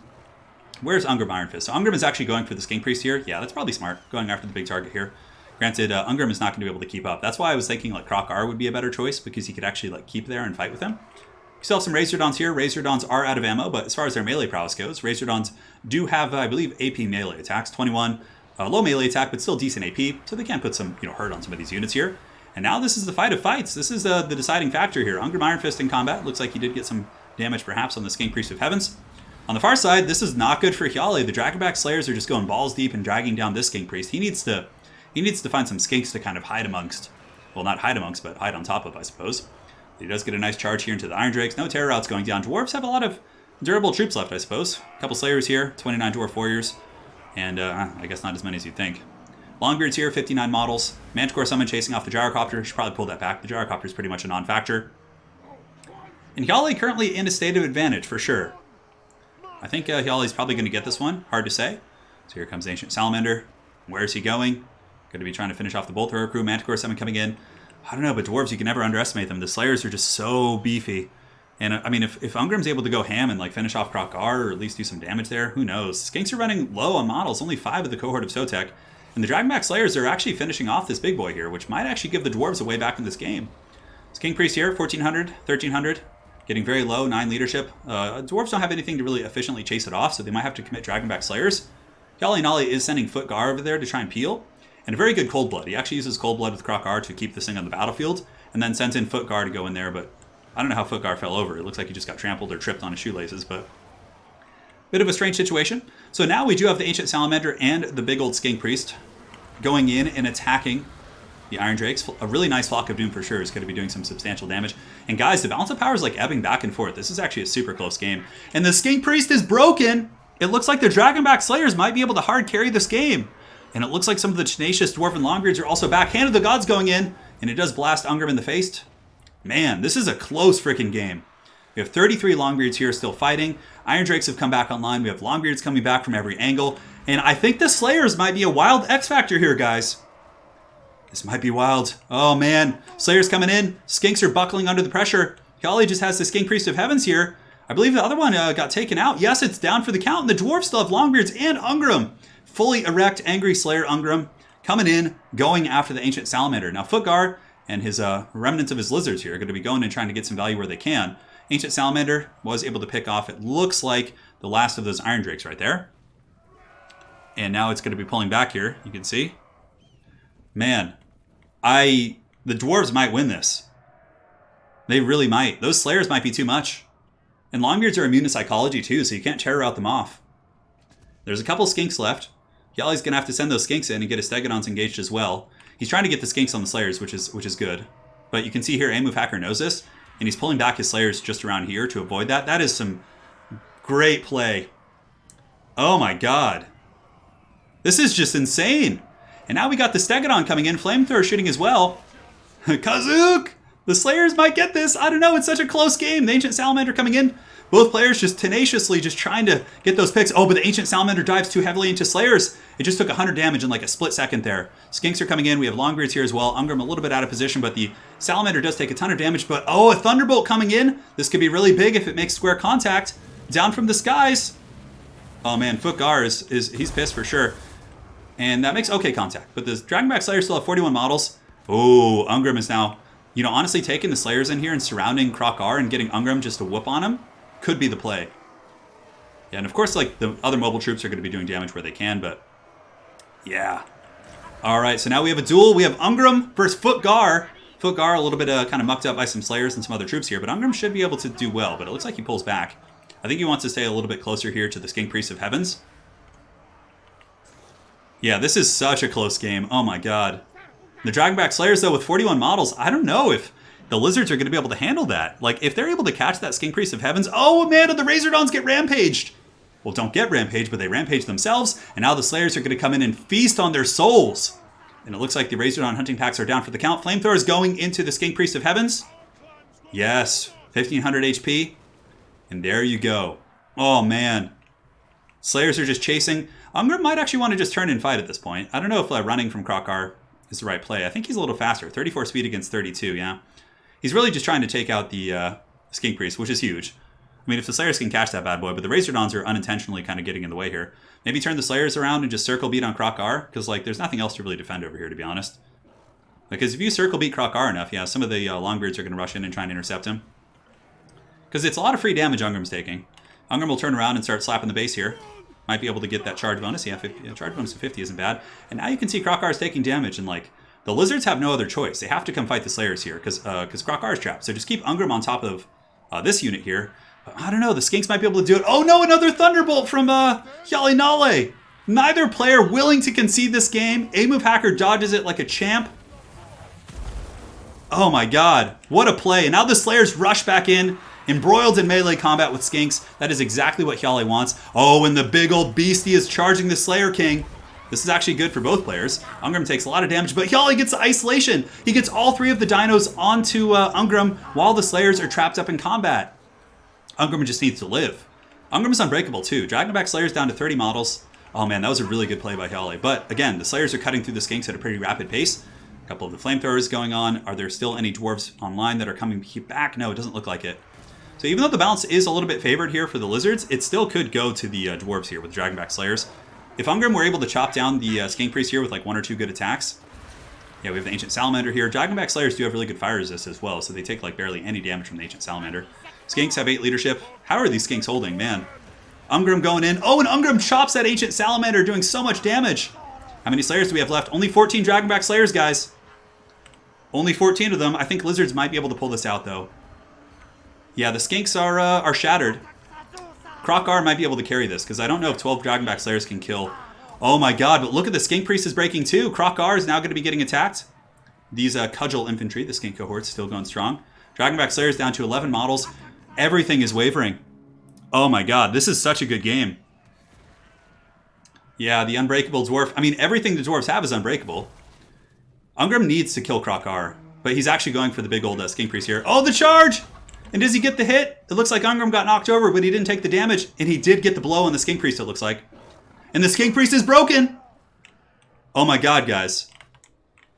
The Dwarves could still win this. Despite army losses, the Dwarves could still win it. The Skink Priest is broken. He needs to drag down Krokar right now. He needs to get pretty lucky with his attacks, but it could happen.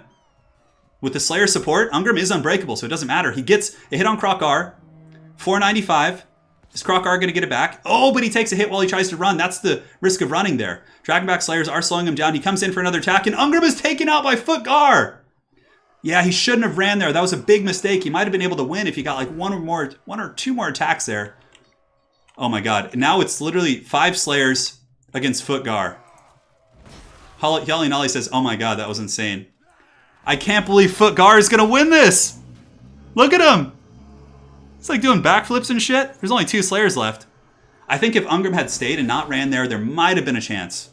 And the last of the proud Slayers fulfilling their oath in a very honorable way, for sure. Yeah, this Slayer able to kind of juke that shot off from Krokar, but talk about a mismatch. Oh my god, I can't believe that. If Ungram had stayed and gotten like 1 or 2 more attacks, maybe. But turning your back and running like that when you're slow, because you can bet your ass Hjalli was spam clicking. But even still, I think Hjalli probably still would have won, but that would have given him his best chance. So the Dwarves with a very impressive showing today. Let's hear a big round of applause for Amove, but Footgar coming in for the victory. And now we go to the Faction Wars bracket. We have Lizardmen, so I'm sure Tomb Kings have a good matchup versus Lizards. Vampire Counts, not so much. But the Dwarves have been eliminated, the last Slayer fulfilling his oath. We had a donation during that game from Ozkirk of $10. Yes, it's been some great days of streaming recently, Turin. Autogen Faction Wars are super entertaining formats. Keep it up, buddy. I will. And thank you so much. Thank you so much, man.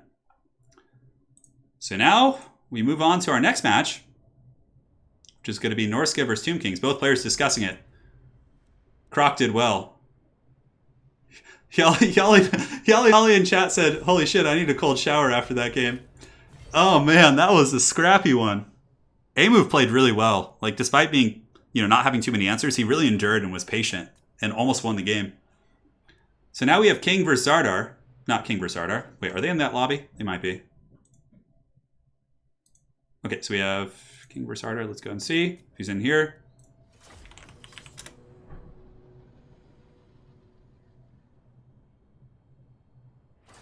Yeah, Amove did an amazing job today, for sure. Really good dwarf games. Hey guys, start when ready. All right, so now we have King of the Dead versus Tank. Vampire Counts, we have the Cousins battle. And let's go ahead and set the nameplates up. So this is going to be King on the left. Facing off against Tank, we'll see who makes it to the top 4. I think Tank certainly has some schemes here. He seems to have a good build for most matchups. He's a Vampire Count main, one of the few out there. And now we'll go back to the Faction War bracket. And you guys can see what's cracking while we hang out. Yeah, Lore Master. The Lizardmen games today have been super good. I know. I don't know why the faction war tournaments are always so good. I think it's because since they're best of one, there's like so much at stake. You know, I think that's part of the fun. But then, you know, having each faction represented, I think, is really cool too. Because like in some tournaments, there's like you rarely see some of the underused factions, but in this one, you get to see everyone. So yeah, A-Move almost pulled that one out. Hyali Nali was so scrappy though. Oh my god. And now, guys, we load back into the battle here. King of the Dead versus Tank. Counts versus Coast in the final game. It could happen. It could. But remember, we have Lizards. Lizards have a rough matchup versus Tomb Kings, but I mean, Hyali, like I think Hyali has a build for everything. I think he'll be fine. Those games are so good. All right, guys, and now for the forces of King of the Dead. He's got a front line of spears, secondary line of standard anti-infantry Ushapti. Looks like he has a double Necrotect, Cetron Foot, double Tomb Scorpion. Very interesting build, actually. Some Tomb Guard with Halberds, and that's it. So very much an Ushapti Tomb Scorpion rush build using Necrotect healing support, and Cetra just to be, Cetra to rule. That's pretty much how it rolls. And now for the forces of Tank. A front line of standard Graveguard and Cryptors. So very similar compositions, right? Infantry with monstrous infantry support. Cryptors will do very well against Ushapti, actually. And he's got double White King, and it looks like Heinrich Kemmler, the Lich Master, coming in hot with his Pimp Cane. Oh yeah, I'm excited for this. We have a donation coming in from Fundin. Turin, what are you people doing with tonight's games? All are super close and amazing. I don't know, man. Thank you so much for your donation, and yes. Yeah. Man, Croc Gar on foot. Foot Gar twice today. Hyali with the cool builds for sure. But there's some scary players on the top side of the bracket as well, guys. Tank, of course, was able to defeat Telexel and Soothsayer's Empire, so he's certainly coming off a nice victory. As is, the games we had with frickin' King of the Dead, those were insane as well. I mean, King's comeback over Zardar was, like, ludicrous. Ludicrous. Good luck, have fun. The entire tournament will be one stream, yes. So we're going till it ends, guys. Yeah, Undead versus Undead. At least one of the Undead factions, I know a lot of people hate Undead, are going to get removed. So there you go, guys. Vampire counts are certainly, I wouldn't mind seeing them like in the finals or later on. Nor would I Tomb Kings, but Vampire counts like kind of don't get the representation anymore, and they kind of have a bit of they used to have a reputation as like a gooning faction, but Tank plays a very different playstyle. Oh no, what are you doing? King, get those Ushapti back! Okay, he gets Ushapti back at the last second. Oh my god, if he had given that up for free, I would have been so sad.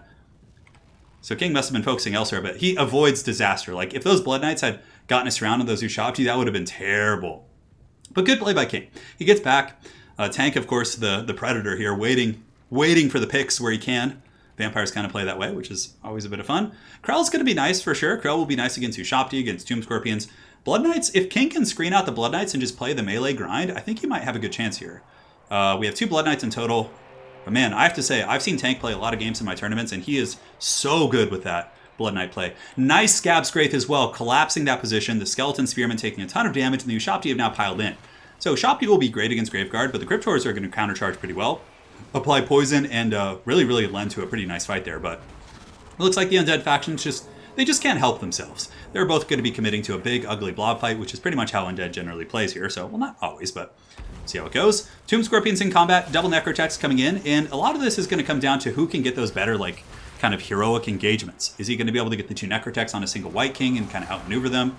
But the Blood Knights are now coming in for a frontal charge here, and the other Blood Knights going to just kind of wrap around the back, I would imagine, and just look for some Ushapti or other units. Now, as far as these fights go, I think the Cryptors and Graveguard will have the advantage. Skeleton Spears will get mulched by Graveguard, and the Cryptors with the poison should be able to outdo the Ushapti. So I think Vampires actually have the advantage in many of the frontline engagements.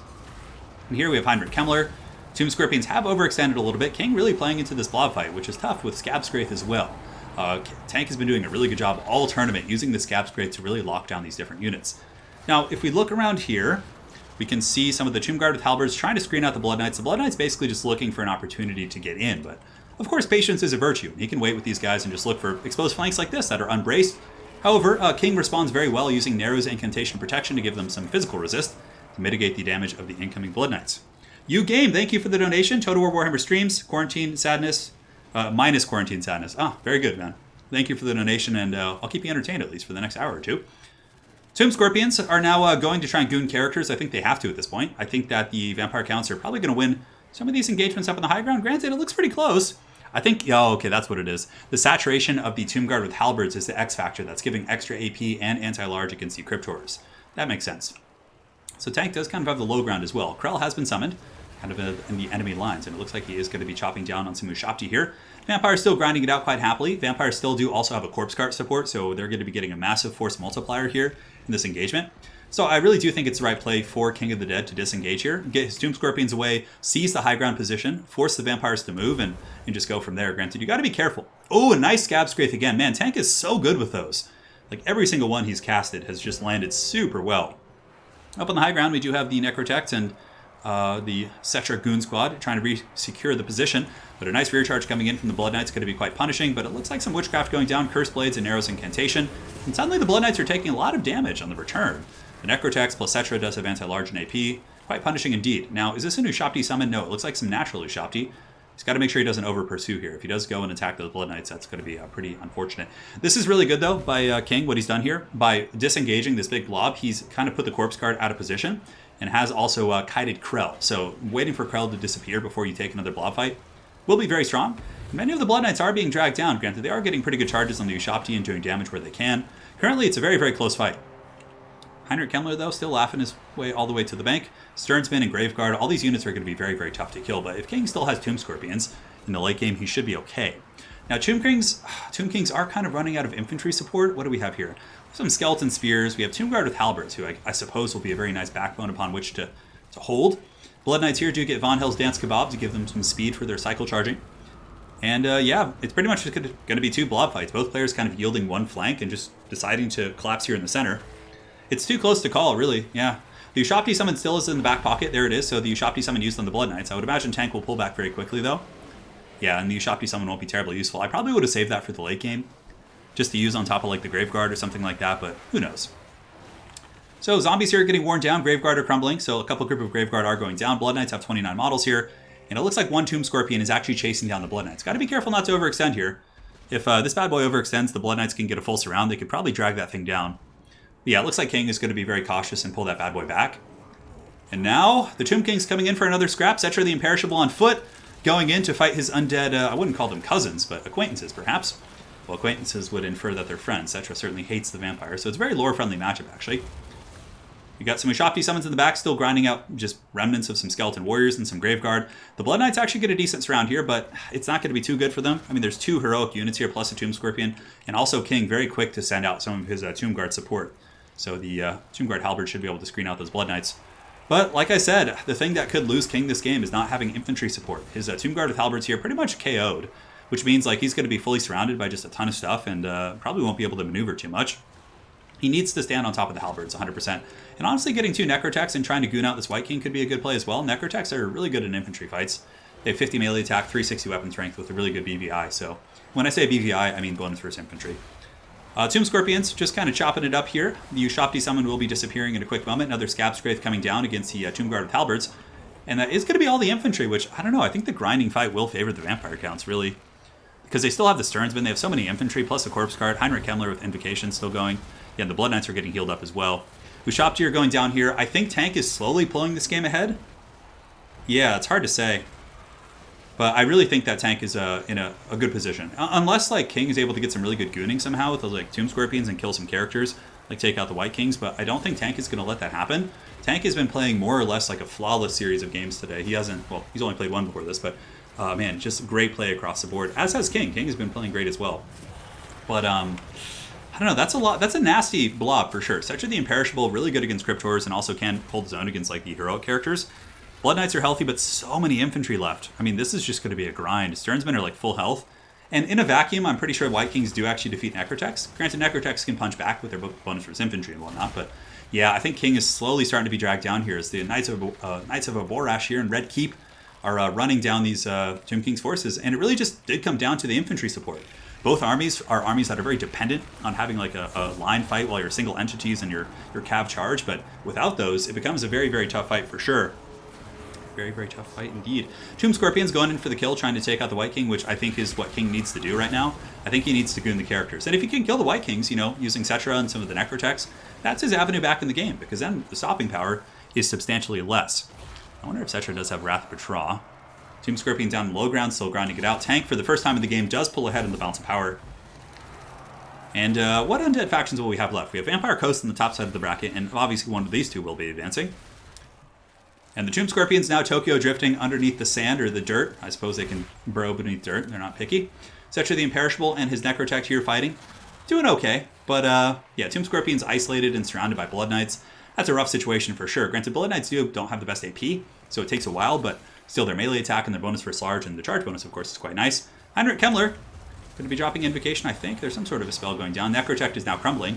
And Cetra's doing an okay job. He was able to beat down one White King, but, you know, that's the thing. Infantry support allows maneuverability. So from here, the Vampires are simply just going to fall back on their infantry and just keep grinding this fight out. Yep, Balance of Power is becoming massively in the favor of Tank and the Vampires, and it looks like Heinrich Kemmler, the Lich Master, once again claiming victory over a mighty opponent. Tank defeating the Empire and also defeating the Tomb Kings. Two very tough factions, so very well played to him. And there you have it, guys. And there you have it. White Kings are very tanky. They have really good armor values, yeah. And good melee defense. And Tank just with some clutch plays today, man. Now we got to go to the faction war. Apparently Nagash was weak. Well, I guess that's Manfred's thing. And now we have Lizardmen versus Vampire Counts. Now that's a matchup that favors the Lizardmen, in my opinion. But, I mean, I've seen Tank win it against, like, top-tier Lizard players. So, but Kelly's playstyle is so different. Man, like, the dynamics of this finals is just all over the place. I think Wood Elves versus Vampire Coast is probably Woody favored, but not by much. I don't know. It really depends on the playstyle of the players too, which is a really good thing to be able to say, right? All right, so now we're going to go ahead and load into the next battle. Well played. And now we have Falcon versus Anticity here. Got to tell him to open up a spectator slot.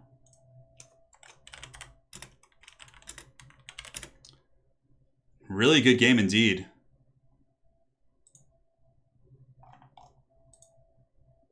All right, perfect. And we had a donation from You Game. Again, thank you so much, man. I'm glad these streams are helping you with your quarantine sorrows. I'll do my best to keep you entertained for as long as I possibly can. We shall. Cetra has left the chat. Yeah, Cetra has left the chat indeed. Yeah, Kemmler was doing his thing. He was being a haggard necromancer. Do it.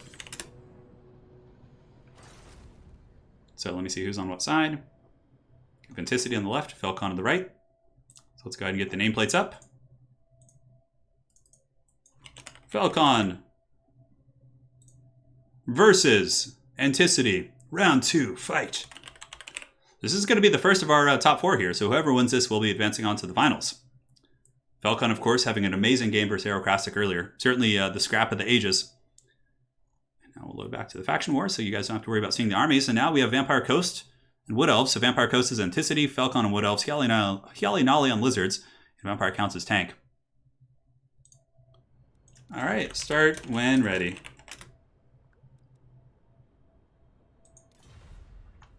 Tank with a sad face is like, I'm gonna need all the help against the lizards that are coming up here. Quiet, Skull Staff. I know what to do. Yeah, I don't know how Falcon's probably going to go with archers. I don't think he's going to do a rush. Although it seems like Anticity really does like to use his deck gunners in different units like that. So I mean, who knows? Give the people what they really don't want. Vampires versus, you know, actually, Daniel, if you're playing Vampire Counts versus Vampire Coast, it's actually a really fun matchup to watch because like Vampire Coast kind of plays like a defensive gun line, or you know, it can be really fun. Yeah, guys, we got 2,000 plus people watching. Let's bump those likes up to 1,000 if we can. Come on, guys. Show some love for the players. You are pretty late, Tazunki, but nonetheless, you're here in time for some glorious finales. ECL, so I always do my ECLs after a new content patch. So whenever there's a new content patch, I will start a new ECL season, which is open. So ECL, anyone can play in it.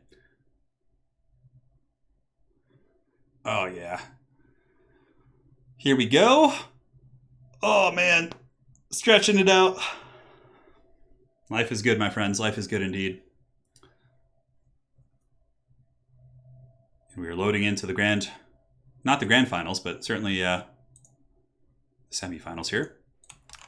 So now for the Vampire Coast, let's take a look. And yeah, Falcon going with a build that I kind of expected. But let's go ahead and see what Vampire Coast did. So for Anticity, he's got deck gunners into the sunset. So he's got 3 deck gunners.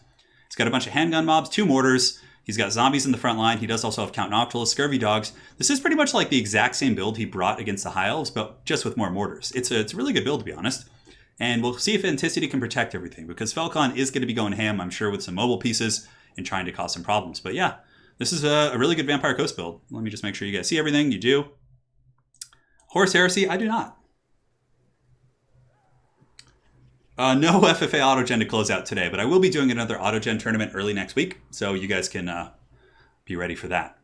And now for the Forces of Falcon, he's got double Waystalker, which is really common. You bring double Waystalker because you use Arrows of Kurnus to snipe out artillery pieces. So he's got 2 of those. He's got an Ancient Tree Man with some healing.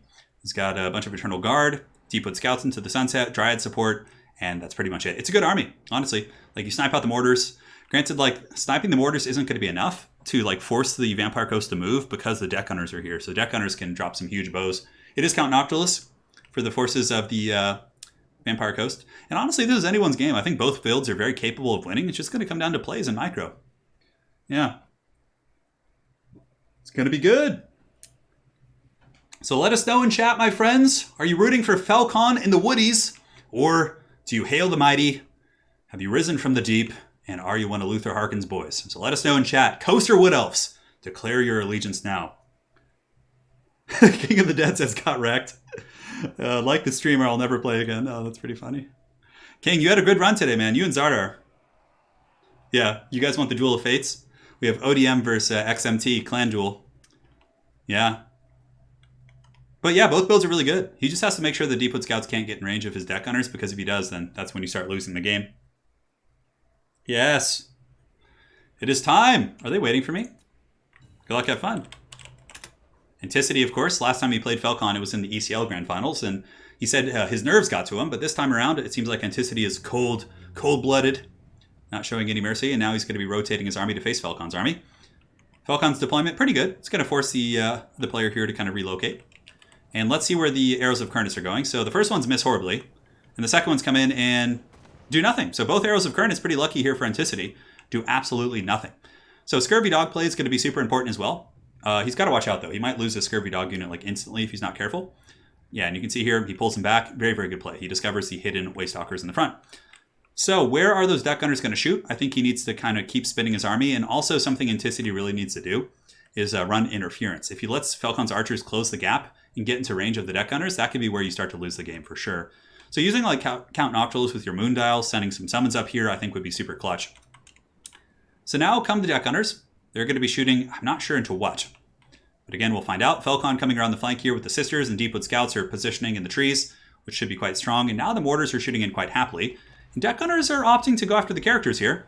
Could do some decent damage. Falcon actually has a nice place to hide. It's too bad Anticity, for his sake, didn't deploy back here, because now Falcon has some trees and areas to kind of work with here. But nonetheless, the Vampire Coast Powder is singing true, shooting into the Waystalkers here, doing some big damage. But he needs to run interference. If these Deepwood Scouts get in range, that's just going to be game blouses. Anticity does also have some handgun mobs, which are kind of a cool pick, like against the Tree Men and some of these other units. And the Deck Gunners are getting some okay damage against the Waystalkers. Mortars, of course, now are going to start singing into the battle lines. So now the Vampire Coast is moving up its lines. You can see all the Deck Gunners do actually discover the hiding Deepwood Scouts over here. So the Deck Gunners have all turned and are going to be focusing down Deepwood Scouts. Archers are like the bane of Vampire Coast. So yeah, shooting over here is going to be incredibly solid. So the first volley is going into the bombers here, but the Deck Gunners shooting back. Oh, but a big misplay here. Anticity lets his Scurvy Dogs get caught, but it's not the end of the world. There is supporting fire coming in from the Handgunners here, which should put some pepper into the Sisters of Thorn. So Zombos are moving forward, both players doing a little bit of a kind of dancing and skirmishing here. The Deck Gunners just shooting super aggressively here, and now this is a pretty powerful flank. The Night Terrors plus the Doggos might be able to actually collapse this Wood Elf battle line.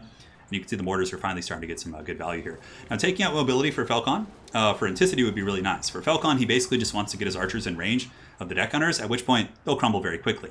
Noctilus probably just using his summons to make sure the front line doesn't just fall apart. And now we do have the Doggos and the Mourngulls. Maybe the Mourngulls should be over here. I don't know, hard to say. But the Doggos have an opportunity. There's some picks to be had, although Falcon just kind of waiting with the Sisters. Very, very good conservative play for sure. Deck Gunners are still shooting free, though, which is really, really strong for Vampire Coast.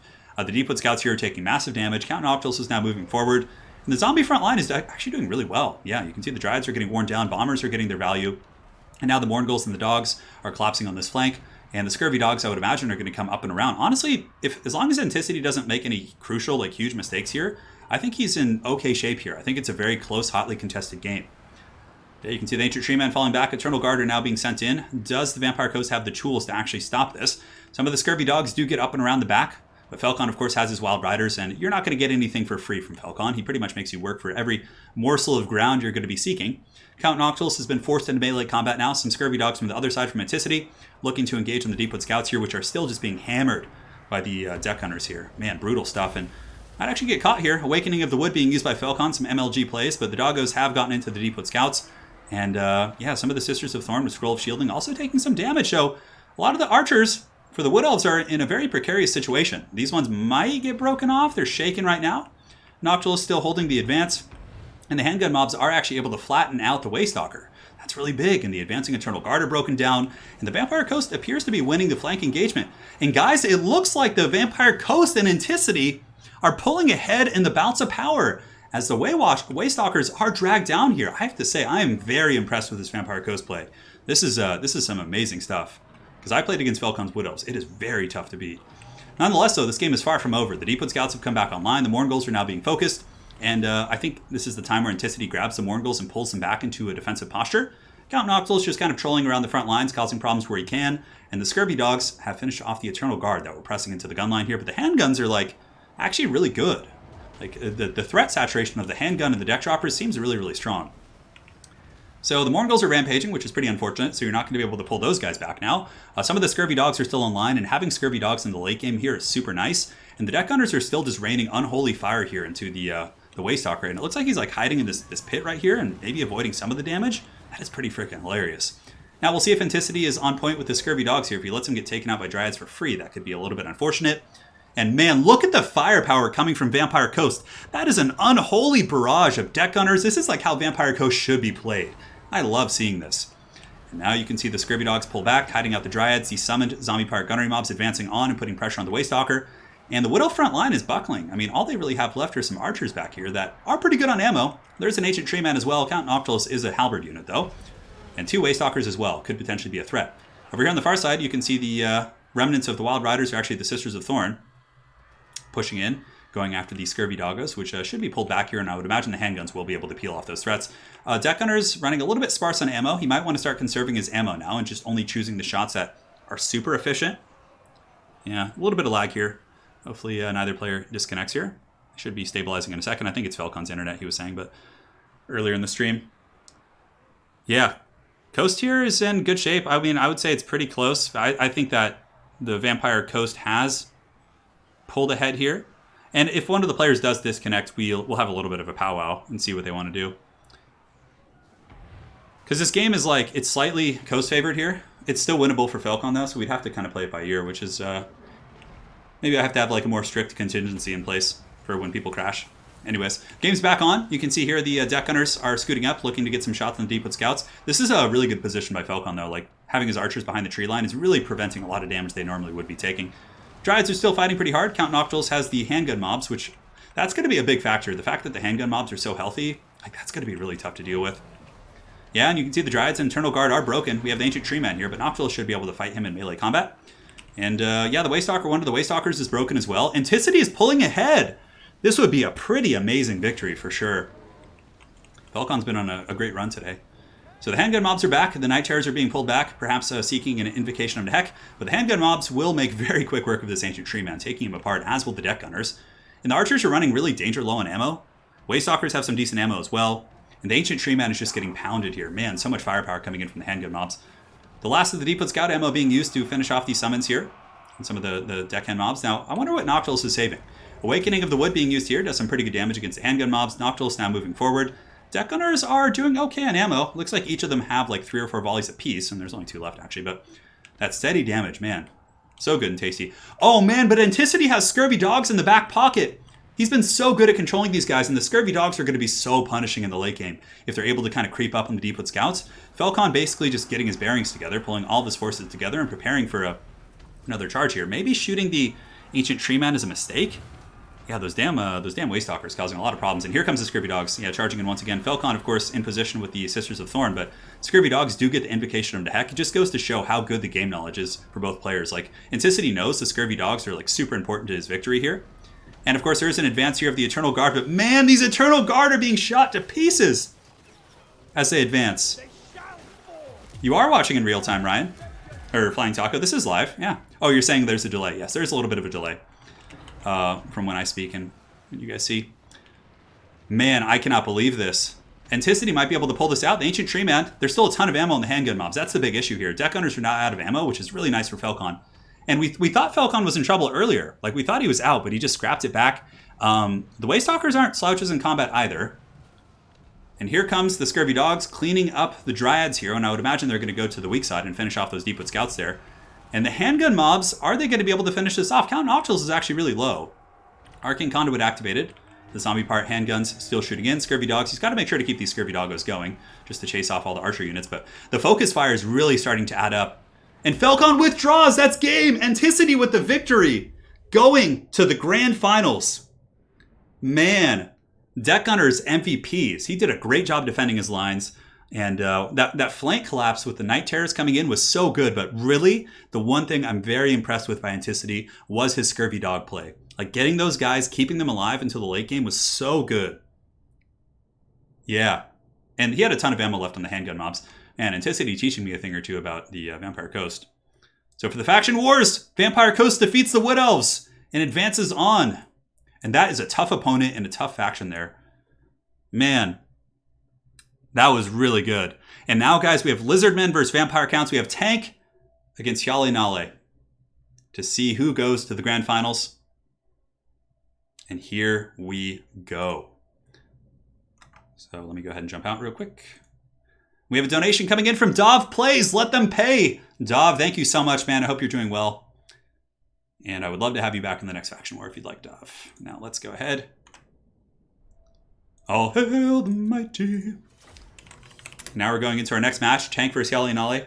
Well played to Felcon, man. Felcon had a great run today. But that is that. Start when ready. So now we have Tank versus Yale Nale. So we're going to go ahead and update the nameplates here. So Yale is on this side. Yeah, it's weird because you wouldn't think handguns would be good against elves because they get outranged. But the thing is like the handguns deal with the incoming threats while the Deck Gunners pound the archers. It was really good, but yeah, man. And now we have Lizardmen versus Vampire Counts. We still have a champion of the living. We'll find out. So this, of course, is going to be Vampire Coast in the finals facing off. It's the first time they've ever made it to the finals in Faction War. And man, he had some tough competition too. He had to play Felcon. He had to play Xiphos. Yeah, and Flying Taco. I mean, those are some great players. Granted, Flying Taco just memed super hard. But the other two games, tough fights for sure. The Jolly Roger flies. Yes, it does. We could have a vampire on vampire final. It's weird because like the undead have been eliminated pretty early in most of our other faction wars, but today it's like those boys they're going hard. Hey, take care, Michael Jolin. Yeah, the Wood Elf Beastmen game was amazing. I mean, so many of these games have been so good.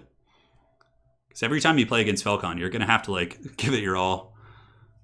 Like he's so scrappy. There's no warm bloods. Yes, that's true. Everyone here is cold-blooded. Lizardmen, Vampire Counts. Hey, Wicked, how's it going, man? If it's Coast versus Counts final, I will root for Coast. Only undead smart enough to use guns. That's pretty funny, man. All right, so Tank is ready. Yale Nale making some final tweaks to his army. The finals is best of 3, correct? The finals is best of 3 with the same factions. It's pretty interesting, actually, because you see people kind of switch it up here with their builds. Yep, and now we're loading in to the second semifinal here. Pretty good run from a couple of factions. Ohio's did well, Beastmen, Dwarves, they all got to the second round and did well. Wood Elves with a nice representation. And today, no matter who wins today, we're actually going to have a new champion for Faction War, so someone who hasn't won before. Xiphos says, I hate guns, yeah. So, of course, Xiphos loves his bows. I don't blame you. Archery is pretty damn cool. All right, so let's go ahead and take a look, guys. We're loading into the map here. Yeah, Anticity played it really well. So did Falcon, but, you know, it is what it is. It was an amazing game. So no foot guard today, guys. So for the Forces of Hyali, we have a Slan Mage of Life to get that durability and healing. Double Laser Dino, actually.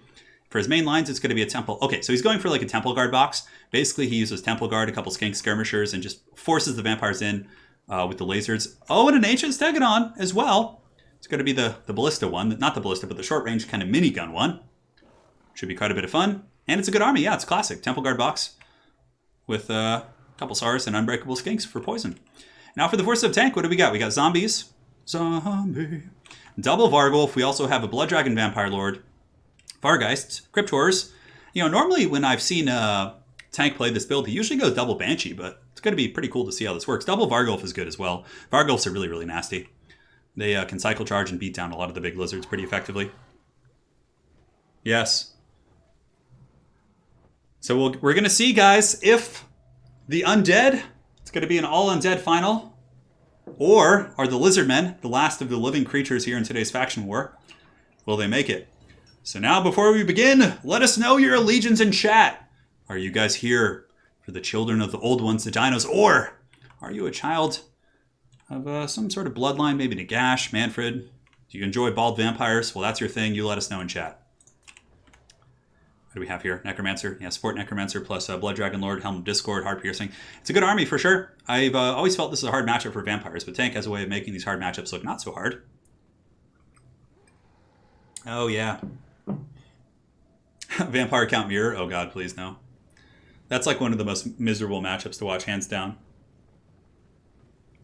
He does have the double laser dino, so that's going to be pretty good against Vargulfs. You know, they do fire damage. Vargulfs are weak to fire, if I'm not mistaken.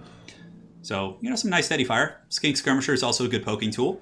Tank is really going to have to be patient here. He does also have some Blood Knights. How is he going to defeat the Temple Guards? We have Star Chamber Guardians. Yeah, probably Breath Attacks. Tank is probably going to try and get Blood Dragon Breaths on the Star Chamber Guardians. That would be my guess. He also has the, it's a pretty interesting pick of the Vargeists. I wonder what he's got those for. Maybe just the Cycle Charge Stars and things like that. And Will Lorenz, thank you so much for the donation.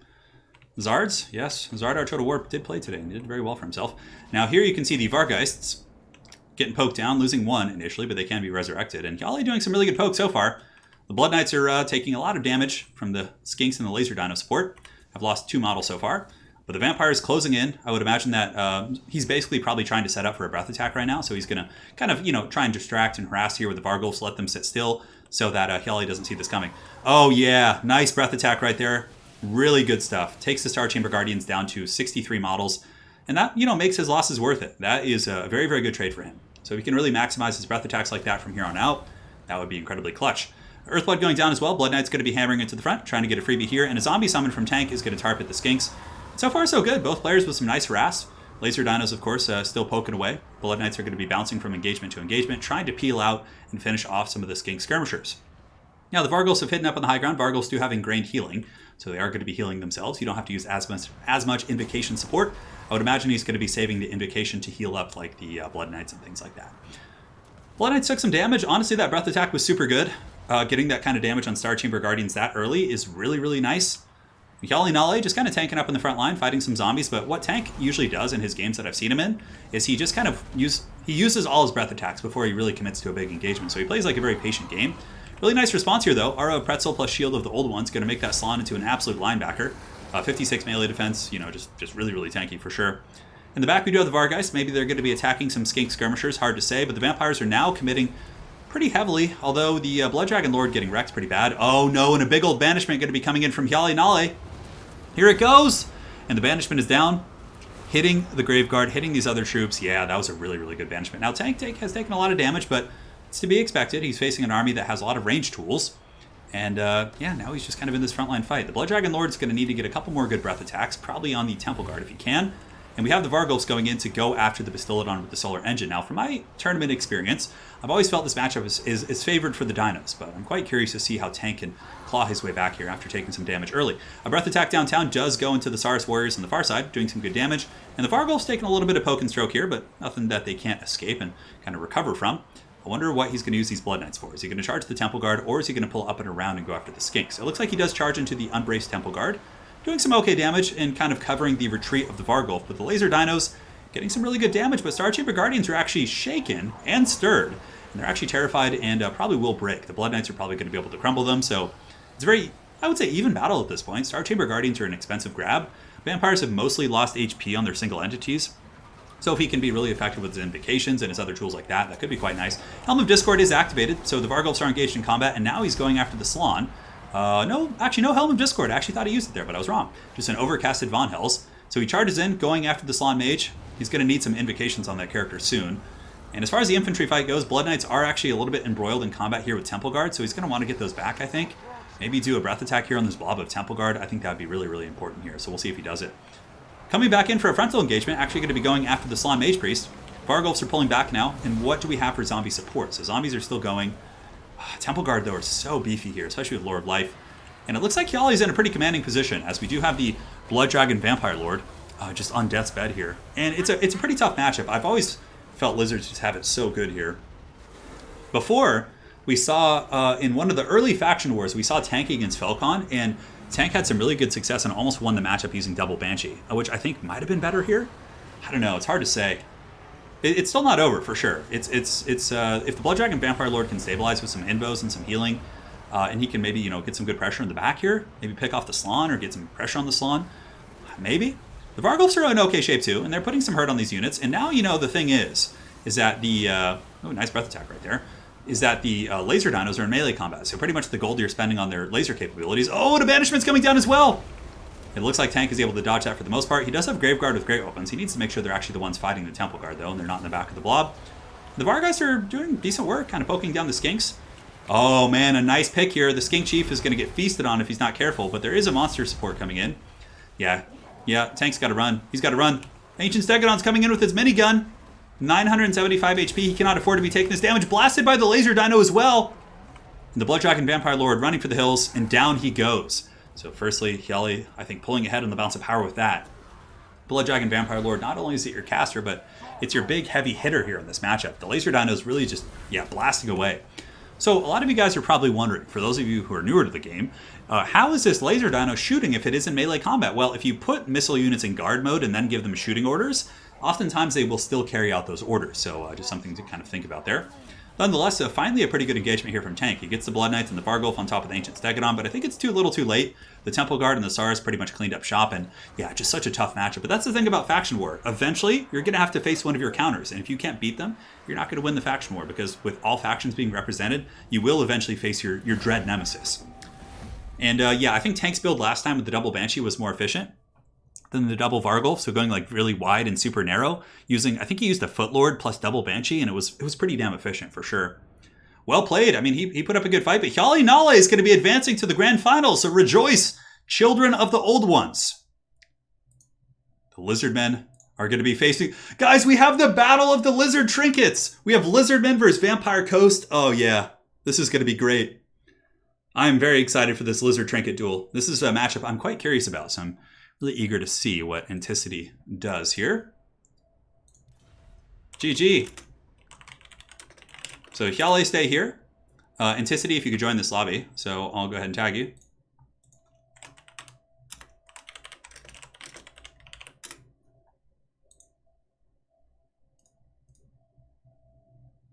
All right.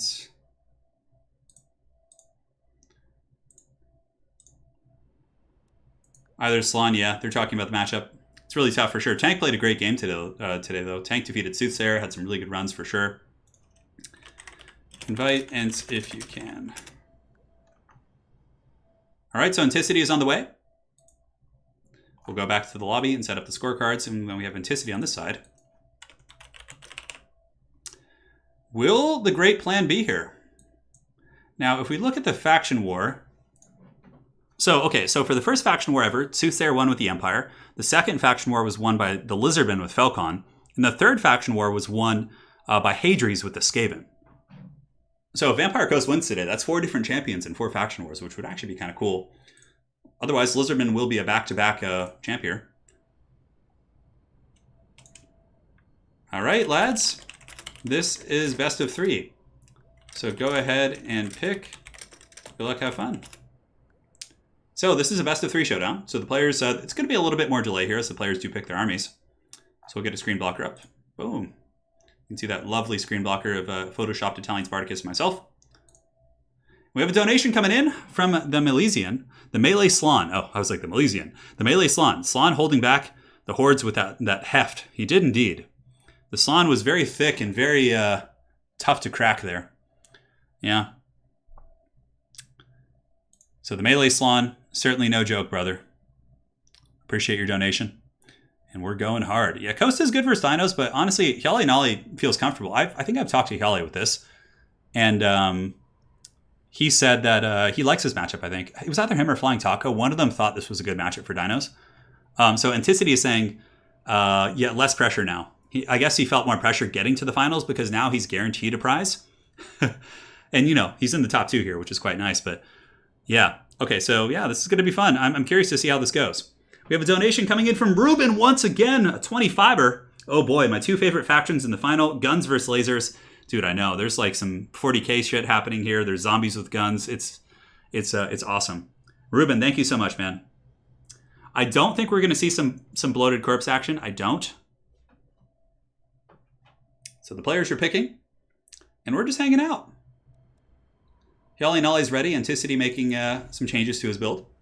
This is best of 3, so what's cool about this is the players can adjust their strategy for the next game, even though it is the same matchup. So, yeah. I think Hyale will go with his traditional Wood Elf or build in the first game, and then might like switch to something. Yeah, well, I don't want to talk about it because, you know, I don't know. I don't want to spoil anything. Yeah, the banishments there did good. I think they did a lot to the vampires. The first one was nice. Yeah, the laser dinos were no joke. Those boys were doing work. So Ransom Winsley, there is pretty much a pro scene in Total War Warhammer, but the thing is, to have like a true esport pro scene, you need to have a lot of money in the scene, right? That's what pulls in professionals, because professional infers that you do it for a living, but more or less, a lot of the players you're watching in this tournament and ECLs and Everchosens, more of those players could more or less be considered professionals in this scene, because they're some of the best players out there, and of course are winning prize money. So, yeah, there's a pro scene. I mean, you've seen a couple quote unquote pro players play today, I would say. This is the pro scene, yeah. I mean, like, some of the players that you've seen today are probably considered some of the best players in the history of Total War Warhammer, so, yeah. And if you haven't seen Everchosen, I would recommend checking that out. They're on YouTube, and there will be more in the future, hopefully, once this apocalypse dies down.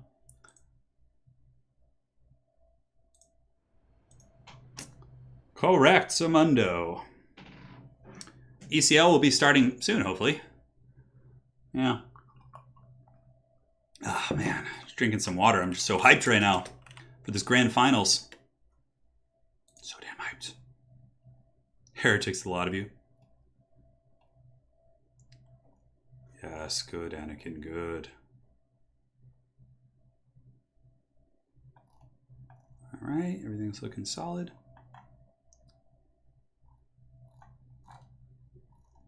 Perfect. Sorry, I was just checking some settings here. Richard Lee, I think Turin should be made into a hero in Warhammer 3. I would love that. I don't know. Yeah, I don't know. It's tricky. Just make me into an ogre. Who would win, Half-Thor or Eddie Hall in a fight? I don't know. I'd probably Half-Thor. All right, so let's go ahead and get rid of the screen blocker. Pull this disgusting beast down. Now we load into the match here. So this is the exact build that Hyale Nali used against me, more or less. He uses salamanders, but firstly, he kills your artillery using double Ancient Stegodon. Or not, are they Ancient one or just the regular Stegodon? He uses the sniping Stegodon, and then once he pulls apart your artillery, you have to advance with Vampire Coast. He uses all of his salamanders and skinks to just pick you apart. It's a really strong build. He even has some Feral Cold ones, which is pretty cool. And it looks like it is going to be a Slann Mage Priest with high magic to punish Luther Harkin. And yeah, it looks like Luther Harkin is going to be the pick here. So for Vampire Coast, we have a single Carronade. We have a ton of handguns, a ton of zombies, deck gunners or droppers with handguns, some bombers, Luther Harkin, Vampire Fleet Captain, some scurvy dogs. Yeah, this is very much like the build I brought against him, but you need like 2 or 3 cannons to defeat that. I'm a little bit concerned. I mean, I feel like Hyale has many counters for this. He's got the Tempest to counter Luther Harkin. He's got the snipers to snipe that Carronade out. Vampire Coast is going to have to move, although the handgun mobs will be decent. They have more range than salamanders, so those guys could potentially be the breadwinners for the Vampire Coast here. Yep, it is good. So let us hear it, guys. Grand finals. You here for those lizard trinkets, or are you a loyalist of the old ones? Yes. Aerocrastic says, 5 nerfs and coaster still fine. I don't like the odds for Hyale, but I'm rooting for him. You know, it's going to be hard to say. I wonder what Hyale thinks of this matchup. Now, Aerocrastic, if you're still in chat, you had Hyale Nale on your podcast where you talk about the meta minutes and all that good stuff. What did Hyale say about this matchup for the Dinos? If you guys discussed it. I'm quite curious. Yeah. You want to make me a legendary bloated corpse? Well, I'm turning into one with the amount of food I'm eating here at home. I'm just becoming a sausage. But that's okay. Oh, man. The lizard trinkets, Luther Harkin couldn't resist. Count Noctilus was going to come and do this, but he's like, I want those lizard trinkets. Yeah. So we'll see who gets the lizard trinkets in the end. Will the lizards keep their trinkets? Perhaps so. Will Luther Harkin fix his shattered mind? Maybe. Pretty mixed, actually. A lot of you guys are saying different things. I'm not seeing like one way or the other, which is always a good thing. Old one's children? No, yeah. All right, so Hyale Nale going to be going in with his Stegodons. I've felt this pain before of having the ancient Stegodon snipe out your cannon. So what do you do with the cannon? Like, part of me is like, maybe Anticity should just like drop the cannon and go like hide in the trees until late game, until he advances. Yeah, because like the cannon's just going to get sniped here. Granted, it is going to get some damage before it goes. It's shooting at the Umbral Tide. And on Angui, there's pretty good hiding. The lizards can like utilize this big tree line. Granted, there's plenty of open field as well. Is that a Slann of high magic? Yeah, I think one Carronade's too little. We'll see, though. So Luther Harkin going after the Powhawks of Sentinels, which is nice for him. He could Hornswoggle him, but he's got to be careful because if the Slann gets too close, you can see Hyale Nale actually getting the Slann and rotating it over that direction, just trying to get that Tempest. That's like, you can tell he's hard for that. He definitely is. Scurvy Dog's going to be a nice harass tool. If we see another repeat of his Scurvy Dog performance from earlier, the Scurvy Dogs could be used to pick off the Umbral Tide and the Salamanders with really good control. But again, we'll find out. I think that at this point, though, he needs to advance. He needs to get his handguns in range and start pressuring. And I think he should be a little bit more careful with the Scurvy Doggos. Although it looks like he's committing pretty heavily, but the Slann is simply just going to Tempest Luther as soon as he comes out of the tree line. Yeah, Scurvy Dogs are now going to be rotating outward. Oh, they might get a pick here on these Salamanders. Although there are some Saurus nearby, but he does get an engagement on the Sallies. That's a little bit of damage, but yeah, I think pulling back the Scurvy Dogs is the right play. So now Tempest is going to be used on Luther, but is there follow-up is the question. I don't think there's any skink to poke him out of the sky. He will take a little bit of damage, but it's not going to be the worst trade in the world. Because when it happened to me, when I got caught in the Tempest when I was playing Hyale, he basically had the Salamanders and the Skinks to follow up, but in this position he didn't. So Luther weathers that Tempest pretty well, but it does damage, it snares you, it's a really good ability. Deck Droppers also get caught, but really, it's not that bad at the end of the day. So Scurvy Doggos are now retreating. Both of them are still functional, not like, full health obviously, but still in decent shape. We've got Powhawks and Sentinels waiting in the wings, and now the handgun mobs for the Vampire Coast should be in range to start shooting soon, but again, I think just moving up and pressing on the Stegodons would be quite smart. And the Carronade hasn't lost any models yet, which is really good. So the Carronade here still has all 3 of its pieces firing quite effectively, and it looks like it's shooting into the Salamander hunting packs, which is smart. I think shooting at the Stegodon is a mistake with Apotheosis, and the fact that it can be healed, whereas if you shoot at the Salamanders, you're doing permanent damage because those models will go down. Although I think Apotheosis, doesn't it resurrect models? Can't quite remember. I'll double check in a minute. I think it does. So Scurvy Dogs are pulling back in center now, just being a little bit more careful. Anticity moving forward with his Zombie Pirate Gunnery mobs, the handguns, could start shooting. These are just skink skirmishers, so they're not, chameleons who have the 40% missile resist, so he could certainly get some good damage here. Invocation being used, really nice one right there. It heals all the Scurvy Dogs plus the Deck Droppers, and should be able to get those guys back up to more or less full health. So now the skink skirmishers are going to be punished pretty bad.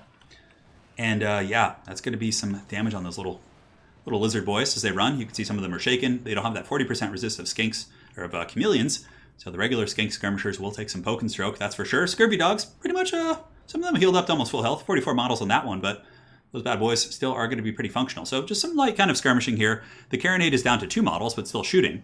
And what is it shooting at now? You can see here, Hyale, of course, knows. He's hiding the Umbral Tide. He's hiding some of his other troops here, and is being very, very careful here in this situation. So skink skirmishers pulling back, Vampire Coast advancing. You can see the zombies are shambling forward with their glorious long rifles here, or handguns. Yeah, not long rifles, but their guns. If they can actually get in range of the Stegodons, that could be quite nice. But so far, neither player taking huge damage. Luther Harkin was able to escape that freaking Tempest pretty well. He's dodging some of the Salamander shots. He's hiding in the trees himself, and really, it's not a bad situation. Looks like Deck Droppers with handguns from from Anticity are going to be coming forward, and Shelby trying to get some freebies here on the Salamander hunting pack, and might be able to actually pick off a model. There's a pretty big tree line, which is mitigating a lot of the incoming fire, but still able to do some decent work. And now, yeah, both players just kind of taking a very cautious approach. They both have pretty heavy skirmishing elements. The cannon in the back is done, so the carronades are pretty much useless now. Just as the crew, might as well send the crew as a roadblock somewhere. And it looks like the clever girls are actually coming in for a fight. You know, not Aerocrostic, I was like, Aerocrostic, I'm so used to seeing him in the finals of tournaments. Anticity could come in using Luther Harkin and maybe go after the Feral Cold Ones here, and since he's fighting in the trees, he might be somewhat safe, but that's only like a 450 gold unit. It's probably not worth diving Luther Harkin when there's the threat of a Tempest and a couple other, things like that. Now, what I like about Anticity's situation is that the Stegodons are running a little bit low on ammo, and handguns are going to wreck them really hard. And Luther Harkin is healthy. He hasn't made any big misplays that could cost him Luther. And handguns are just slow pushing. Eventually, he is going to be catching these guys. Yes, and there's no Rev Crystal as far as healing. Sotik says, yeah, on Rev Crystals and Vampire Magic resurrects dead models. Okay. Yeah, we'll double check Apotheosis. Maybe I was wrong about that. The Rev Crystal does. Yeah, it doesn't, just hit points. Okay, so Apotheosis, yeah, it doesn't heal because the High Elves have it, and High Elves don't resurrect models, so I was completely wrong there. So yeah, it's just the Rev Crystal and the Vampire Magic. The Rev Crystal can resurrect those Lizard Boys. Deck Droppers with handguns doing a little bit of skirmishing on the far side here, but the Umbral Tide and the Salamanders able to screen those guys out. And what do we have over here? Scurvy Dog still just kind of playing in the tree line.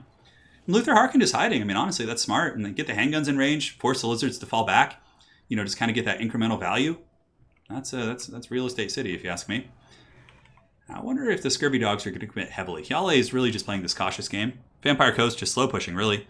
Ballistas, we have 6 shots left here, and this Stegodon has 6 as well. I think. No, 4 left on that one. The Salon is pretty good on magic. Luther Harkin, what does he want to do? I mean, Luther could... The Salon is kind of out of position here, so Luther could actually go for the Powhawks of Sentinels, which I think would be a smart play. Go after the Sentinels, you Hornswoggle them, slow them down, and you'd probably be able to chase them off the battlefield. You can see here the Deck Dropper is actually getting some decent shots into the Sentinels as well. Vampire Coast scooting up here. Lizardmen just trying to find picks where they can, but the Scurvy Dogs are lurking in the shadows here, and it looks like they might actually come in for a trade. And they, Salamanders actually aren't super tanky. They only have 22 melee defense, so, oh no, this is a nice pick here, and there's not any big dino support nearby. So this Salamander hunting pack is being dragged down by Scurvy Dogs and also Deck Droppers over the top. This is a really nice micro kind of play right here. Just getting this pick here, he might be able to break him. Looks like Apotheosis is going to be going down as well. Yeah, so just getting the little picks where he can. And those little, things will add up as this game does go on. I'm not sure where this Vampire Caster is going out here. Going to be taking a lot of free fire damage. I think that was just a miss order there. But it looks like a Gunnery Mob is going to be summoned here. I don't know if I agree with the Gunnery Mob summon. I feel like Hyale's just going to kite it. I think saving that for like the late game when they can't kite you. However, the Salamanders do take quite a bit of damage from the initial summon. And I think the Clever Girls are going to be charging in there. It is a cold-blooded war indeed. The blood runs cold for both of these factions. And they're not both undead, which is something you wouldn't hear terribly often with that statement.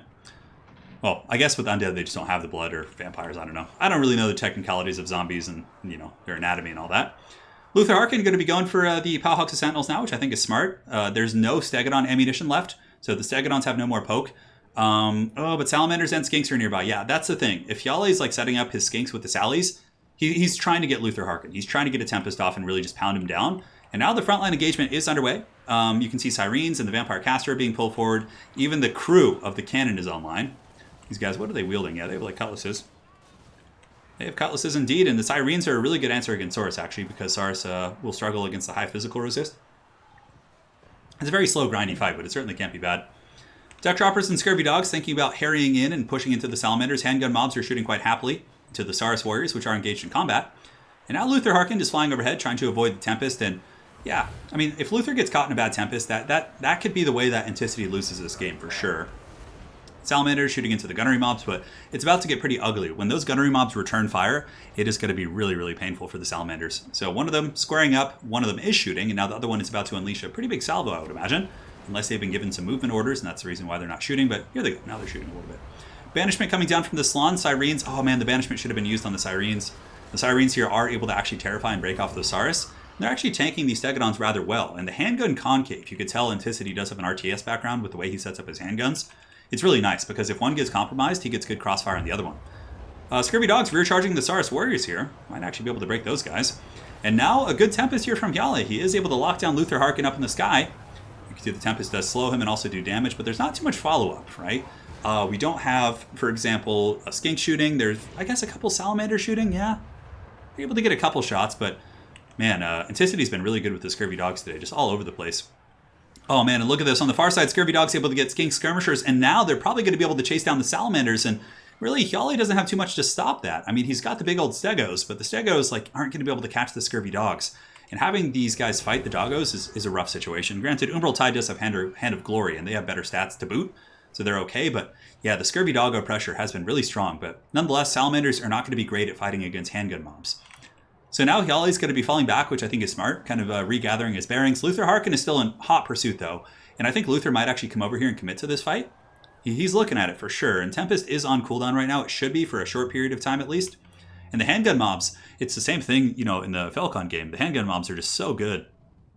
Those guys just slow pushing forward. Another Tempest is coming down. I would imagine that maybe the Umbral Tide and the Salamanders are going to turn and unleash a volley against Luther. That would probably be pretty good. And there's no threats on them anymore. So yeah, this is how Hyali gets back in the game. If he takes out Luther Harkin, the Stegodons might be able to run rampant. And he actually lands Luther as the Tempest does wear off and jukes back upward. So what he did there is you give an attack order, and right before you land, you give a movement order somewhere else in the opposite direction, which pulls your Lord back up in the sky. Banshees are coming over here. We do also have the Jack Droppers in the sky shooting at the Umbral Tide and the Salamanders. Ammunition's pretty good here.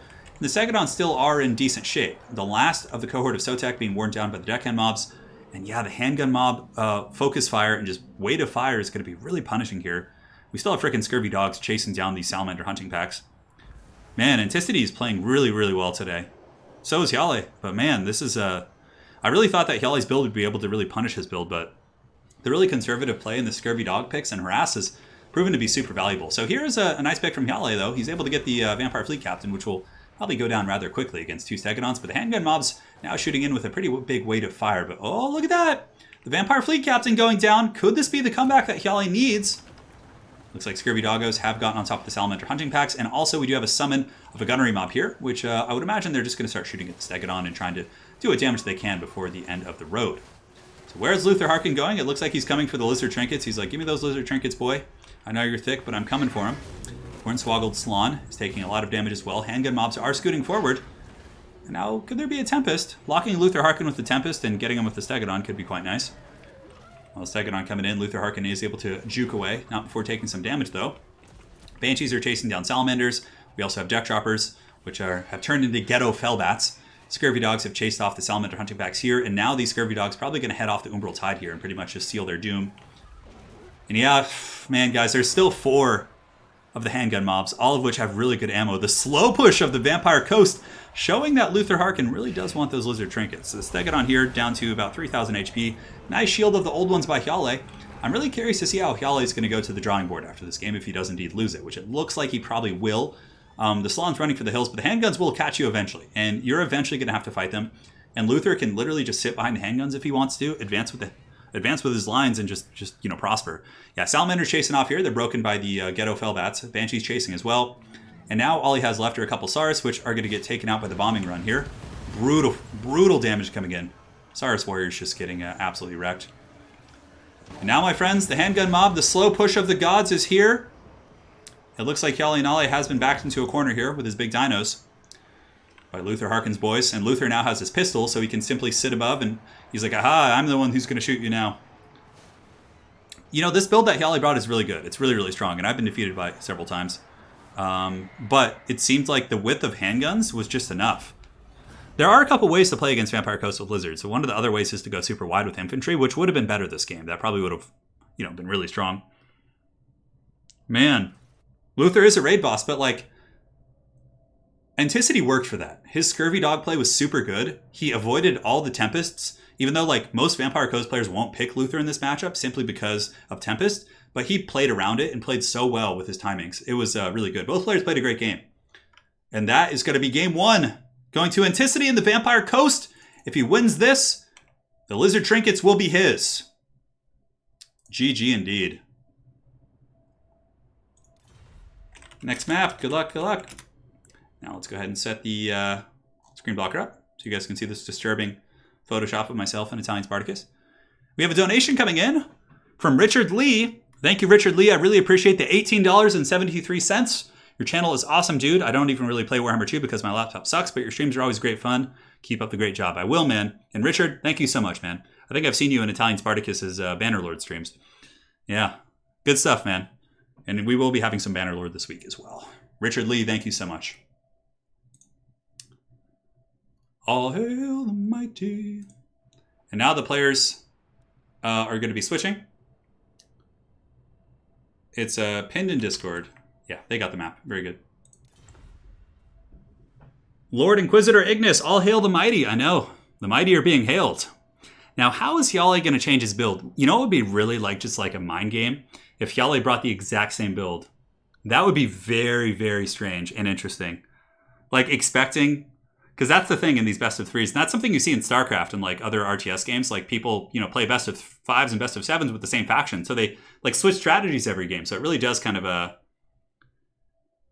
Yeah, Anticity's been playing super good today. I mean, he had some tough opponents. He had to play Xiphos. He had to play Felcon. I mean, come on. It's not over, guys. It's this is best of three. The finals of Faction War are best of three. Yes. Is that Joe Rogan? No, it's not. Joe Rogan doesn't have facial hair. He has kind of like a 5 o'clock shadow. Yeah, Wind Blasting Guns is really good. Well, the thing is like, if you look at that picture of Sparty and I, they gave me Spartacus's bald head. So like in the below my lips on that picture is it's like his chin and his beard. So it's just my eyes and nose and like cheeks. Spartacus looks, I don't know what Spartacus looks like. Yeah. Turin, have you watched Mandalore's gaming review on Total War Warhammer? Came out today and you were mentioning it. Oh, that's really cool. It came out today? I'll go ahead and check it out. Yeah, thank you, man. Yeah, everyone in this tournament is a tough opponent. Absolutely. I agree with that. I used to watch StarCraft 2 a lot. Back when it first was a big esport, like back when StarCraft 2 was the #1 streamed game on Twitch, I was following it like every day. I used to watch, Team Evil Geniuses and who did we have? We had Huck, we had, Jeff Robinson in Control. I used to like watch all those guys in their streams and yeah, it was really fun. Yeah, but I stopped playing StarCraft when I played Wings of Liberty like hardcore. I was Masters in Wings of Liberty. But I stopped playing when the Legacy of the Zerg expansion came out. Yeah. I just wasn't too interested. I played the third game just to see how the story ended, but yeah.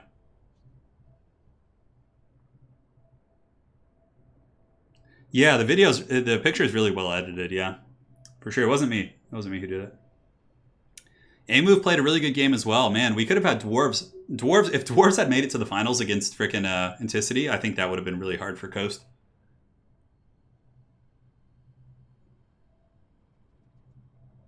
Yeah.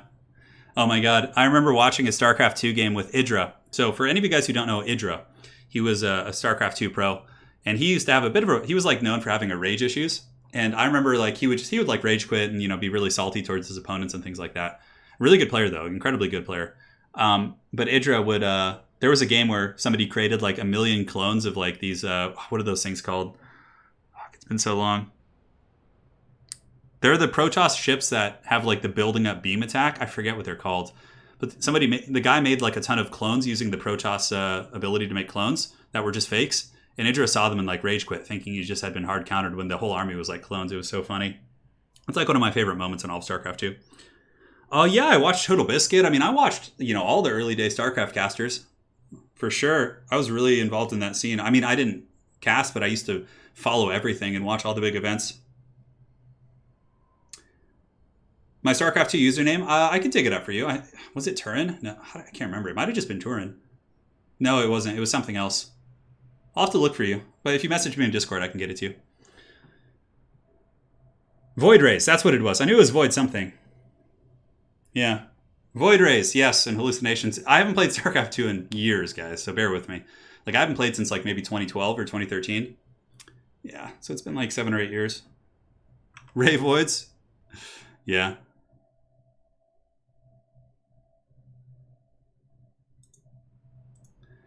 What? So yeah, I don't. You're glad I'm not a rage gamer. So the only thing that makes me rage in gaming, and I never rage at my opponents. Rarely. Maybe it's happened before. I don't know. I can't really remember. I'm sure it's happened at some point in my life when I was a kiddo.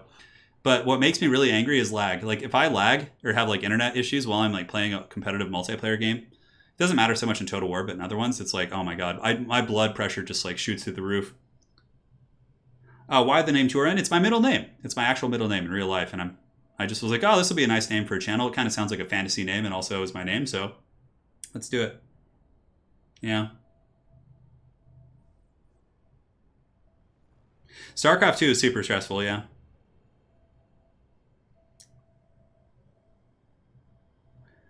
Yeah, man, I'm trying to remember some of the other players I really watched. Yeah, it was pretty fun to watch like Artosis and all those guys like casting, and yeah, man, that was I thought about getting into like YouTube and streaming back then, but I was just like I didn't think I would be good at it, so I just never did it. It wasn't until I got older I was like, oh fuck it, let's give it a try, you know. I know. In Control was awesome. I got to meet him actually when they had the Creative Assembly had the launch event for Warhammer 2. So for any of you guys who don't know, In Control was a big Warhammer player, like tabletop, and he also liked the Total War game. So he was there, and I got to meet him. And he's actually the one who talked me into playing Warhammer 40k. This was back in like I think seventh edition was still the edition, and he was like telling me how cool Death Guard were, and like yeah, and I was like, oh man, yeah, yeah. Yeah, Tasteosis. Yeah, I know. And Day 9. Day 9 mostly covers Magic now. Most of his channel is like Magic the Gathering Arena and stuff like that. Day 9's pretty cool dude as well. So it looks like both players are ready. Hyali and Ollie's made some huge changes to his build. Anticity, I haven't seen his build yet, so we'll find out here in a second. Turin is in Lord of the Rings. Yeah. I mean, it's a Turin bar from the Silmarillion. Sons of Huron or whatever it's called. Yeah, my brain's all over the place right now. But Turin is obviously the dwarf legacy. Reed Tackman, what a tourney. Thank you, Mr. Pig. And also thank you, Turin. Thank you, dude. And yes, big thanks to our sponsor, Mr. Pig.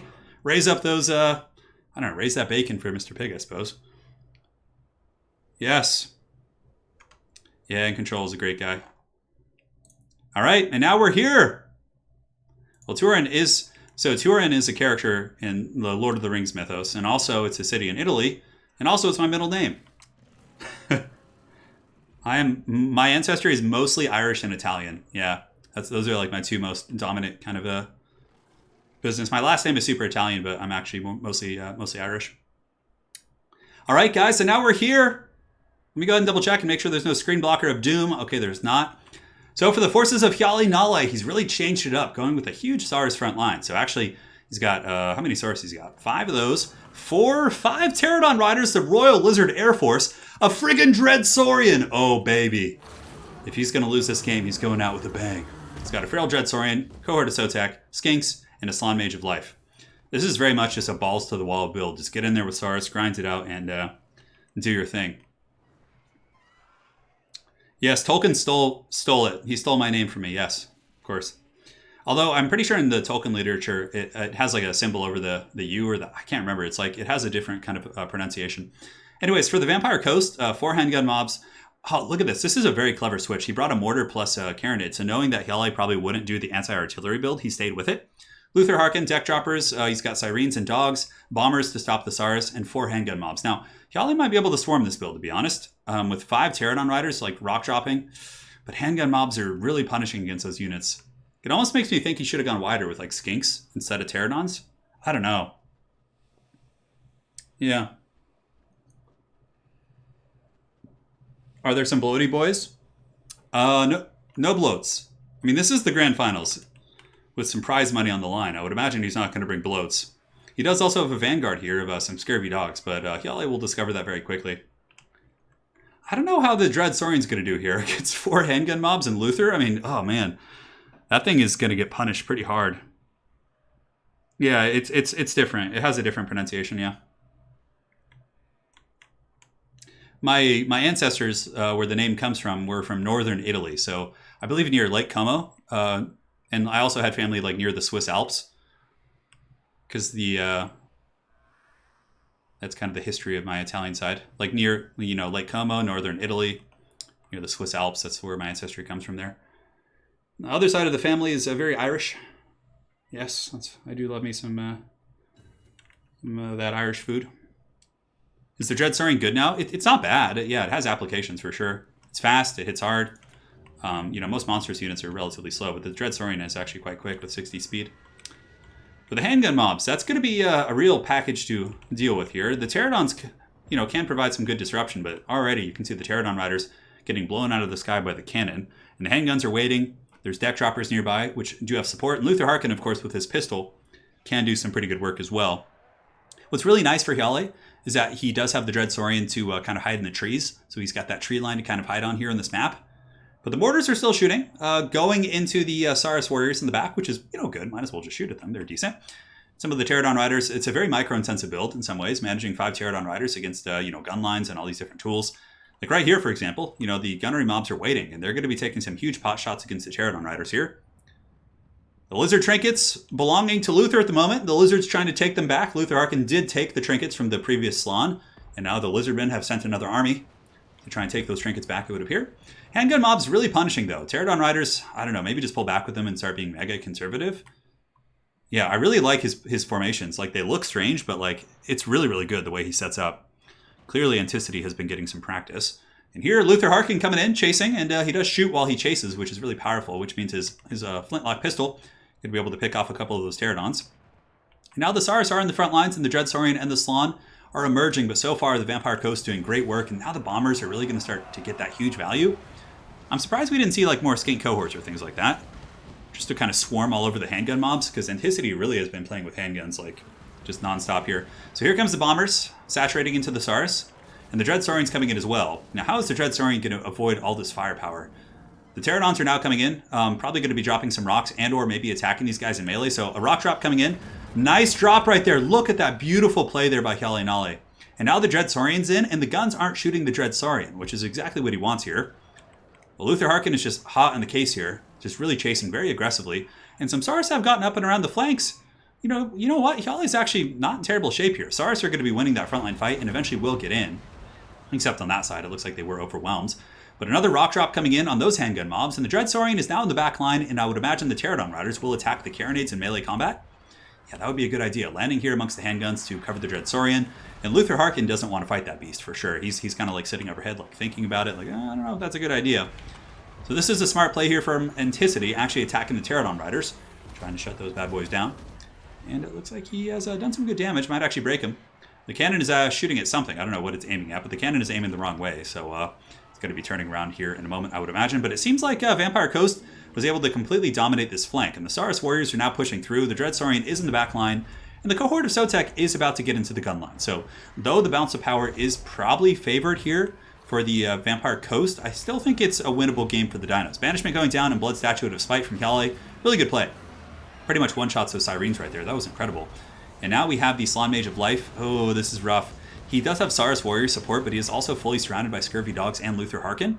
But in the back, Vampire Coast is about to lose a lot of its gun line. You can see here we do have the gunnery mobs here getting worn down, but the Bombers have turned. Really good play right there. And they're going to be getting some good anti-infantry, or anti-light fire here in the cohort of Sotek. So the Dreadsaurian now going onto the artillery piece. Vampire Coast, balance of power is creeping back towards the middle. As long as the Slann can survive Luther, I mean, the Dreadsaurian can basically just go balls deep in the back line and cause some big problems. I have to say, I'm really impressed with Hyale's play this game. Really good disruption. Despite taking a ton of damage in the beginning, he was patient, didn't panic, and was able to get where he wanted to go with pretty much everything. So, Mortar team is crumbling down. The Carronade is 100% down as well. Mortar will probably follow up shortly after. Scurvy Dogs are protecting, but a little bit out of position here. Pterodons shutting down the handguns here, and the cohort of Sotek doing some great work as well. And suddenly, guys, it looks like the Lizardmen, I mean, if Hyale can kill everything that can kill the Saurus, or not the Saurus, but the Saurian, then, I mean, Luther can fight it and do well, but, I mean, that's going to be a tough scrap for Luther Harkin. Bombing mobs are wearing down. Saurus warriors are pushing in. And I don't know, guys, the mighty Dreadsaurian beast is making its way downtown. Certainly having some fun. The Slann Mage of Life is trying to get near the Dreadsaurian, which is smart. Oh, but it looks like the Slann is actually going to turn and fight Luther, and the reason why he's doing this is to pin him in place for the Dreadsaurian to come in, so Luther is going to have to run. The handguns are gone. Guys, I think the Lizards are going to get this. I think they're going to get their trinkets back, and I think we're going to get a game 3. But it's hard to say. Still a close game. You can never count Luther Harkin out. But, you know, the Lizards have gotten pretty much all the ranged pieces off, and there is a full health, erect Dread Saurian still in business here, which, with a life salon too, I mean, I would imagine there's probably a regrowth in the back pocket to keep that thing alive. Oh no, and the Vampire Caster is going to get eaten by this Dread Saurian. Sheer brutality. Yali Nolly not going quietly into the night. His target priority, very, very good. He was able to take out all the handguns and the cannons. You know, sacrificing a bit in his front line, but 100% worth it because now, you know, there's a mighty Dread Saurian to be dealt with. So there are some Pterodons as well. I wonder if they're going to go here and try and poke the Vampire Captain. Looks like they are. And the Dread Saurian is coming for blood. Cohort of Sotek Unbreakable. That's going to be really nice. Oh, and the Dread Saurian's coming from Luther Harkin. Is he going to get stuck on the rock? He is! He gets bumped on the rock, and now the Dread Saurian. Oh man, Luther just barely getting up there. That was a Jurassic Park moment if I've ever seen one. But yeah, the Cohort of Sotek's going to be tough to kill as well. Luther is probably going to try and kill the Salon and just goot him out. Which looks like a regrowth is going to be used on the Salon. Salons are actually surprisingly tanky. Cold-blooded and regrowth, yeah, that's going to help him survive for sure. And now his vigor is fresh. The Dread Saurian is exhausted, but that's okay. He's a feral predator. He cares not. Om nom nom indeed. So the regrowth keeping the Salon alive, but here comes the Dread Saurian, the Dread Beast himself, charging in. Luther Harkin is forced back. And here we see the Vampire Caster is getting worn down here by the Pterodon Riders. I think getting the Dread Saurian and just beelining for that Vampire Caster is like the best play here, for sure. There's still Saurus. We still have the Red-Crested Skinks. Oh man, this series is awesome. It looks like it's going to go to Game 3. We have a donation from Ivar. Thank you so much, Ivar, brother of Ol. Approves of these feral beasts feasting upon the undead scourge. Thank you so much, Ivar. Appreciate it. Yeah, that was a very weird liftoff, but you know what would be really cool is if the Salon could actually like levitate up and get on the Dread Saurian's back. Imagine if this Salon Mage Priest of Life were to ride the Dread Saurian.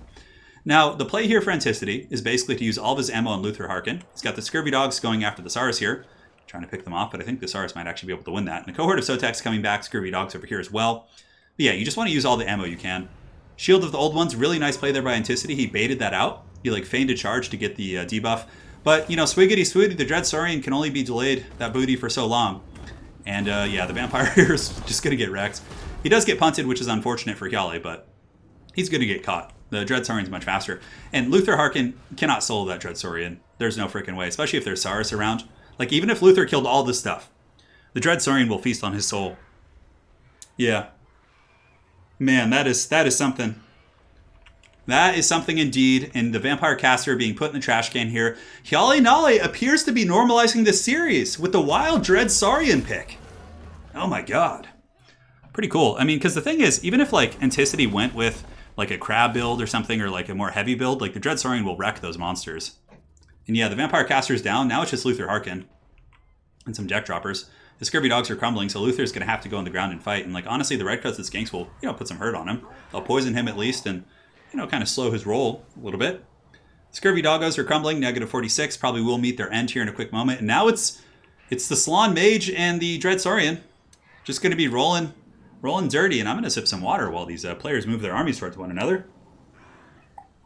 I don't think Hyale could throw this. He could let Luther Harkin kill the Salon for free. And from there, like, the Dread Saurian would still win it. I think Anticity's probably saying GG in chat. Anticity says GG. I assume Luther can't fight that. Yeah, so he's saying GG, and also all he has left are flying units. And Hyale's saying, let's see how far he can get. So he wants the duel. So here comes Luther Harkin going in for the Salon, trying to get the low-hanging fruit. No, he's going for the Dread Saurian. Hornswoggle's active, but Luther, boy, you're not going to have a good time. This lizard wants its trinkets back. Next game, there will be 2 Dread Saurians. Yeah, Shield of the Old Ones. Ooh, and Earthblood on the Dread Saurian is so gross. Now, Luther just got hit for the first time pretty hard. The deck droppers are coming in as well. Balance of power is going massively in favor of the dinos. Yeah. he's trying it out. He's losing this duel though, for sure. The Dread Saurian, especially with the buffs. Even when Hornswoggled. Yeah, he's getting munched. Plus Luther's also poisoned by the skinks here, so there's not much he has going for him here in this situation. Oh my god, look at the glorious Dread Saurian, the proud beast.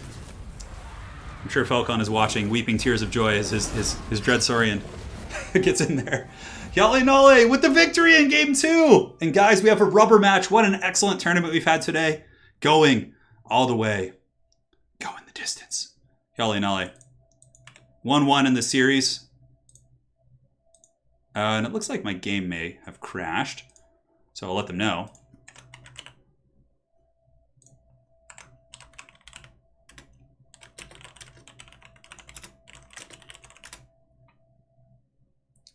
See if we can get back into it. No, doesn't look like it. Okay, so we'll close that. Man. Okay, so let's go ahead and go back to the bracket, guys. We're 1-1 here in the finals. Just got to close Total War real quick. Reloading it right now. Just give me a second.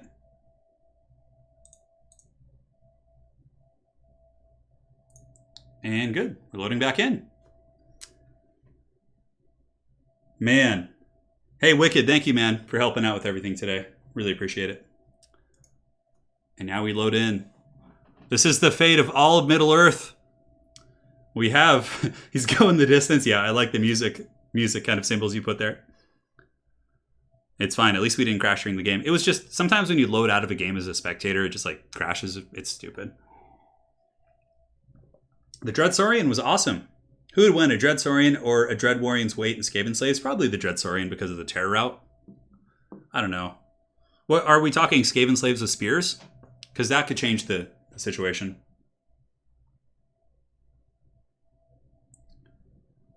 Imagine using 5 Pterodon Riders as a meat shield for a Dreadsaurian. Well, dude, it worked. Yale with like the next level plays, but Anticity as well. I mean, both these guys are just so scrappy today.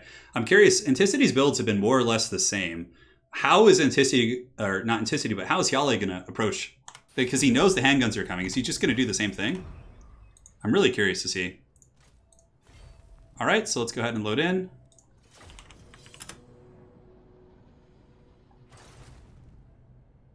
All right, looks like we're good.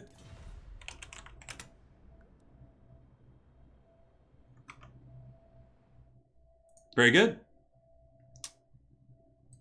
So Yale remade the lobby. We're all set. Let's go ahead and switch back to our nameplates. Get the screen blocker up. And we're all set. Yeah, the Dreadsaurian was pretty powerful there. I mean, because, like, you know, Luther Harkin can be a pain in the butt, but if you have some big beastie like that, you can certainly handle him. You guys think Yale Nolly is going to bring 2 Dreadsaurians? That's your prediction? I believe Prague is the last map. They can check in the Discord if need be. Thank you guys all so much for your support today. It's been a really fun faction war. The power of the bloat be with you. Yes, indeed. Oh, man. I don't think we're going to see bloats. I'm sorry, guys. I don't want to, like, kill your dreams, but I just simply don't think we're going to see a bloated corpse. Celestra on a crab. Maybe. She's not a bad lord. Celostra's actually decent. Maybe we'd see, like, a Count Noctilus pick. Luther's been doing well, though. It's not like Luther has been doing bad at all. The return of Footgar, perhaps, says Flying Taco in chat. I don't know, Flying Taco. Footgar could certainly do it. I don't know. Well, I can see what Yale's picking right now. And I have to say, it's pretty exciting. 3 Dreadsaurian. Francis, I know, the screen blocker is so good. Footgar, 100% screen cap this, says Mac Brown. Could we get a Footgar? I don't know. It's really, because, like, normally most, like, players have, like, 1 or 2 builds for a matchup, if at all, right? Mostly just 1. So, like, when they're forced into a best of 3 versus the same faction versus the same player, it's like, you got to change up what you're doing to an extent. Or maybe you don't. I don't know. My wife is Polish, yes. My lovely smoking hot wife is indeed Polish. Correct. Oh, man. Yale Nolly, I'm digging the build, dude. I'm digging it, man. Can he use Sartosa units? So Ant-Man, he would have to declare Sartosa as his faction for the whole tournament. Because Sartosa has unique units, so it's technically, like, different. He would have to play them the entire time. The Feral Dreadsaurian costs 2,300 gold. Whereas the regular... the Feral Dreadsaurian's 2,300, I think. The other one is, like... like in the mid, like high, like 28 or 25 or something for the regular one, and then the Shredder of Luster is 37 or 3,800. You think Coast is going to go big crab?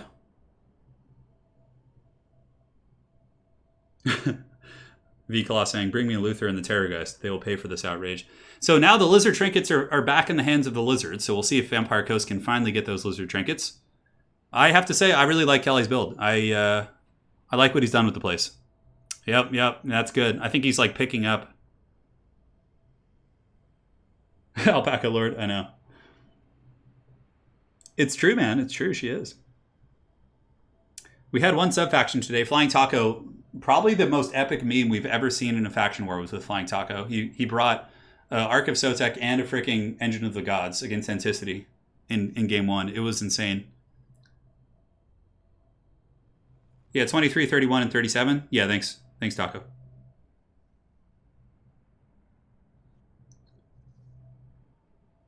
Thank you. The giant enemy crab? I don't know.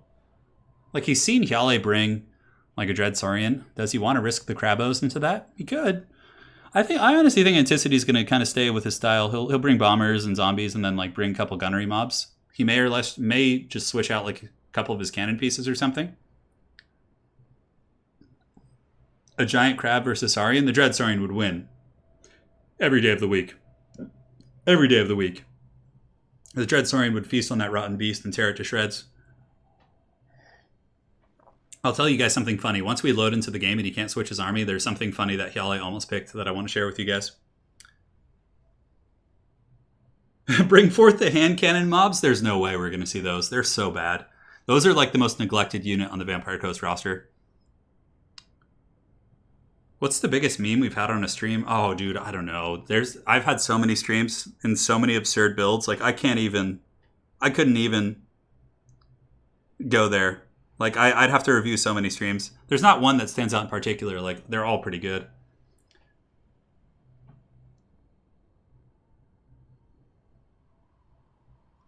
And EK, what did you ask about? Let me scroll up. So, EK says, hi guys, just came back to this after a year or so. I've not bought 2.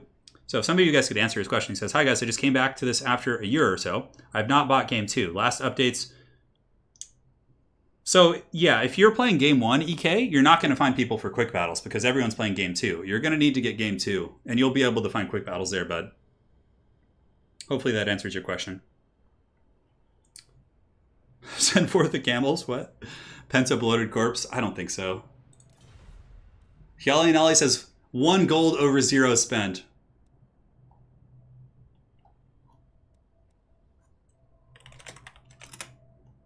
$1 gold over the 0 spent. What would the bloats accomplish here? So the thing is like lizards will probably have a couple Saurus and skinks, but like if you kill a skink, you're losing money, right? Because the bloat costs more. If you get a Saurus, it's probably worth it. But I don't think Hyale usually plays with like a lot of missile units. It's pretty risky. Yeah. The last 2 updates or so, you say, okay, that's strange because I'm able to get quick battles. Okay, so for the last 2 updates, you're not able to get quick battles. You got to double check your mods in your game version. And I would recommend, if you're not opposed to it, reinstalling the game and making sure you're on the proper game client and everything. Yeah. Yeah, Professor Pone has had some Sirtha Ek armies on our streams before. But now let's go ahead and get rid of the screen blocker. I'm not going to let the finals go like this with the screen blocker. Not in my house. All right, guys, and here we are. So for the build of the lizards, instead of going with the Feral Dread Saurian, he comes with 2 Feral Carnos. So he's got 2 T-Rexes to handle his anti-large threats, and that's more than enough to fight Luther. He's got a bunch of Pterodon Riders, so obviously he's had pretty good success with those. 2 of those. Now this is where things really change. We do have a Skink Priest of Heavens, a Skink Priest of Beasts, a Windblast to kind of Shrek the zombies, Manticores to just be Manticores, and he does have Foot Gar, baby, so coming in with Croc Gar on foot once again with Hand of the Gods. So very excited for that. Now, front line is wider this time. He actually has Saurus. He has a bunch of skinks, cohorts going into the sunset. I really like the way Hyale has adapted this army, and I think it's very good. What in tarnations is this? We have zombie pirate gunnery mobs with hand cannons. No. Guys, what is this? Zombie pirate gunnery mobs handguns. Maybe he knows something we don't. Perhaps they've been buffed. We'll find out. But nonetheless, in the front line, he's got Tide of Skjold. He's got Sirens. He's got Dogs. He's got triple hand cannon. Triple. And then he has triple handgun as well. No, penta handgun. 5 handguns, 3 hand cannons, Luther, Vampire Caster, Scurvy Dogs, and Sirens. What is happening here, guys? Everyone's in chat is all excited about Footgar, but guys, we have Zombie Pirate Gunnery Mob hand cannons. I don't know if I've ever seen those, like in a competitive game. Handguns? What do they even do? What do they even do? I'm curious to see if they have some functionality. Because clearly Anticity is, plays Vampire Coast a lot. So I would imagine that he has some good tools here. I don't know, what the hell is the hand cannon going to do? What do they do? I would give you guys some expert analysis here, but I honestly have no idea. I mean, yeah, they're short range, they have high AP, and they're supposed to have really high damage also. 32 missile damage, high armor piercing values, short range. Yeah, this should be interesting. All right, so the battle is underway. Pterodon Riders going to harass Luther Harkin, but there are a ton of gun pieces in the back. I'm a little bit concerned for Anticity to be able to protect his backline against this many skinks. No bombers this time around. Again, opting to use the hand cannons. We'll see what they do. Luther Harkin hard in the chase, going after the Powhawks of Sentinels, which I suppose isn't bad, especially if you can take out a model, but it looks like he's not able to catch those annoying little skinks riding pterodactyls. And now the frontline engagement about to be underway. Handguns on the far side shooting into the red-crested skinks, into the skink cohorts as well. But the engagement's about to be on. Is Anticity going to be able to protect everything? That's what we're here to find out. So I'm just going to be watching the hand cannons for a quick minute.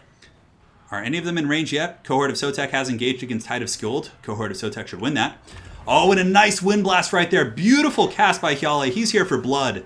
Getting those sirens down very quickly. However, Anticity does respond pretty quick with an invocation. And now the Scurvy Dogs cometh. So we haven't seen the hand cannon shoot too much. Let's see if we can get some eyes on these ones. So here they come. The shotgun blast going into the Saurus here, but not quite an open shot. But nonetheless, we'll keep an eye on it over the course of the battle.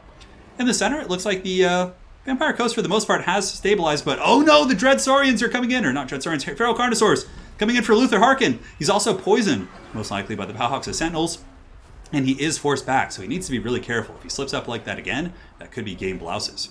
So the Scurvy Doggos are basically just being used as kind of a peeling piece to go after the rears and the exposed hides of the infantry, but the crossfire coming in from the back line, the hand cannons, and the handguns apparently, let's go ahead and watch them shoot. Come on, show me these guys shooting. Anticity, don't disappoint us. Here they come. That's not bad damage. It did okay. Definitely not as effective as the handguns, but maybe it is. Man, the burst damage on this Feral Carnosaur is brutal.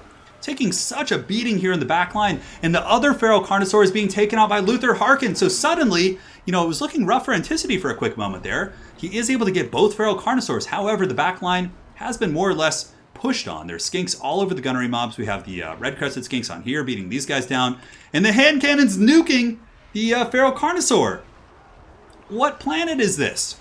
So over here we have Footgar in the main engagement. Looks like some zombie summons have been used by Anticity here. And Anticity is able to get Hyale's caster. So taking out that Heaven's caster is super valuable. Oh no! Hyale has lost both casters. They've both been taken out. They're both going to be chased down by Scurvy Dogs. That is brutal. And also both of the Feral Carnosaurs have been punished.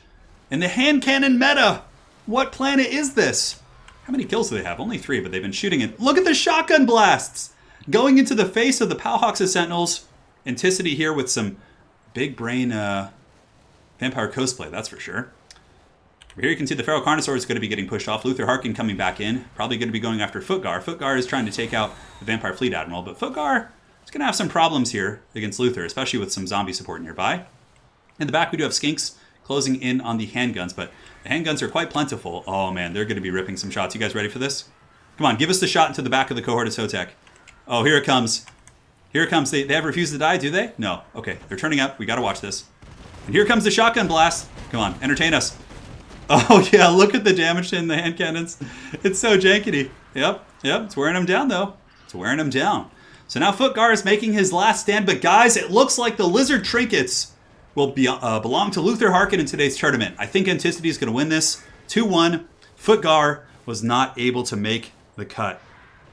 Man. And look at that, guys. The Haggard hand cannon build. Taking apart the backline pressure from the lizards. Too many guns. Krokgar is chased. And Anticity is going to be our champion today. Congrats to him. The lizard trinkets belong to Luther Harkin. It's the first time we've had an undead faction actually make it and win in one of our faction wars. So congrats to him. Anticity is our grand champ. A great round of opponents today. He has done it. Luther Harkin clutches his lizard trinkets close to his chest and smiles with that creepy vampire smile. All right, so now we're going to go to the faction war bracket. Our winner for today is going to be the Vampire Coast and Anticity. Come on, fit there. Yes, give us that. So congratulations to him. Very well played. That was a really, really solid win for sure. That build worked very well against what the Lizardmen brought. Did the hand cannons wreck the pterodons and I didn't see it really? Is that what I missed? What a great set of games today. My goodness. And if we go back to the opening thumbnail, a salute to those who have fallen. So well played. We had Xiphos on High Elves, Felcon on Wood Elves, Hyali Nale in the grand finals, of course, on Lizards. Tank with a great run as well, but unfortunately he did run into a bit of a counter against the Lizardmen. Great run nonetheless. King of the Dead having an amazing game with Zardar. Alric Rawl. That Bretonnia Beastmen game was so good too. Hadries, Flying Taco with the glorious meme. Man, the Engine of the Gods. That was really some business for sure. We had Aerocrastic, and of course you guys got to see those games in action. Zardar Total War. Man, I really thought Zardar had that too in that first game against King. That was crazy. We had Zero on Chaos. So Chaos still has yet to make it past the first round. And we've had some amazing Chaos players. So perhaps the curse will be broken for sure. And Zero maybe be the man to do that. A-Move Hacker and the Dwarves made it pretty far, just narrowly losing to Hyali Nale. Man, that game was insane. And what can we say about Anticity? I mean, that was quite a run today. Quite a run. Man, the hand cannons, like his positioning, he had some solid wins. And Soothsayer, of course, bringing the Empire Death Star, was taken apart by the Dreadlord tank and his White Kings. Exploding Hamster on the Skaven with the Quad Jezzails rode down by the Elfarim of Xiphos and Professor Pone with the Haggard Greenskin mob, of course, giving it his all. And there you have it, my friends. That is it. If we look at the brackets once again, you can see the Vampire Coast did have to play against Hyali Nale, against Felcon, had to play against Xiphos, and also against Flying Taco in the beginning. And that is it. So here's how it's going to work, guys. When the video is uploaded or finished rendering, there's going to be a separate a poll posted there that you guys can vote on the People's Champion. So how this will work is you come back, you vote after you watch the tournament on who you thought the People's Champion was. That individual will receive the third place prize. Now, first place prize will, of course, be going to Vampire Coast and Anticity, and second place will be going to Hyali Nale and the Glorious Lizards.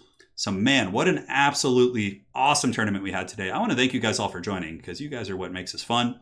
Special thanks to all the mods for helping out. Slanesh bots have apparently disappeared because you can't go to people's profiles and streams anymore. So Slanesh bots are free, but mods, thank you guys all so much for helping out. And I just want to give sincere thanks to all of you guys for your donations. So we have Ivar, we have Reed Tackman, we have Lancelot, asking about Total Biscuit, yes. Lord Inquisitor Ignis, Richard Lee, Ruben Bunskoke, coming in with a couple donations. The Melee Slon, making his people proud, of course.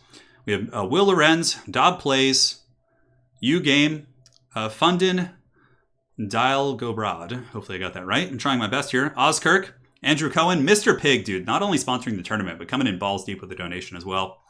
Limic, Scully686, Andrew Cohen, Soldier 13R1. I probably said something in lead speak and I just don't know what it is. Pandemic, and JR. Thank you guys so much. And we also do have a new channel sponsor coming in. And let me go ahead and pull that up as well. Should be here somewhere. Yes, why are you not appearing to me? I know, it was a really fun show. That was an insane game. I'm sure Soothsayer in chat is celebrating as well, seeing his glorious Slon make it to the finals. Yes, Andrew Cohen, thank you again for the donation, man, and sponsoring the channel. All right, guys, that's it. That's the tournament. Hopefully you guys enjoyed. It was an awesome run. If you guys aren't subscribed to the channel, please do so. I think for future streams, we're going to be doing some Total War giveaways. So for future streams, I'll be doing giveaways of Total War DLCs. So should be quite a bit of fun. So make sure to subscribe if you guys want to be eligible for that. And do like the stream on the way out if you enjoy it. A big congratulations to Anticity. What an amazing run he had today. And again, I just want to sincerely thank you guys all for watching. And we will see you back with the Faction War in a couple weeks. Potentially ECLs, all sorts of good stuff on the horizon. Should be fun. And we'll see you guys around. Take care.